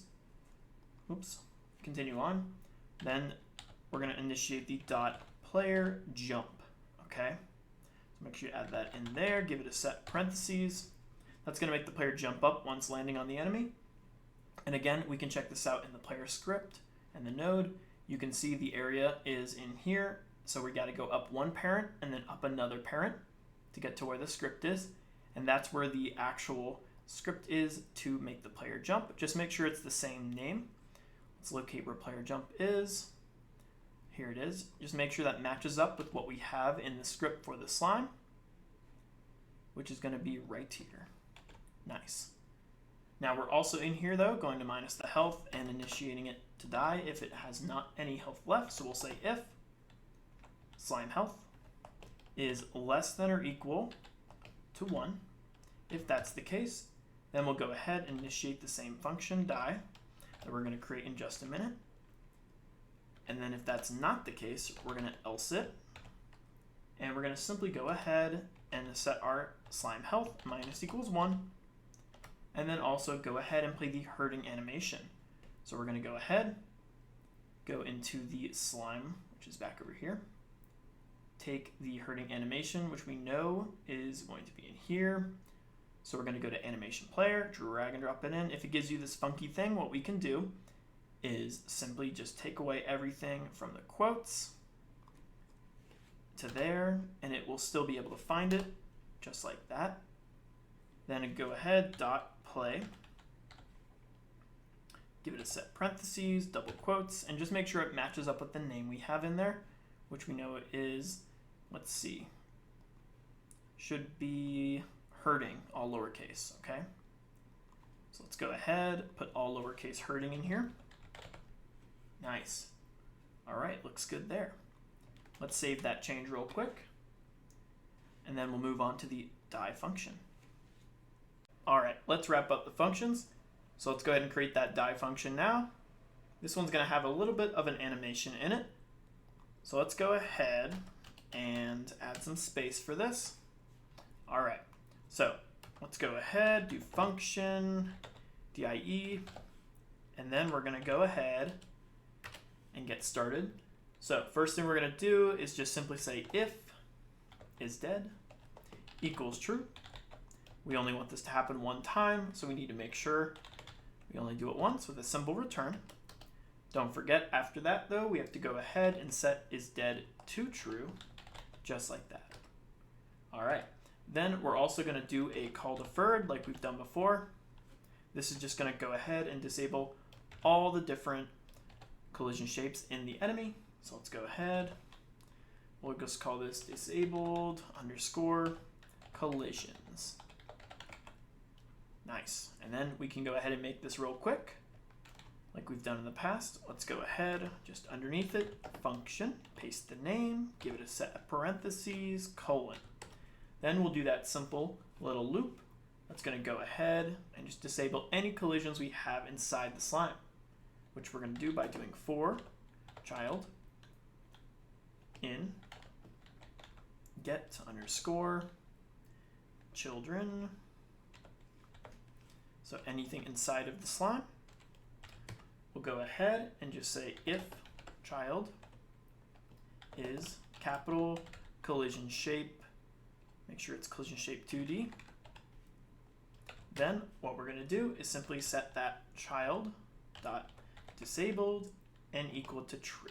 All right, so simple loop that goes ahead and just disables all the collisions inside the node, which is what we want because we don't want this to be interactable at all once we defeat it. So now let's go ahead. Next up, inside the die function, we'll set our velocity equal to vector2 dot 0. So it freezes the position, all caps. Then we're going to go ahead, turn off all the physics. So set _ physics process, set that to false. Do the same thing for the original physics. So set _ process, false. Then we can go ahead and get started creating the tween. We're going to create a new tween, call it death _ tween. Equal it to a new create tween, parentheses. Then we'll continue on. We're going to go ahead, use death tween dot tween property. Within there, set it to self, comma, double quotes, global position, comma, global position, plus vector2, and within that vector2 we'll simply set 0 for x, and then -40, and then we'll go ahead, what we're going to do is come outside of that, still inside the tween property, set the speed 0.1, and then go ahead the whole thing dot set ease,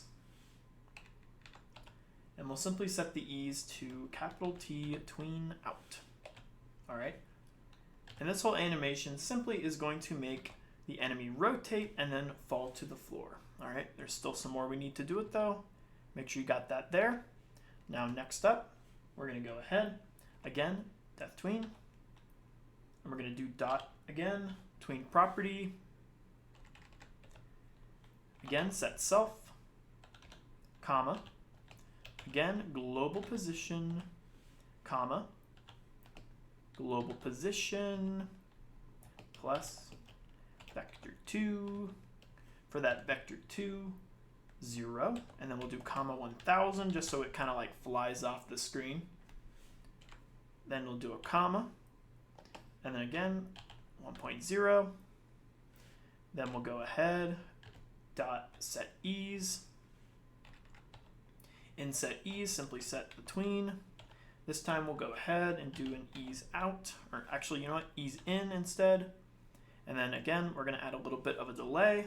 So we'll do set delay. We move it over so we can see it, if it lets us. Don't forget the dot.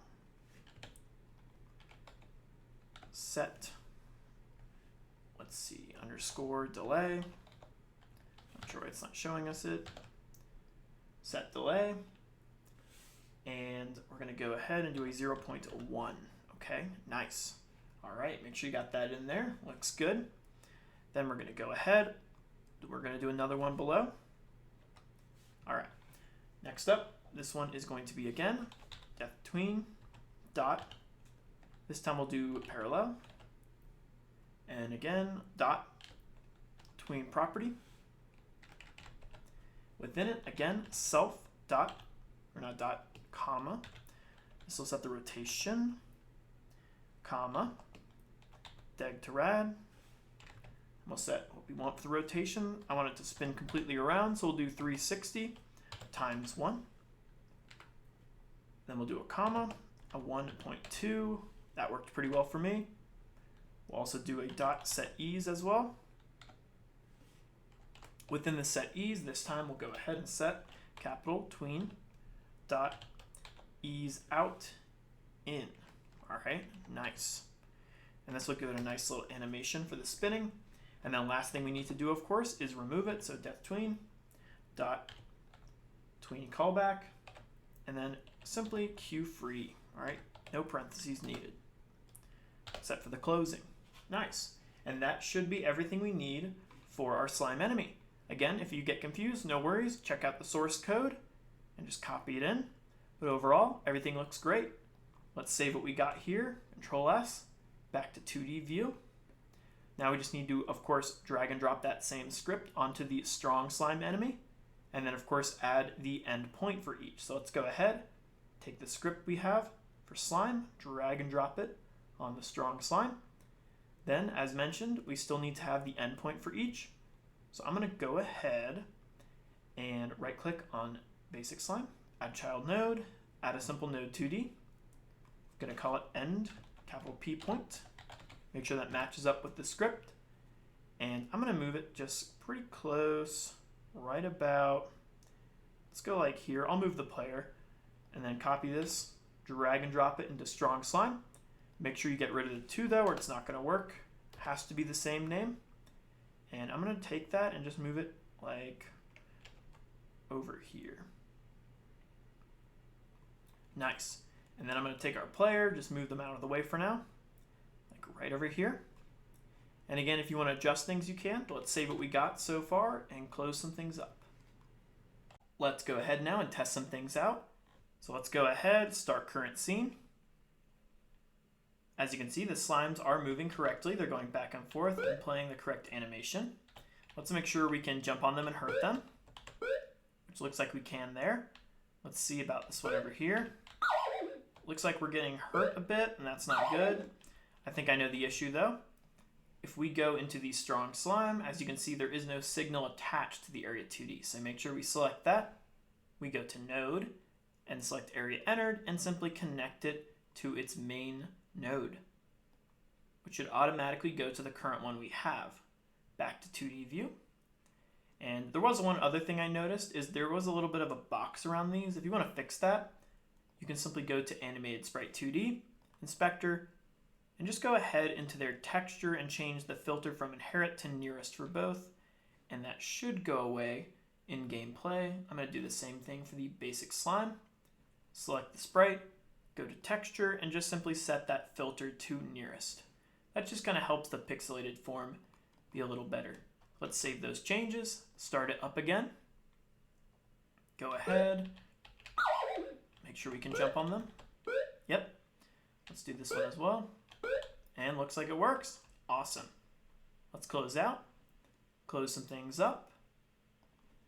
Let's save these both as a scene, select the basic slime. Don't forget though, we don't want to save it as a scene with that endpoint. We always want to add in an endpoint anytime we create it as a scene so we can make it wherever we want it, so they're not all the same.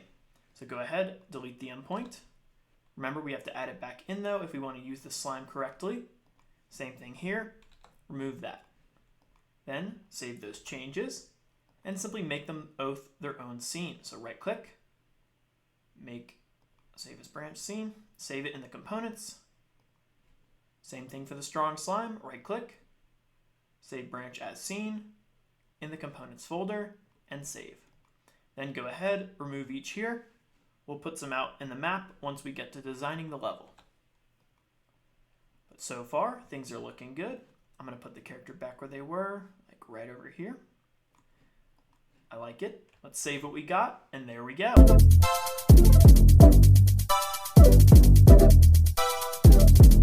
In this section, we're going to go ahead and create the bee enemy.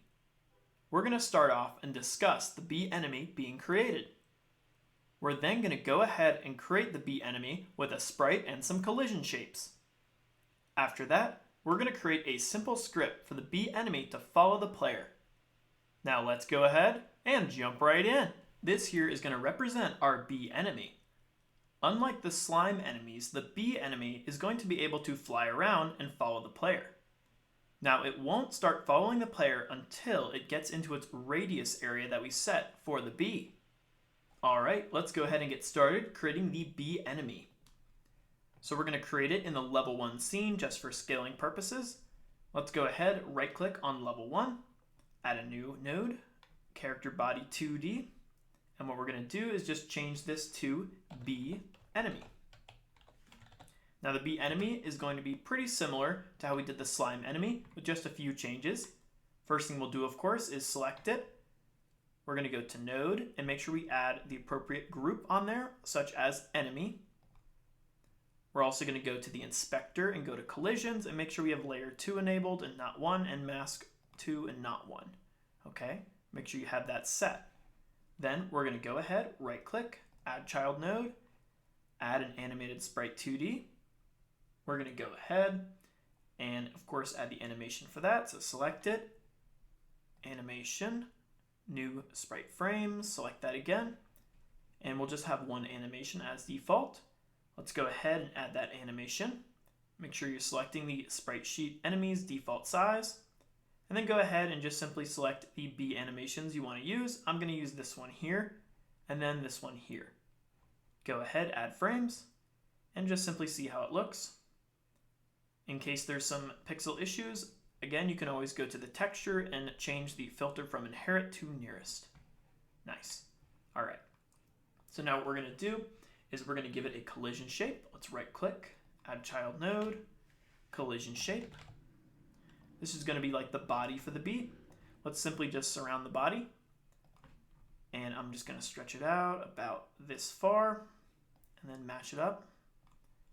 Lower it down a bit to about there, maybe a little lower up here because we're going to give it, of course, the weak spot area. Let's go ahead now and give it the area 2D though for the weak spot. Add child node, area 2D, right click, collision shape 2D, just like we've done with the slime.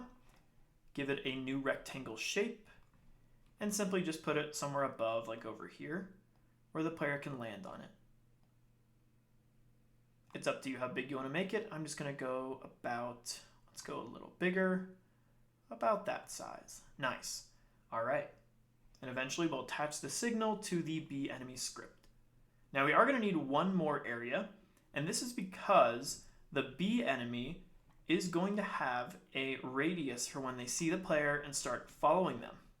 So what I'm going to do is go ahead, right click, add another area 2D, And let's change the name to Area 2D Detection. There we go. And of course, we're going to give it a new collision shape 2D. This time we'll use a circle. So go ahead, new circle. And I'm going to make this basically as big as I want it to see when things get close to it. And I'm going to do something like that, okay? You can always adjust this to whatever you want, but basically what's going to happen is if the player ends up anywhere inside this circle, then the bee will follow the player and attack them. But so far, that should be everything we need for the nodes for now. Let's go ahead, save that. Let's select the main node though, add a script. Make sure we're saving it in the correct location, scripts folder, open it up, and hit create. Save what you got so far. All right, let's get started with this script. So we're going to start off adding a couple variables at the top. Let's go ahead and do an @export, and we're going to do variable speed. All right, we're going to give a default speed of a float value equal to about 150.0. We can always change it later. We're also going to do another @export variable, call it health, and I'm going to simply give it a default value equal to just 1. We're also going to create another @export variable gravity, and by default we'll just give it float, and then we'll also just do, let's just do like 1800. All right, now we might not need to give it gravity because we currently have it just floating, but I just like to have it just in case we need it. All right, nice. Let's keep going though. Let's go ahead. Next up, we're going to create an @onReady. This is going to be the variable for the sprite, and we're going to give this a type animated sprite 2D. And we're simply just going to equal this to our current animated sprite 2D. We're also going to go ahead. We're going to do another @onReady. And this is going to be for our detection area. All right.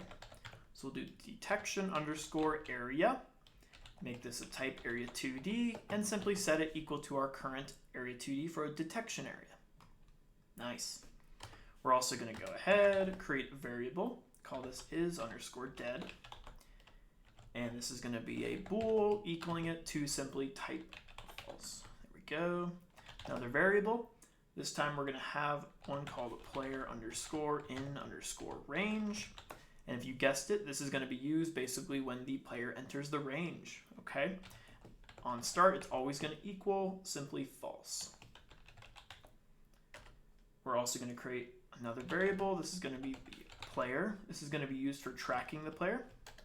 So do player, make it a type of a character body 2D. Nice. All right, those are going to be all of our starting variables. Make sure you got those in there. Then next up, let's start with a couple functions. The first one is simply going to be our underscore ready function. Okay, and the only thing we're going to do in here is just make sure our animation is playing. So I'm going to take our animated sprite 2D, do a .play. Simply make sure the default is playing. Okay, nice. Then we'll do a simple physics process. Let's go ahead and do function underscore physics process. We know this is for the movement. And what we're going to do is we're going to say if not underscore is dead. Make sure it's the correct one. Sometimes it does that. Not sure why it always gives me that, but there we go. Is dead. If is dead equals true, is not dead equals true, then we're going to do one called handle underscore movement, which is going to be a separate function we're going to create to handle all the movement for the bee. Okay. Now, if that's not the case, then we're going to go ahead, do an else, and simply say our velocity dot y plus equals our gravity, and we'll just times that simply by delta. So basically when we defeat the bee, it's going to start to kind of fall out of the screen, okay? Then we're also going to initiate the move and slide. Nice. All right. And we can go ahead and create another simple function real quick. This one is going to be our function for our process. And we've done this before. What this simply is going to do is, of course, initiate die if the game is won. So we'll do if global dot is, or game one, I think is what it's called. Yep, game one. If that equals true, then we're going to go ahead and simply initiate the die function, just like we did with the slime. But looks good. Save what you got so far. All right, let's continue on. Next functions we're going to create are going to be a couple of the area entered functions. So let's do those real quick. They're pretty easy. First one we'll do is the basic area 2D. Just like we did with the slime, let's select it. Let's go ahead, select the signals, area entered, and just connect it simply to the B enemy. All right, now what we're going to do here is we're simply going to go ahead, say if area dot is underscore in underscore group, and we're looking for specifically the feet group, just like we did with the slime. Then we'll go ahead inside of there. What we're going to do is we're actually going to run another function to handle the damage. This just makes things a little easier for this type of enemy. We're going to do area here inside those parentheses. We're passing in a value into the function we're going to create using a get underscore parent, just like we did before. Another dot get parent. Give it a parentheses, and then we can go ahead and do that there. Now that we have that, we need to actually initiate the jump of the player. So we'll do area dot get parent. There we go. Parentheses, and then dot, again, dot get parent. Oops, there we go. Get parent. Wish it would auto give it to us, but it doesn't know that it has that. Then we'll go ahead and do a dot player underscore jump. Now make sure you spell everything correctly or you're going to have some issues. But with that, we should be okay with this here. All right. Now let's go ahead and do another one. This is going to be for the detection area. Now, because the player has a body for their collision, we're not going to do just a regular area entered. We're going to do that body entered. Okay, so make sure you select body entered. Make sure you select the B enemy. Then, similar to what we just did above, we're going to go ahead. This time we'll go ahead and we're going to say if area, or actually nope, because this is the body, we're going to say if body dot is underscore in underscore group, and we're going to look for that player tag. And this time we're going to go ahead and we're simply going to set our player in range, equal that to true, and then below that we'll set the player, sure it's just player, equal to the current body node we have, just like that. Nice. So that'll initiate the tracking. Okay, looks good there. Now we have to do the exited one. This will go ahead and say we're out of range. Pretty easy. Go ahead and select body exited. Go ahead, select the B. Now this isn't really necessary if you don't want it, but I think it makes the game work a little better. We're going to go ahead, copy that same thing we have in the one above, paste it in. But this time, instead, we're going to go ahead, turn player in range from true to false, and then simply change the player equals now null, okay? Because it no longer exists. Nice. All right. And while we're here, let's also go ahead and just do the handle movement function. All right. Let's go ahead and do that down here. I'm going to make some space. All right. So handle movement, it's one of the current ones erroring out, as you can see. Let's go ahead, do function underscore, or I think we didn't do an underscore. Let's make sure. Yep, handle movement. I'm going to copy that so we don't make a mistake. Paste it in. Parentheses set. Colon. All right, so what we're going to do here to handle the movement, we're going to say if player in range equals true, and we're going to say player has something, which you can easily do by just closing it out like that. So it has something other than null. That's what that means. Then we're going to go ahead and create a new variable. We're going to call this target underscore position. simply go ahead and make this a type of vector2. And we're going to simply equal that vector2 to our player dot global position. Okay, nice. Next up, we'll go ahead, create a direction now because we need to know what direction to send our B. That's also going to be a type of vector2. Then we're going to equal that simply to a parenthesis set of our target position minus global position. And then we'll do a dot normalize to help get that value. Okay, nice. Looks good there. All right. Then we're going to go ahead. Right after that, we're going to set our new velocity equal to our direction times the current speed we have. We're also going to go ahead and set our sprite dot flip h equal to velocity dot x if it's greater than 0. All right, and that's what it's going to do, is just flip it to the correct position based on the velocity we're going to. Okay, awesome. Then we're going to go ahead and finish this up with a simple else statement, because if it's not the case, then we're going to go ahead and set velocity equal to vector2 dot 0 to freeze the position of the B. Nice. All right, save what you got so far. All right, let's wrap this up with our last couple functions. So let's go ahead and next create our handle damage function. And I think we forgot to add underscore damage over here, which we did. So make sure to do underscore damage. Then we'll go ahead, take that name, handle damage, go on down here.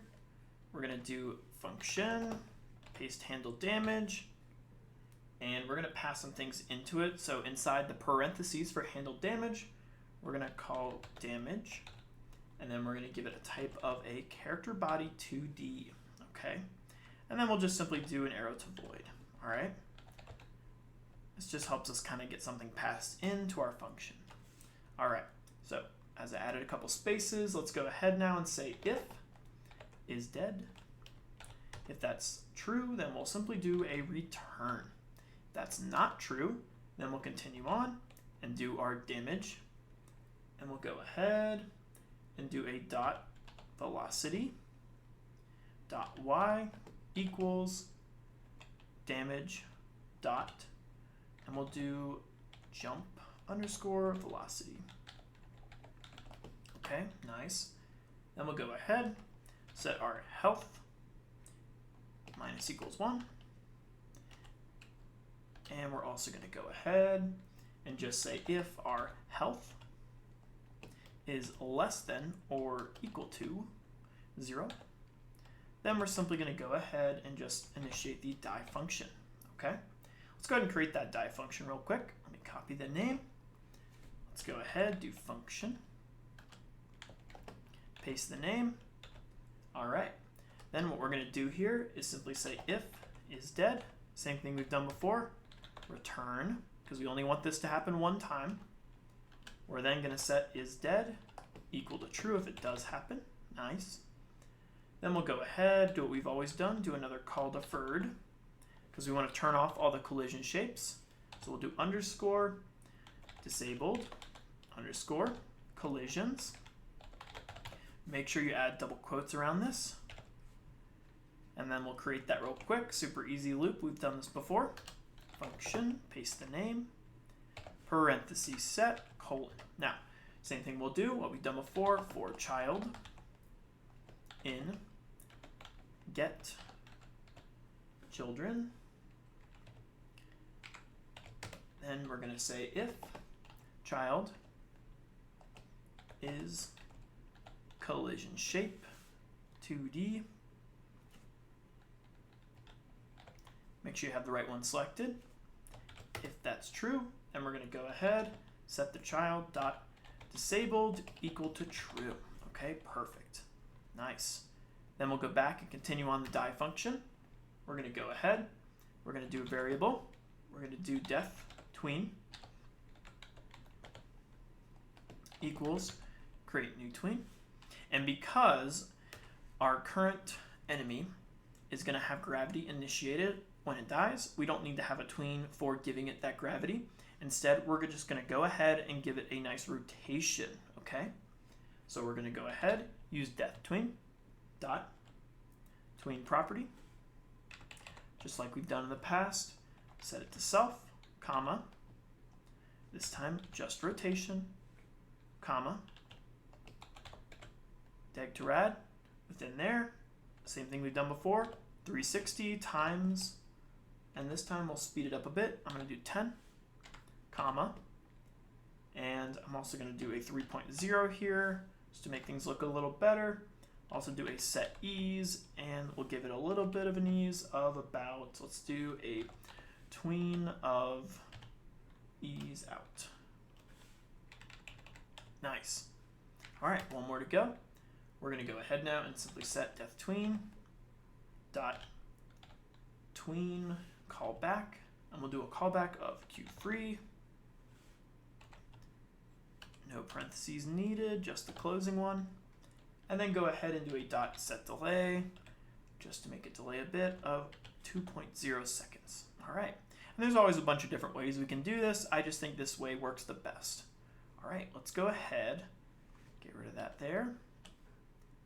Save what you got. Remember, you can always check out the source code if you get confused, no worries. Let's go back to 2D view. Let's go ahead and save what we got real quick. Let's go ahead now and test this out. So let's go ahead, start current scene. On start, it should not be following us, but it is animating. But what happens when we go inside its area? Looks like it starts following, and when we exit, it stops. Let's make sure we can hit the enemy, which we can, nice. I might make the bee move a little faster.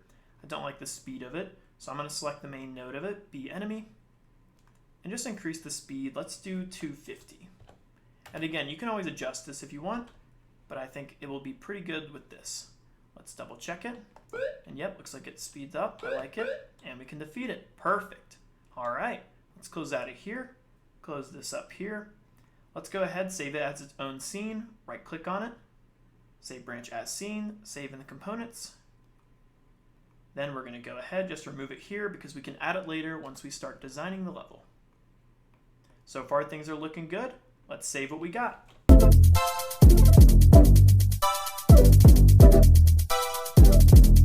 In this section, we're going to do the level design. We're going to start to create each level of the game. We're going to make sure to add in some items and blocks for the player to interact with. We're also going to go ahead and add some enemies to give a challenge to the player as they make their way to the winning area. Now let's go ahead and jump right in. All right, let's go ahead and get started creating each level design. So before we start adding some things into our levels, I think we should add one specific thing at the end of our level to really tell the player we got to the end of the level. So what I'm going to do is create a little flag animation. So let's do that real quick. Right click on level 1, add child node, and let's simply use just a node 2D for the base of it. Let's just call it flag. And then let's go ahead, right click on it, add child node, and we're going to add a simple animated sprite 2D, and we're just going to give this a nice little flag animation. So let's select it. Let's go ahead, animation, new sprite frames, and then we're going to give it a default, and then make sure you have the autoplay on load selected. Go ahead into here, and the flag should be in the sprite tiles. So go ahead, select that real quick, open that. Make sure it's sliced correctly, and I think it's going to be 64 by 64. If not, it might be 16 by 16. Let's try 64 first. That looks correct to me. Then you can go ahead and choose your flag. I'm going to use just a little red flag, and I'm going to select both of these here. Add frames. Then there's our little flag. I'm going to go ahead, take the entire node, bring it on over, and I want to make these a little taller. I want to give it a little base, and we can easily do that by right-clicking on Animated Sprite 2D, add child node, and let's go ahead and just give it a Sprite 2D. Then we'll go ahead, drag and drop in the base of the flag, which is in our art, get a new platformer pack, sprites, and then tiles, and then locate it in default. Should be towards the bottom somewhere. There we go, flag off. Take that, drag and drop it. And then we'll just move this down just a bit so it's sticking up a little bit. And I also want to go ahead and make sure this is behind that one so it looks like it's just extending it, which we can easily do by selecting that, going to, I think, visibility, show behind parent, make sure that's checked, and there you go. All right, nice. Make sure you have it correctly positioned. And again, if there's these little marks here and you want that to be a little more pixel perfect, you can go ahead into the texture of each one and set both to nearest. So we'll do that one nearest, and we'll also set this one, same thing, filter nearest. There we go. And that gets rid of the little lines around it. Okay, so let's go ahead and create another one also. So I'm gonna have one, let's put it a little bit more to the left, because I want two of them basically, and the player will go in the middle. So we'll put one like right here, Control D, and then we'll also put another one over here.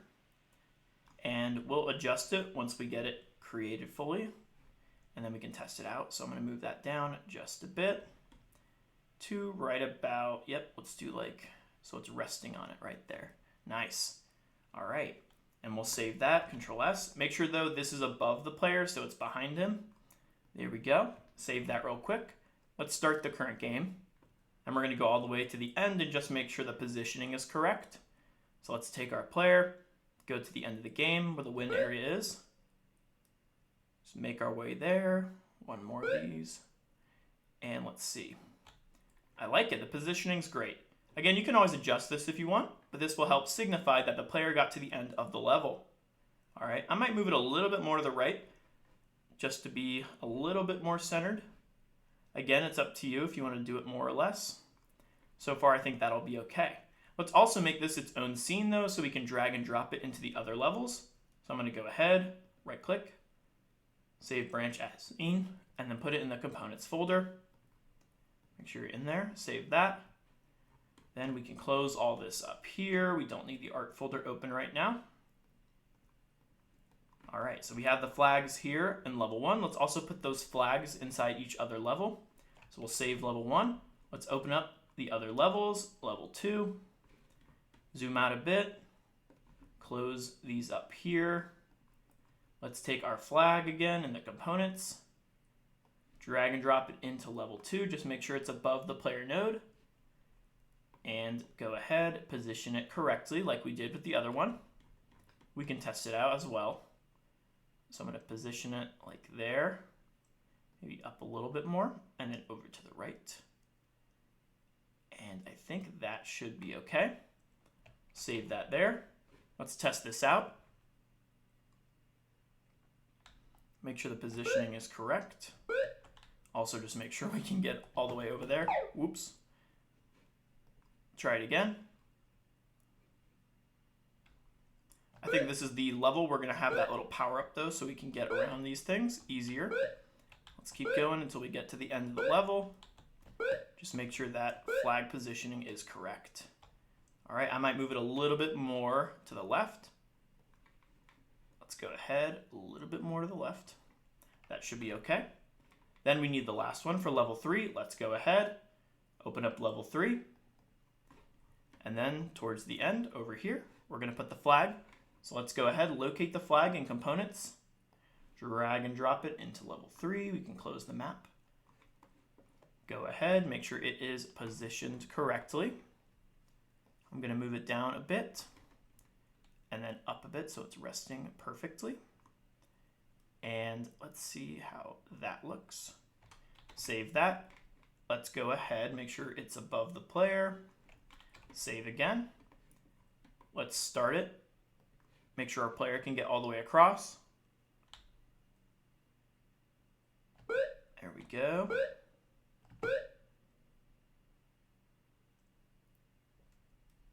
Yep, we'll move it a little bit more to the left so it's centered a little better. Just a little bit.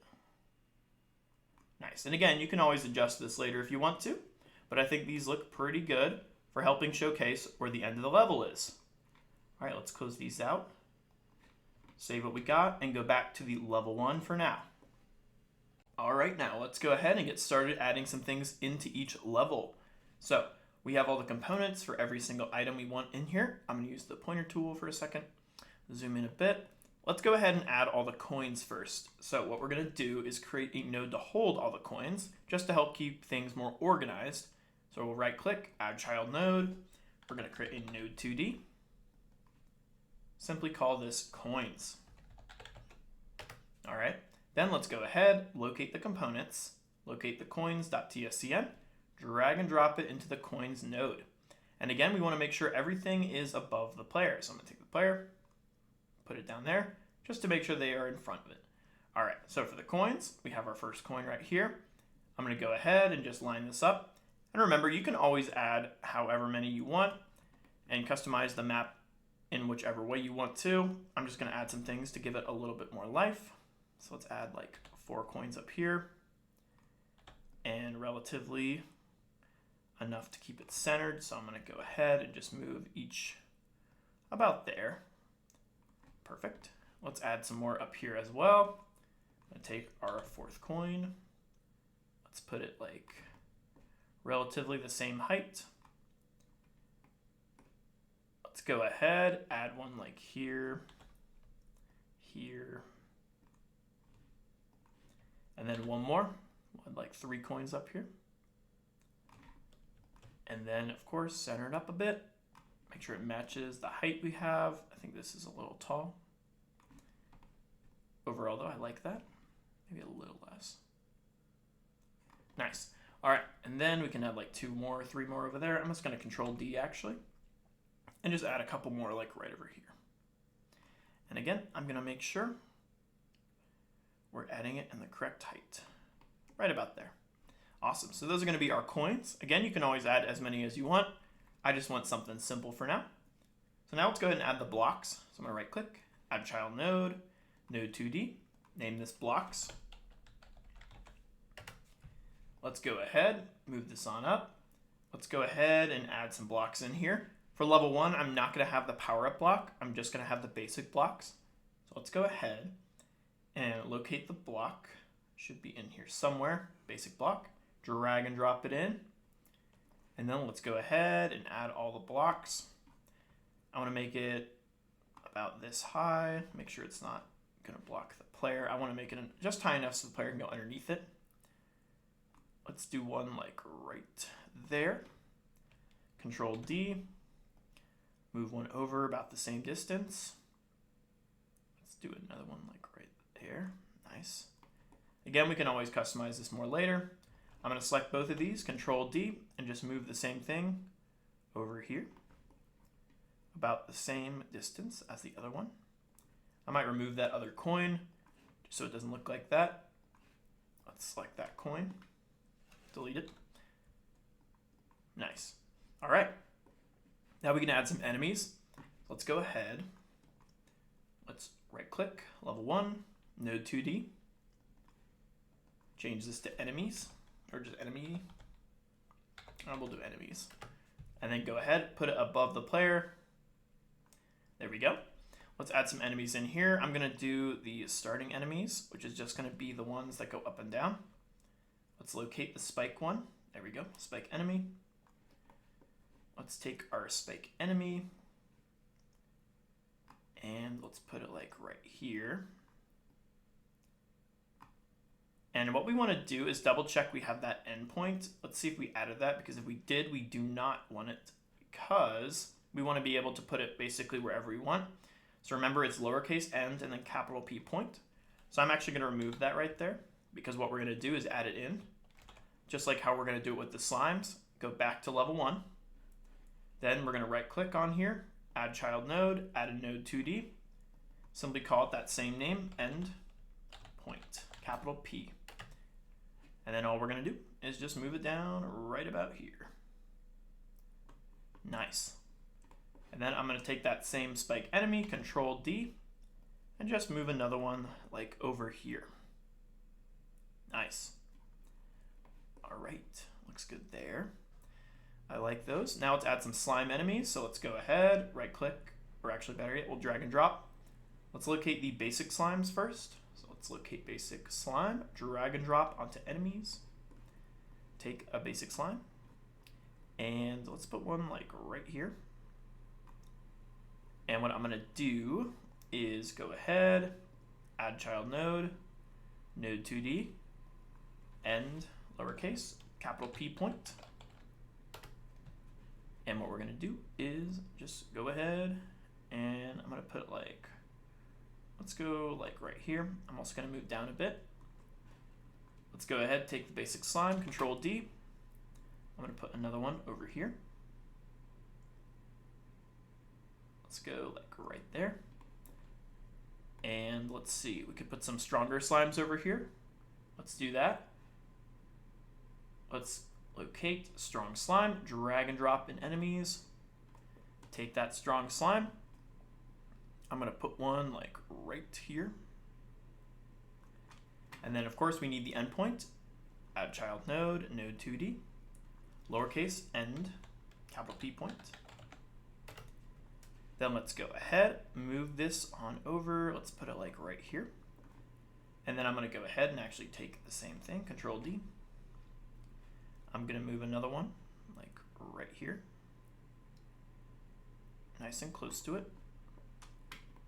Perfect. All right, awesome. Again, you can always add more in here if you want to, but I think this will be okay. I might move this purple slime just a little bit more over here, just so we can jump on it. So let's take that basic slime 2 or 1. I'm just gonna move it like right here. Nice. But with that, we should be set. Let's go ahead, zoom out a bit, go to pointer tool, close things up, save what we got. All right, let's test things out. So let's go ahead, start current scene. Let's make sure everything's working correctly. So let's go ahead. Looks like our purple slimes are getting stuck. We can fix that in just a bit. Let's see, the spike enemy has a little bit of a pixel error. We know how to fix that though. Let's make sure we can attack these guys. Oops, looks like they're also having an issue with the animation and the pixel. No worries, we can fix that. Let's make sure we can get to the end of the level though and at least win the game, which we can. Nice. All right, let's fix those little bugs. Starting off with the purple slimes. So I think the issue here is because we did not set the endpoint correctly on the same Y. So what's happening is the slime is getting all the way to it, but it's not actually running into it. So we need to go into each of those, basic slime, select each endpoint, and make sure we set the position of the Y to 0 for each.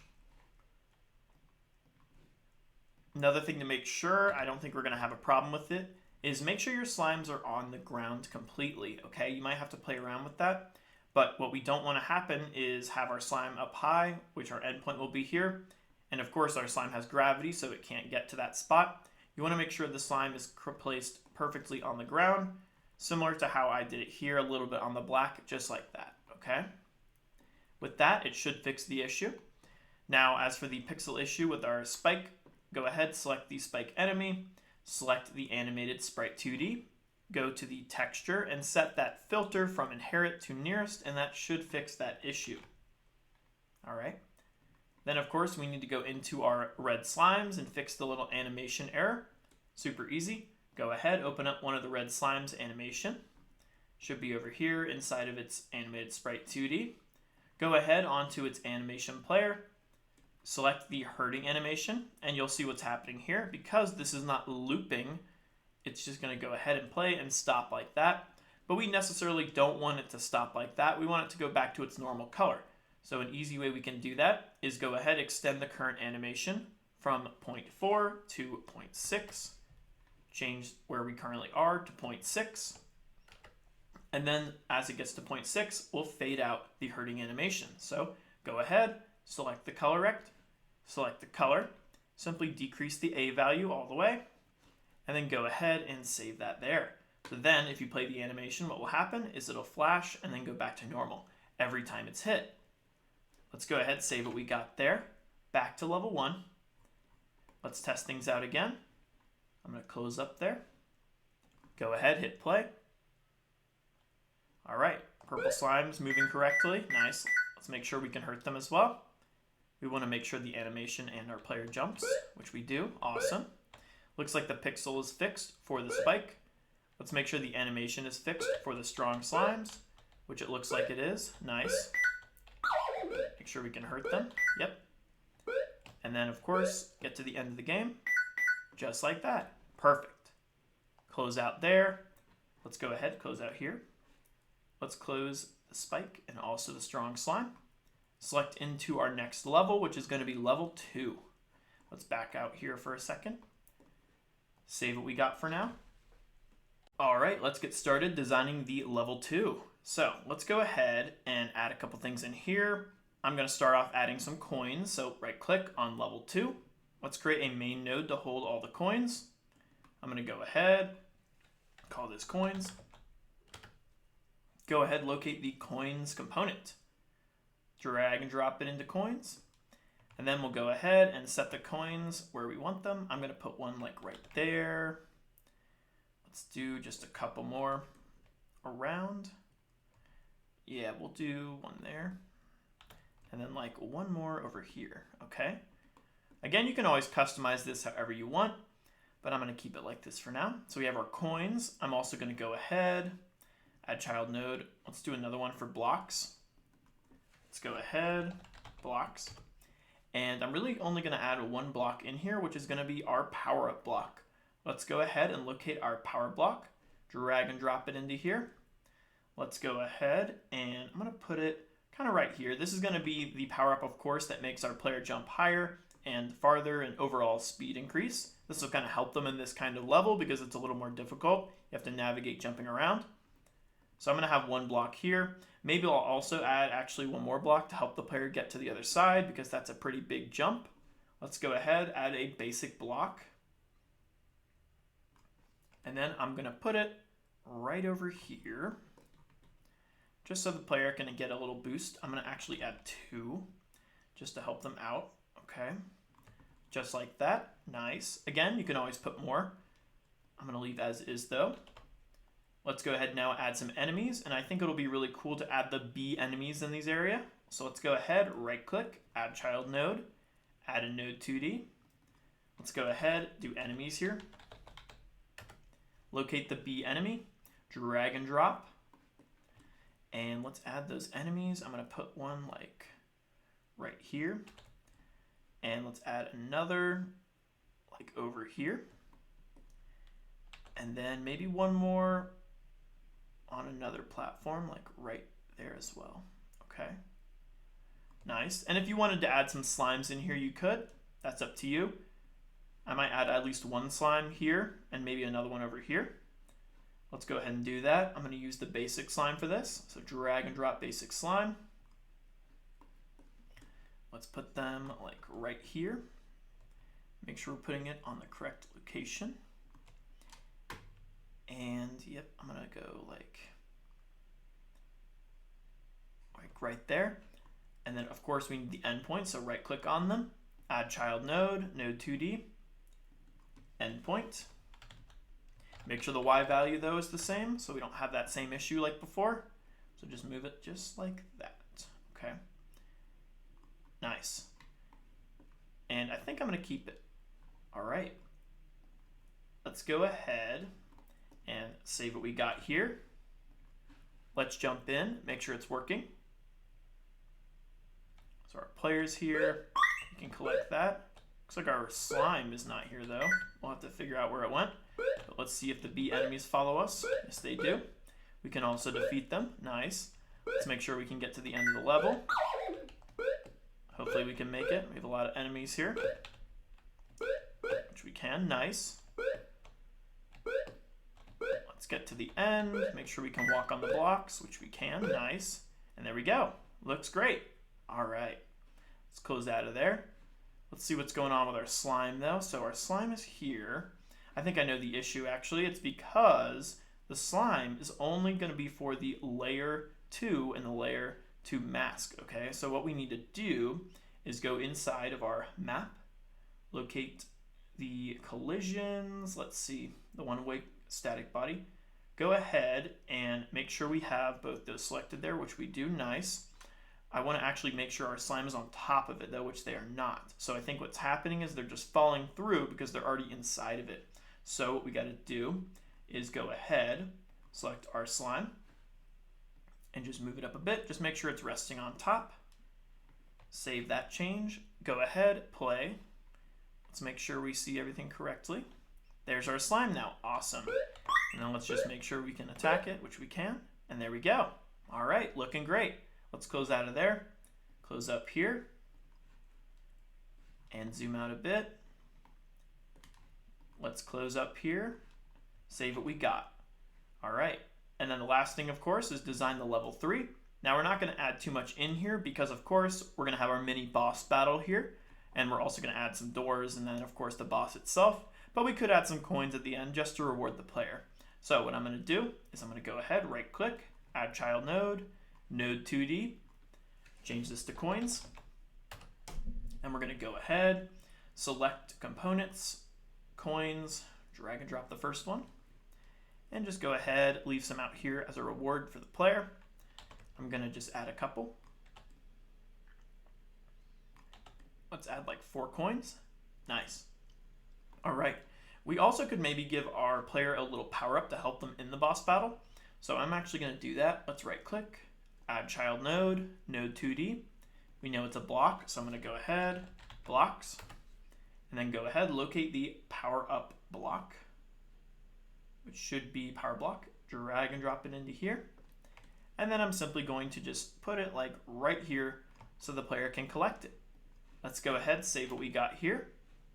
Let's go ahead, make sure the player is above everything. Save that.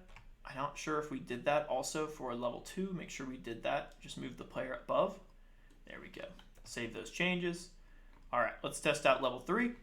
Just make sure we can collect the power up and then of course collect the coins. So we got our power up here. We'll eventually fight the boss battle in here.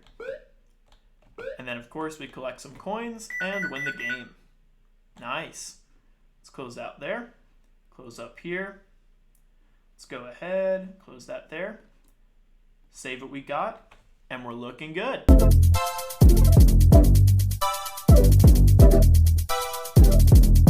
In this section, we're going to go ahead and create the boss area. We're going to start off and discuss the boss battle area. We're then going to go ahead and create the areas that will start the boss battle once the player enters them. Then, we're going to go ahead and ensure to add a wall that blocks the player until the battle ends. Now let's go ahead and jump right in. This here represents the boss battle area. Starting off, the player will spawn in on the left-hand side. They'll then make their way into the boss battle area.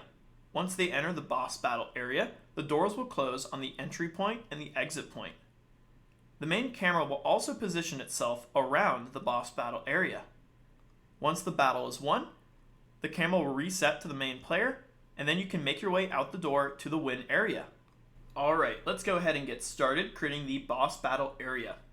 So we're going to make a couple things to trigger the boss battle to start, and of course close and open the doors. So let's go ahead and create a new node for this in our level 3. Right click, add child node, node 2D. Let's just call this boss area, or areas, all right? And what we're going to do in here is we are actually going to create another tile map layer. So we're going to go inside our map. We're going to select our ground, duplicate that, Control D, take that ground we duplicated, drag and drop it into our boss areas, and I'm going to rename this as tile map layer walls. Okay.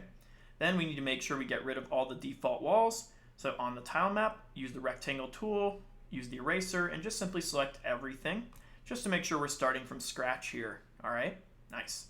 Then we're going to go ahead and we're actually going to add some new walls here. So go to tile set, and we're going to use this red block here to kind of be the wall that closes. All right, so select it. We also need to add a physics layer to it. So go ahead, use the selector tool, select it, go to paint, and then just make sure we have a physics layer around it, just like that. All right, just like we've done in the past.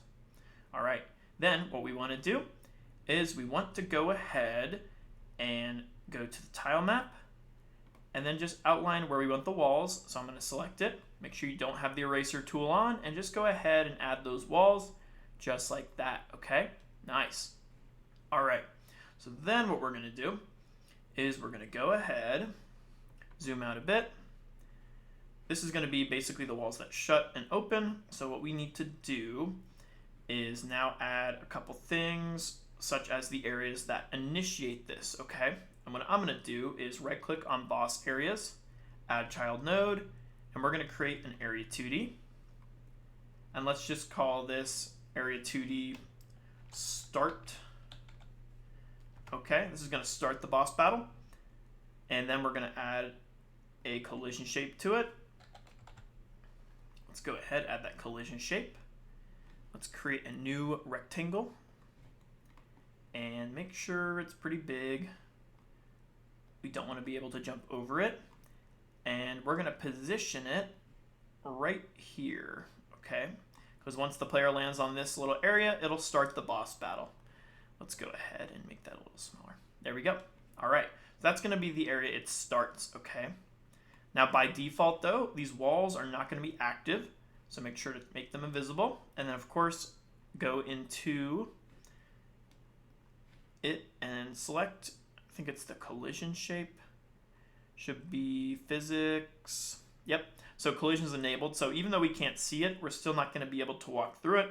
So for now, make sure that is not enabled, okay? We only want that enabled when they enter this spot.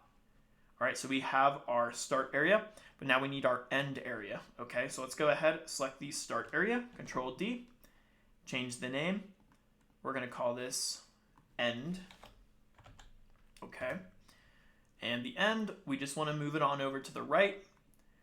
We wanna make sure though that it is far enough in to where a player can't be right next to it here, and then it ends it, we wanna make sure they have to defeat the boss and be able to get through, okay?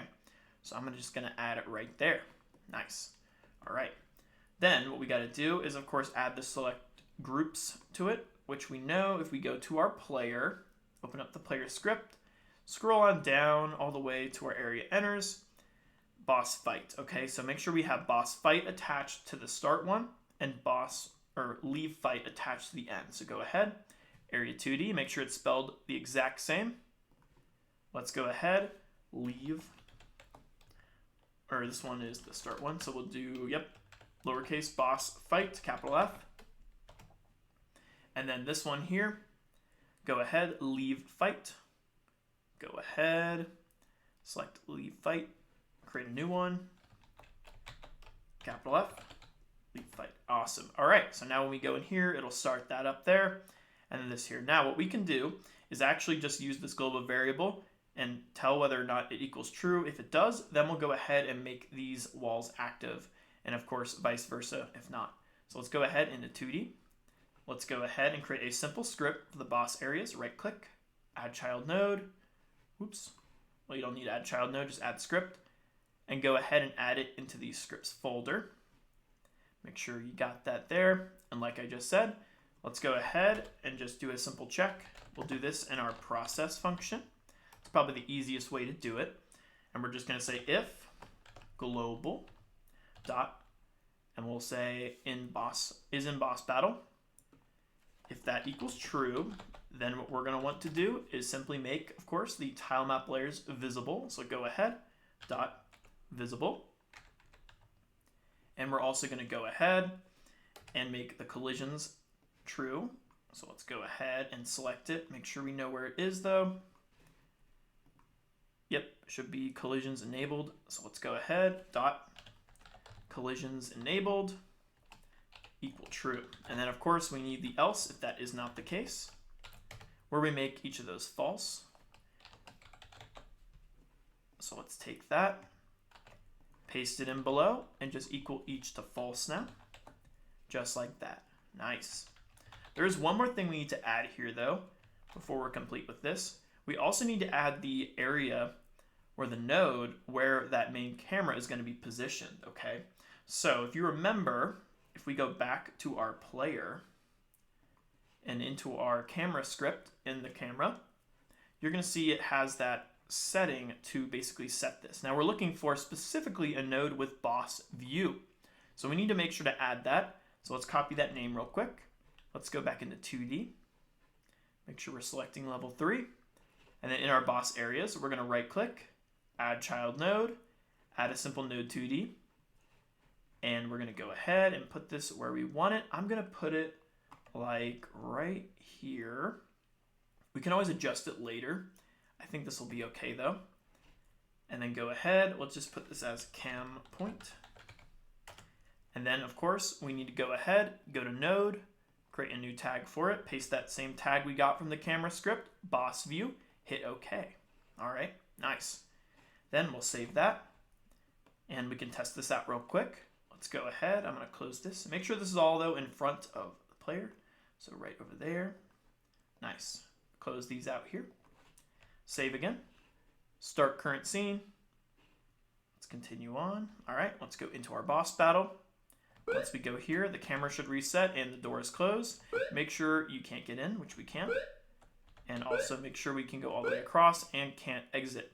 Now we will make the exit happen, of course, once we defeat the boss. But overall, things are looking good. Let's close out of that. Close this here. Let's go ahead, save what we got, and there we go.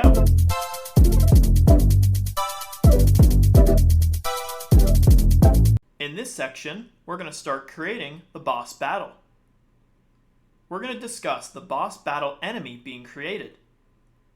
We're then going to go ahead and create a new node to hold all the boss components. After that, we're going to add all the nodes for the boss, and then some spots for the boss to jump onto.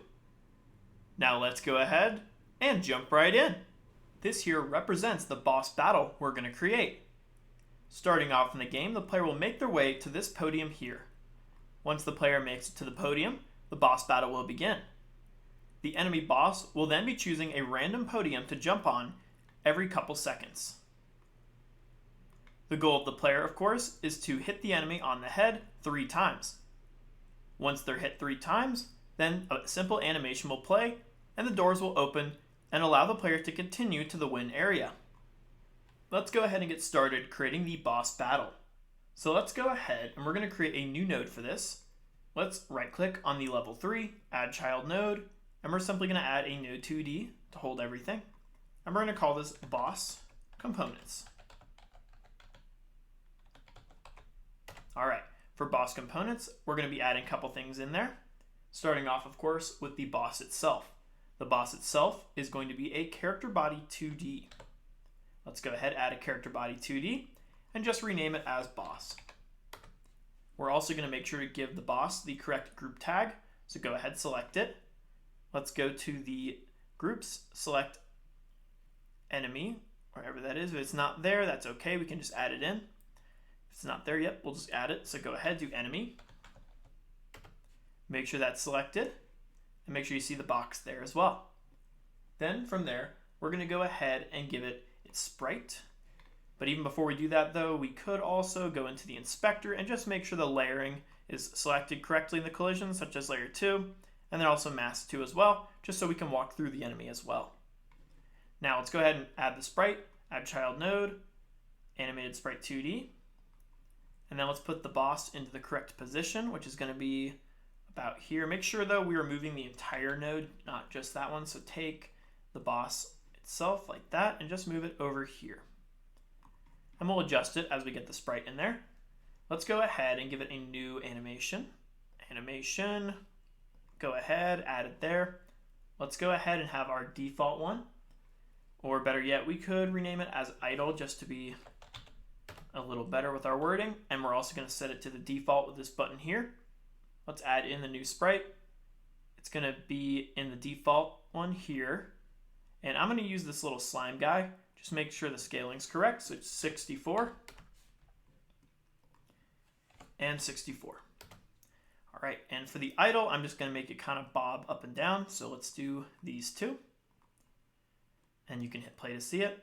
I'm also going to make this a little bigger because it's the boss. So I'm going to select it. I'm going to go to transform. And let's just increase the size to, let's see what 3 looks like. It might be way too big if it's 3. Yeah, let's try 2. 2's okay. All right, so that'll be 2. Then we're also going to go ahead and give it another animation for when it's in the air. So let's add one more animation. And the in-air one is just going to be this one where it's kind of stretched out. I'm going to add that there. Oops, not the fish one. Get rid of that. But there we go. So that'll be the animation when it's in the air. All right, let's go back to idle though for now. Now we also need to add all its collision shapes. So let's go ahead, right click on boss, add child node, add its first collision shape, give it a new rectangle shape, and simply add it just like we have done with all the other enemy types. I'm going to add it like that.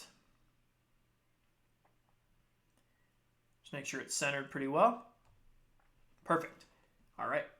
Now, of course, we're going to add the area 2D for the hitbox. Go ahead, area 2D.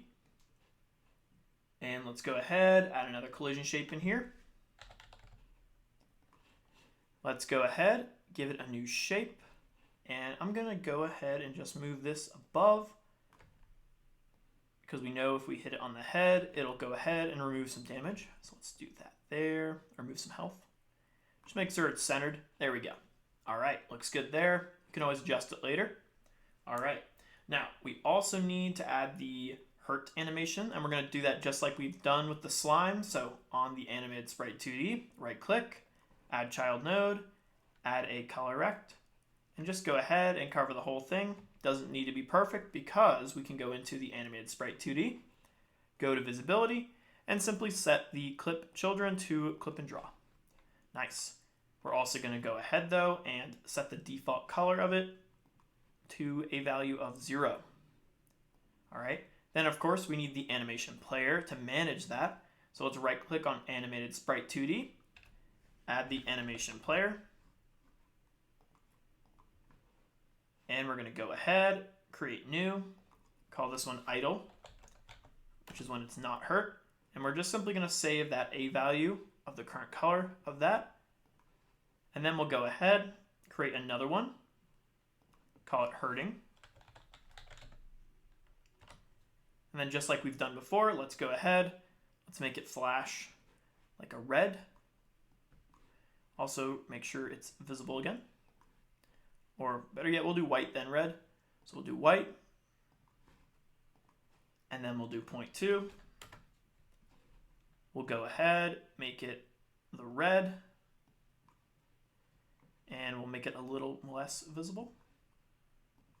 And then we'll go to 0.4, back to white, all the way up. And then 0.6, we'll bring it back to what it was. Make sure the A value is down all the way and save it as is. And then go ahead, limit the entire animation to that 0.6. Nice. And there we go. So when the hurting effect is active, it'll look like that. Looks good. All right. I'm going to bring it back to the idle though. Perfect. All right. So we have our animated sprite 2D. We got the hurting animation. We got the collision shape, the area 2D for the hitbox. We also need to add a timer for basically when it will jump. So let's go ahead. We're going to right click on boss, add a timer. And let me see what I set for mine. We can always change it later. We're just going to leave it as is. Wait time 1, one shot undone, and all the others undone. All right, nice. All right, now we just need the spots to where it's going to jump. So this is not going to be in the boss node, but it is going to be in the boss components. Let's right click, add child node, add a node 2D. Let's just go ahead and we're going to call this spots.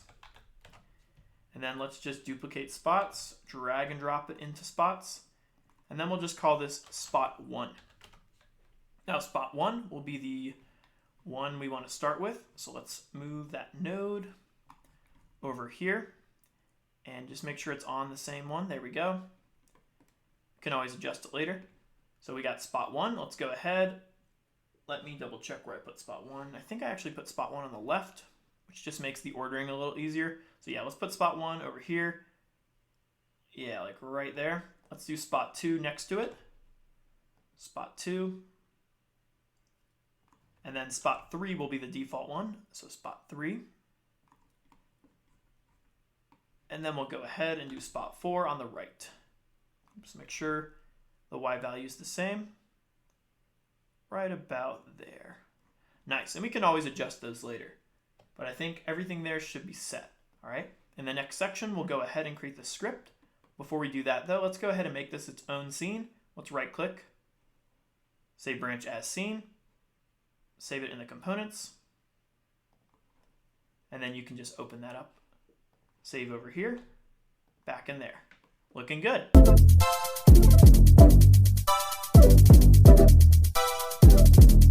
In this section, we're going to go ahead and create the boss script. We're going to start off and create a new script and attach it to the main boss node. We're then going to go ahead and add all the variables for the boss script. After that, we're going to create some functions to allow the boss to move to spots, get hurt, and also end the boss fight when defeated. Now let's go ahead and jump right in. All right, let's get started creating the script. So let's go ahead, select the main node of the boss, add a new script, make sure we're saving it in the scripts folder, hit create. All right, let's start off with a couple variables here. Let me close this animation player. All right, let's go ahead, start off with an add export. This is going to be the variable representing the health. And I'm going to set the default value to int of 3. We're also going to create a couple add-on readies. The first one is going to be spot_1, which we know is going to equal to our spot1, which is right over here. Just drag and drop it in. Now we need one for each, so we're going to have this. I'm going to paste it 3 times below it. Simply change the name of each one. So spot2, spot3,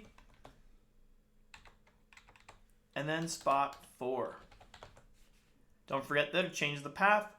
They all should just be like this though. Spot2, spot3, and then spot4. Just like that. Nice. Let's also go ahead, create another add-on ready. This is going to be for the timer. We'll call this jump_timer. And it's going to be a type of timer, equaling it to the current timer we have. There we go. All right, one more add-on ready. Variable. This is going to be our animated sprite. So animated_sprite. And this is, of course, animated sprite 2D. Make sure you have the correct one selected. And just simply equal it to our current one we have right over here. Nice. All right, couple more variables below.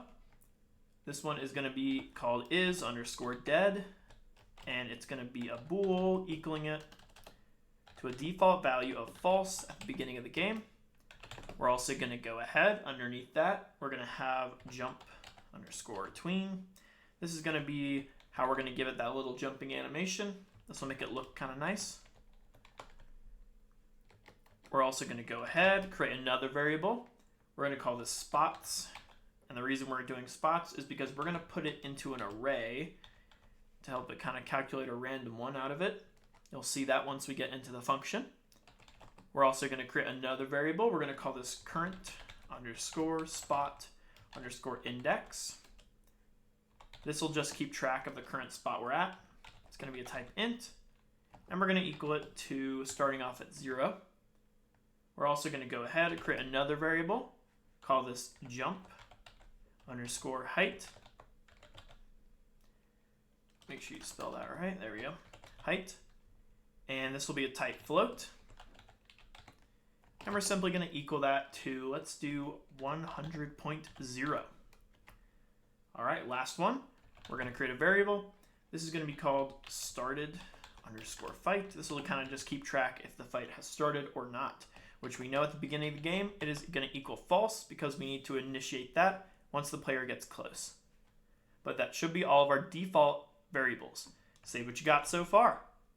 All right, let's continue on to some functions now. Let's go ahead and start off with our basic function. That's going to be our ready function.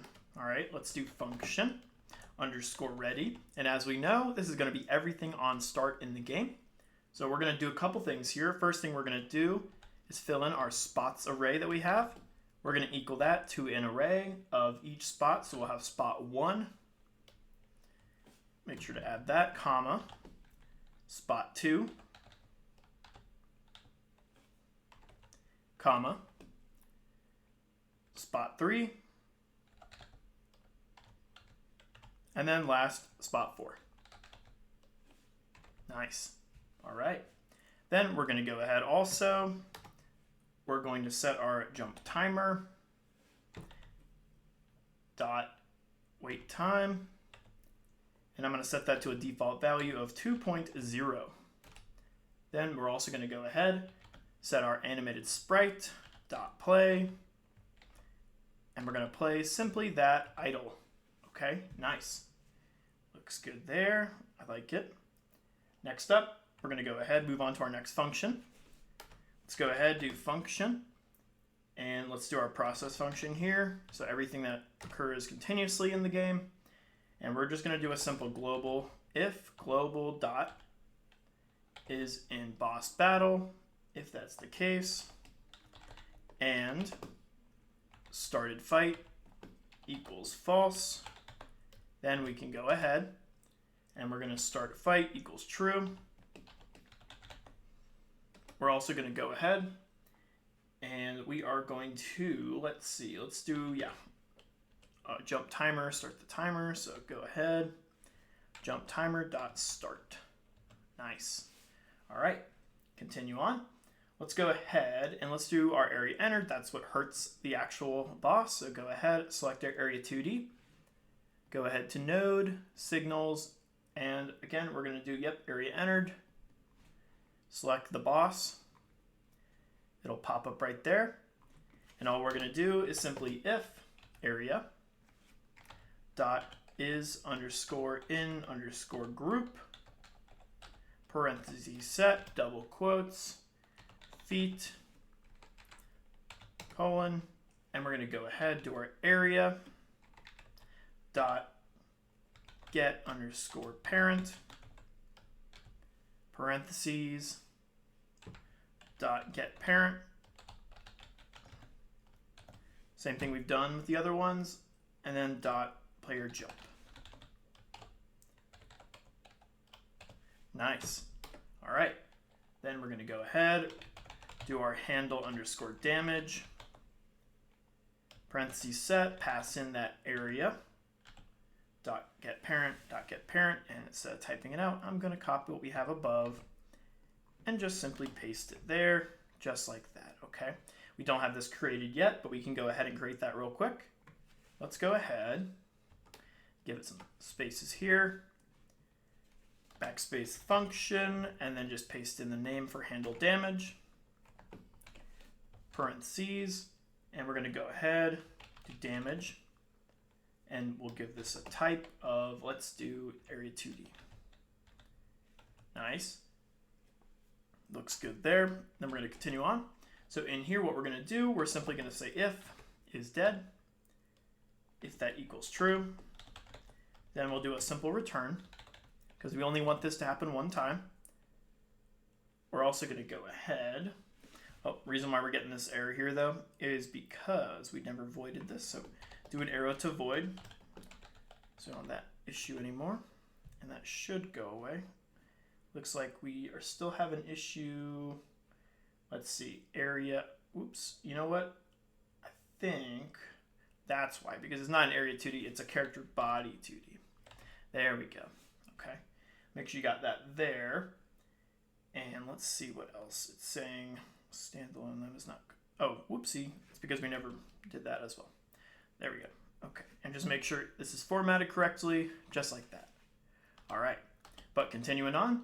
Next up, we're all gonna go ahead, get our damage, and we're gonna do a dot, let's do velocity dot y, and we'll just equal that to our current damage we have, dot jump velocity. I'll make the player jump. Nice, all right, looks good there. We'll also go ahead, we're gonna do our health, minus equals 1. And then we're also going to play the hurting animation. So let's go ahead, get our animated sprite, or actually, you know what? We're going to get the, animation player, because that's the one that holds the hurting. So play, and then start playing hurting. Nice. All right. Then we just need a simple if else in case it has no health left. So we'll do if health is greater than 0. Then we're simply going to go ahead and just set our jump timer dot start, and then also go ahead and run our function called jump that we're going to create in a second. Jump. If that's not the case and we don't have that health, then we're going to do, of course, our die function that plays the animation and, of course, makes us win the boss battle. Nice. All right, looks good there. Let's go ahead. Let's clean it up a bit. I'm going to go ahead and remove some spaces here. Let's save what we got so far. Let's continue on and create the jump function now. So the jump function, of course, is going to make the boss jump from one of the random directions next to him, either on the left or the right side. So let's go ahead and create that. It's just lowercase jump. So let's go ahead. Let's do function, lowercase jump. Give it a set of parentheses. All right, and let's make some room here. This is a pretty big function. So first thing we'll do is make sure that it's not dead. So we'll say if is dead. If that equals true, then we'll go ahead and simply do a return because we don't want it to jump anymore once it dies.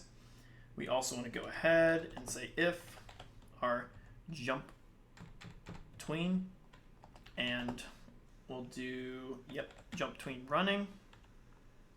So is underscore running because we don't want to play this again if it's already doing it. All right. So if that's the case, then we'll do, of course, our jump tween. And we'll simply do dot kill to just end it. All right, and restart a new one. This will make it look a little better. So let's continue on. We're going to go ahead, start off with a variable. We're going to call this next underscore spot underscore instance. This is going to help it decide which one we want to go to. So we'll do an equal sign and then an empty set of brackets. We're then going to go ahead and say if current spot index equals 0. Then we're going to go ahead and we're going to say next spot instance equals brackets 1, which will be the first, or actually the second value in there. Then we're going to go ahead, do an elif, and we're going to say current spot index. If that equals spots dot size, and we're going to go ahead and just -1. If that's the case, then we're going to go ahead, set next spot instance equals brackets spots dot size, not set, size, whole thing -1, just like that. Okay, nice.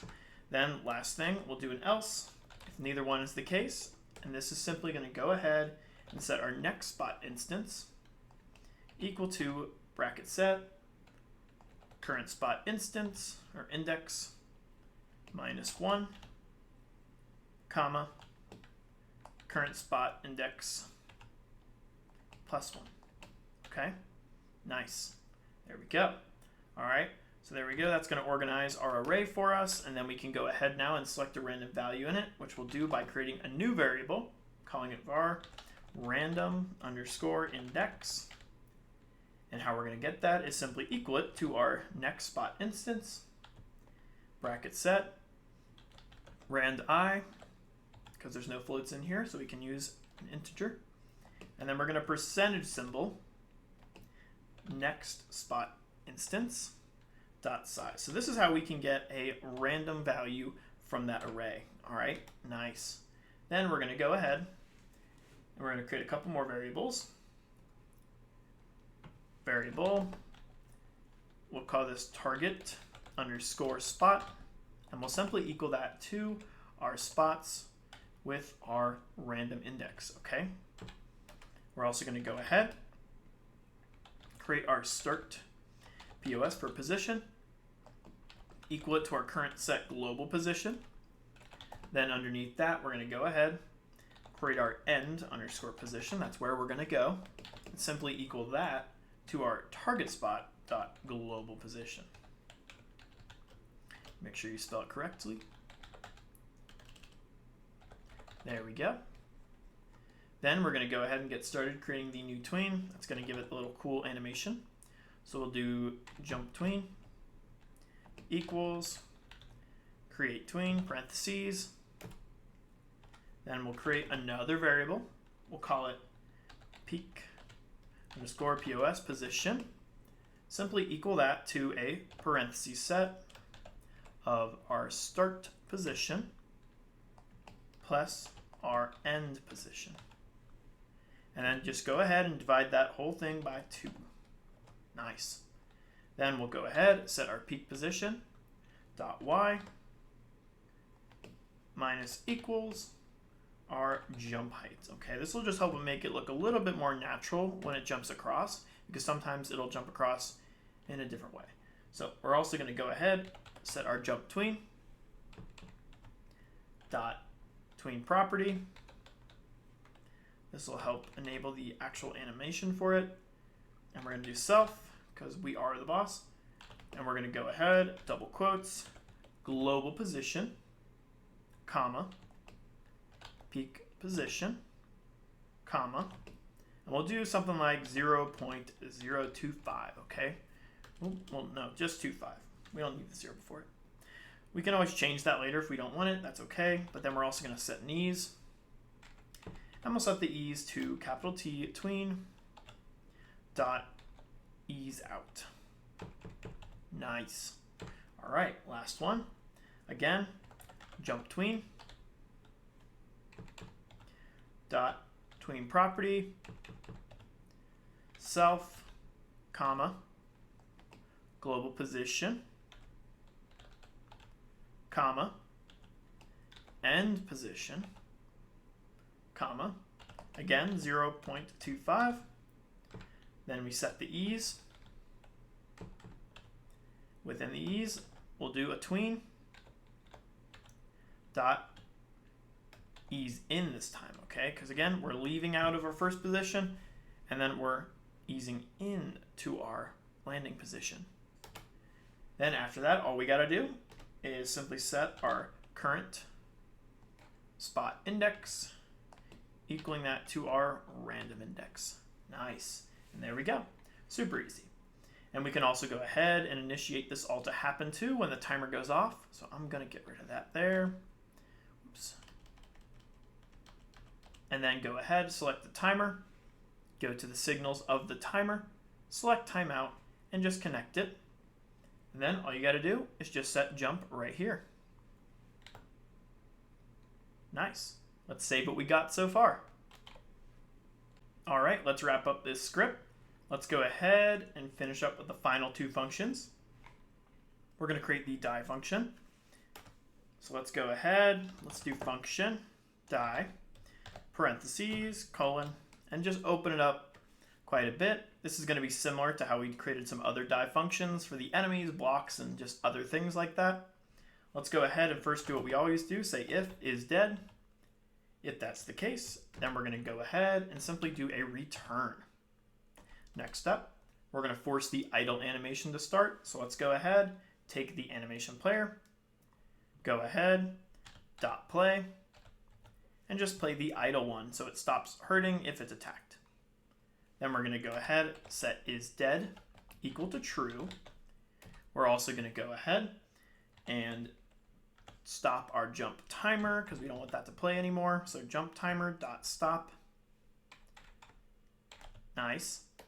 Then we're going to go ahead and we're going to say if, let's do jump timer, or better yet, you know what? Let's do jump tween, and jump tween is running. So jump tween dot is running. If that's the case, then simply go ahead, turn off the current tween. So jump tween dot kill. Nice. All right, continue on. We're going to go ahead and do a call deferred to simply turn off all the different collisions like we've done before. So call deferred.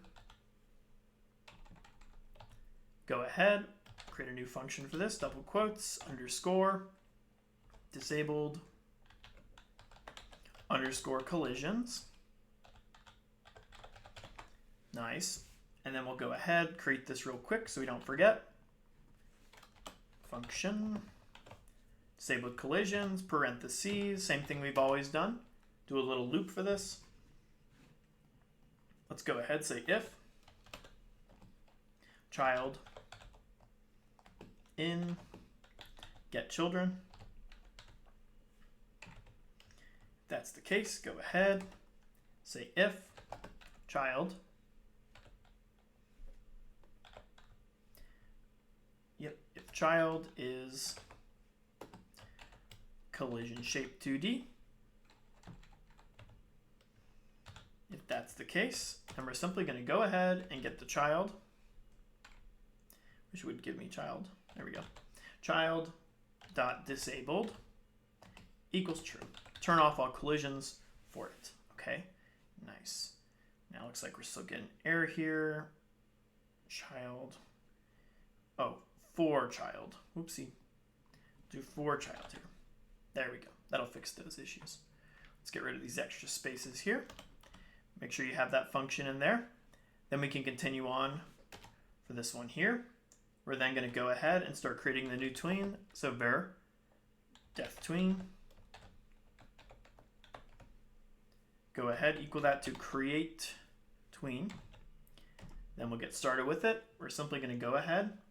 Let me add some spaces here so we can see it a little better. Let's go ahead, do def tween dot tween property. Within its parentheses, do self, comma, rotation. And with this, we're just going to make it kind of spin out, just like we've done with the blocks. Deg to rad. Within there, go ahead, set 360 so it spins all around. And just times that whole thing by 2. That'll give it a nice spin. Then we're going to go ahead, do a comma, 1.0, set ease.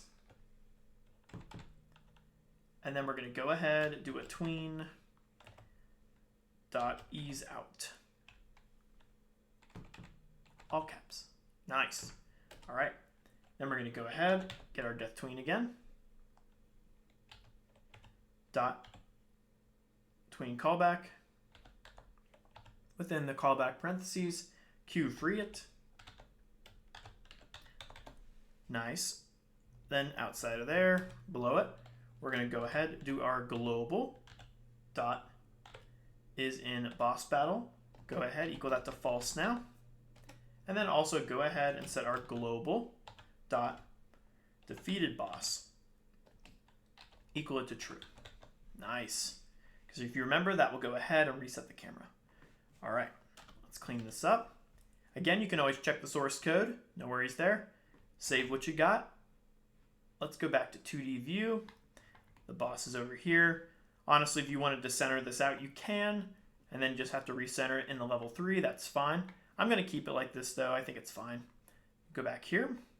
Let's go ahead, save what we got for now. Let's go ahead now and test it out. So let's go ahead, start current scene.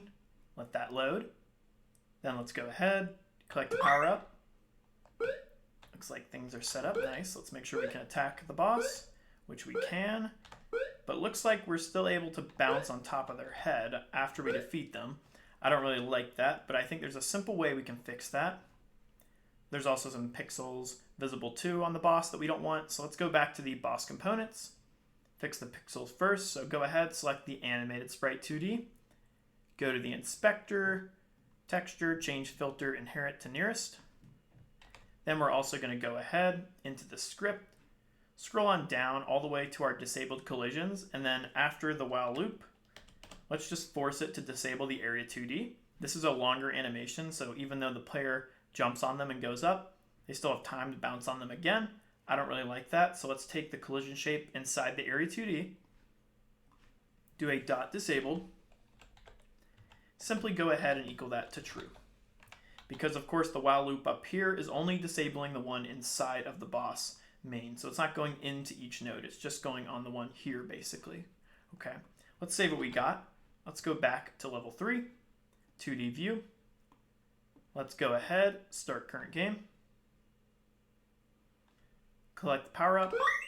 Just make sure now things look a little better. Defeat the boss. Oops, there we go. And looks like we don't bounce again. Awesome. All right, things are looking good. Let's close out here. We can close up the boss components. Let's go ahead, back to main menu.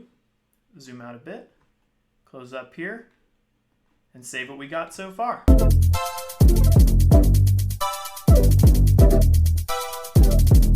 Alright, in this section, we're going to do some bug fixes.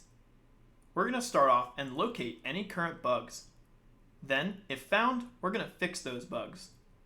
After that, we're simply going to add some preferences to make the game look and work better. Now let's go ahead and jump right in. Let's go ahead and do some bug fixes. So starting off, I haven't found any bugs. Please let me know if you find any, but there are some preferences I would suggest. First thing in the main menu screen is this mute button. I don't like how it's right up against the screen. So this is just up to you if you want to do it, but I think it looks a lot nicer if we give it a little bit of room. So what I'm going to do is just move it over a bit, just a bit over here. Let's go ahead and just move it just a little bit. It'll probably look a lot nicer if we have it like that. So let's save that there. Let's go ahead and see how that looks on game start. That looks really well. Another thing, this is just another preference, is I don't really like how high up the camera is, especially when you get a game over, as seen in 1 second. The character kind of is really close to that main menu button. So what I think we should do is lower the screen just a little bit to kind of center things up, okay? And we can do that simply by going into the player and then going to the screen for the camera and just move it down just a little bit to something about like, let's go like right there. Now, one thing to note though is we are resetting the camera position in the camera script after the boss battle. So we need to go ahead and change that Y value to whatever we have here, which is -45. So go ahead into the camera script, scroll on down, and you're going to see it was currently at -99. Just change that to -45 or whichever one you had it at, okay? Save that change. Let's go ahead and see how that looks. Back to main menu, start current game, hit level 1. That's a lot better, more centered. Let's see what happens when we get to game over. Make sure that it is a little better looking, nice. There is an issue here though. As you can see, we didn't move the panel though. Thus, that's why we're getting that little issue there. So what we can do is go to the player, simply go ahead, select the panel, and just stretch that out right below. Okay, save that change. Now there is one other thing that you should note that you might be having an issue with if you didn't set things up correctly, and that is the slimes. So if you remember the slimes, we are resetting the position when they get to a specific spot. We do have a little bit of wiggle room there. I think we had it set to 5, but if you're having issues where it's basically not resetting it correctly, then what I would do is simply go into your slime. So open it up, go to the basic slime, go to its spot here, and then you can increase this 5 to something like 10 or 15, whatever you need to basically get more close to it. Because what's happening is if it doesn't reach that point or below that point, basically it's not going to reset the position. So make sure you do that if you need to. All right, but overall, I think the game works pretty well. There's only really one more thing I would change, and that's just to add a little sound effect once you get to the end of the level. You can do that simply by going into the player, going into sounds, just simply add a new sound. I'm going to take one of the current ones, and we'll just go ahead, call it SFX, and we'll call it win. And then I'm going to use the sound for, I think it's magic. Let's see, yep, magic, drag and drop it on there. Go into our player script, scroll on down to where the win area is, right over here. Underneath where we set the global variable to true, go ahead and just drag and drop the win sound. Do a dot play. And just like that, we'll have a sound effect for when we win a game. So let's go ahead, back to 2D view, back to main. Close things up. Start current scene. Let's go ahead and just win a little level. And just make sure that that sound plays, which will help notify that you actually win the game.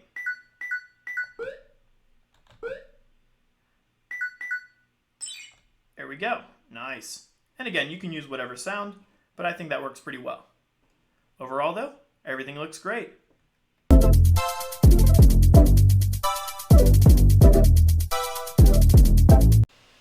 Congratulations on completing the project. Let's review what we learned and made. We learned many things in this project. We created a classic-style platformer game where your player can move around the level, avoiding and attacking enemies. We also added multiple levels, power-ups, and a boss battle. Some things you could add to this game are possibly a rideable pet, or maybe even more power-up types. Again, congrats, and see you in the next section.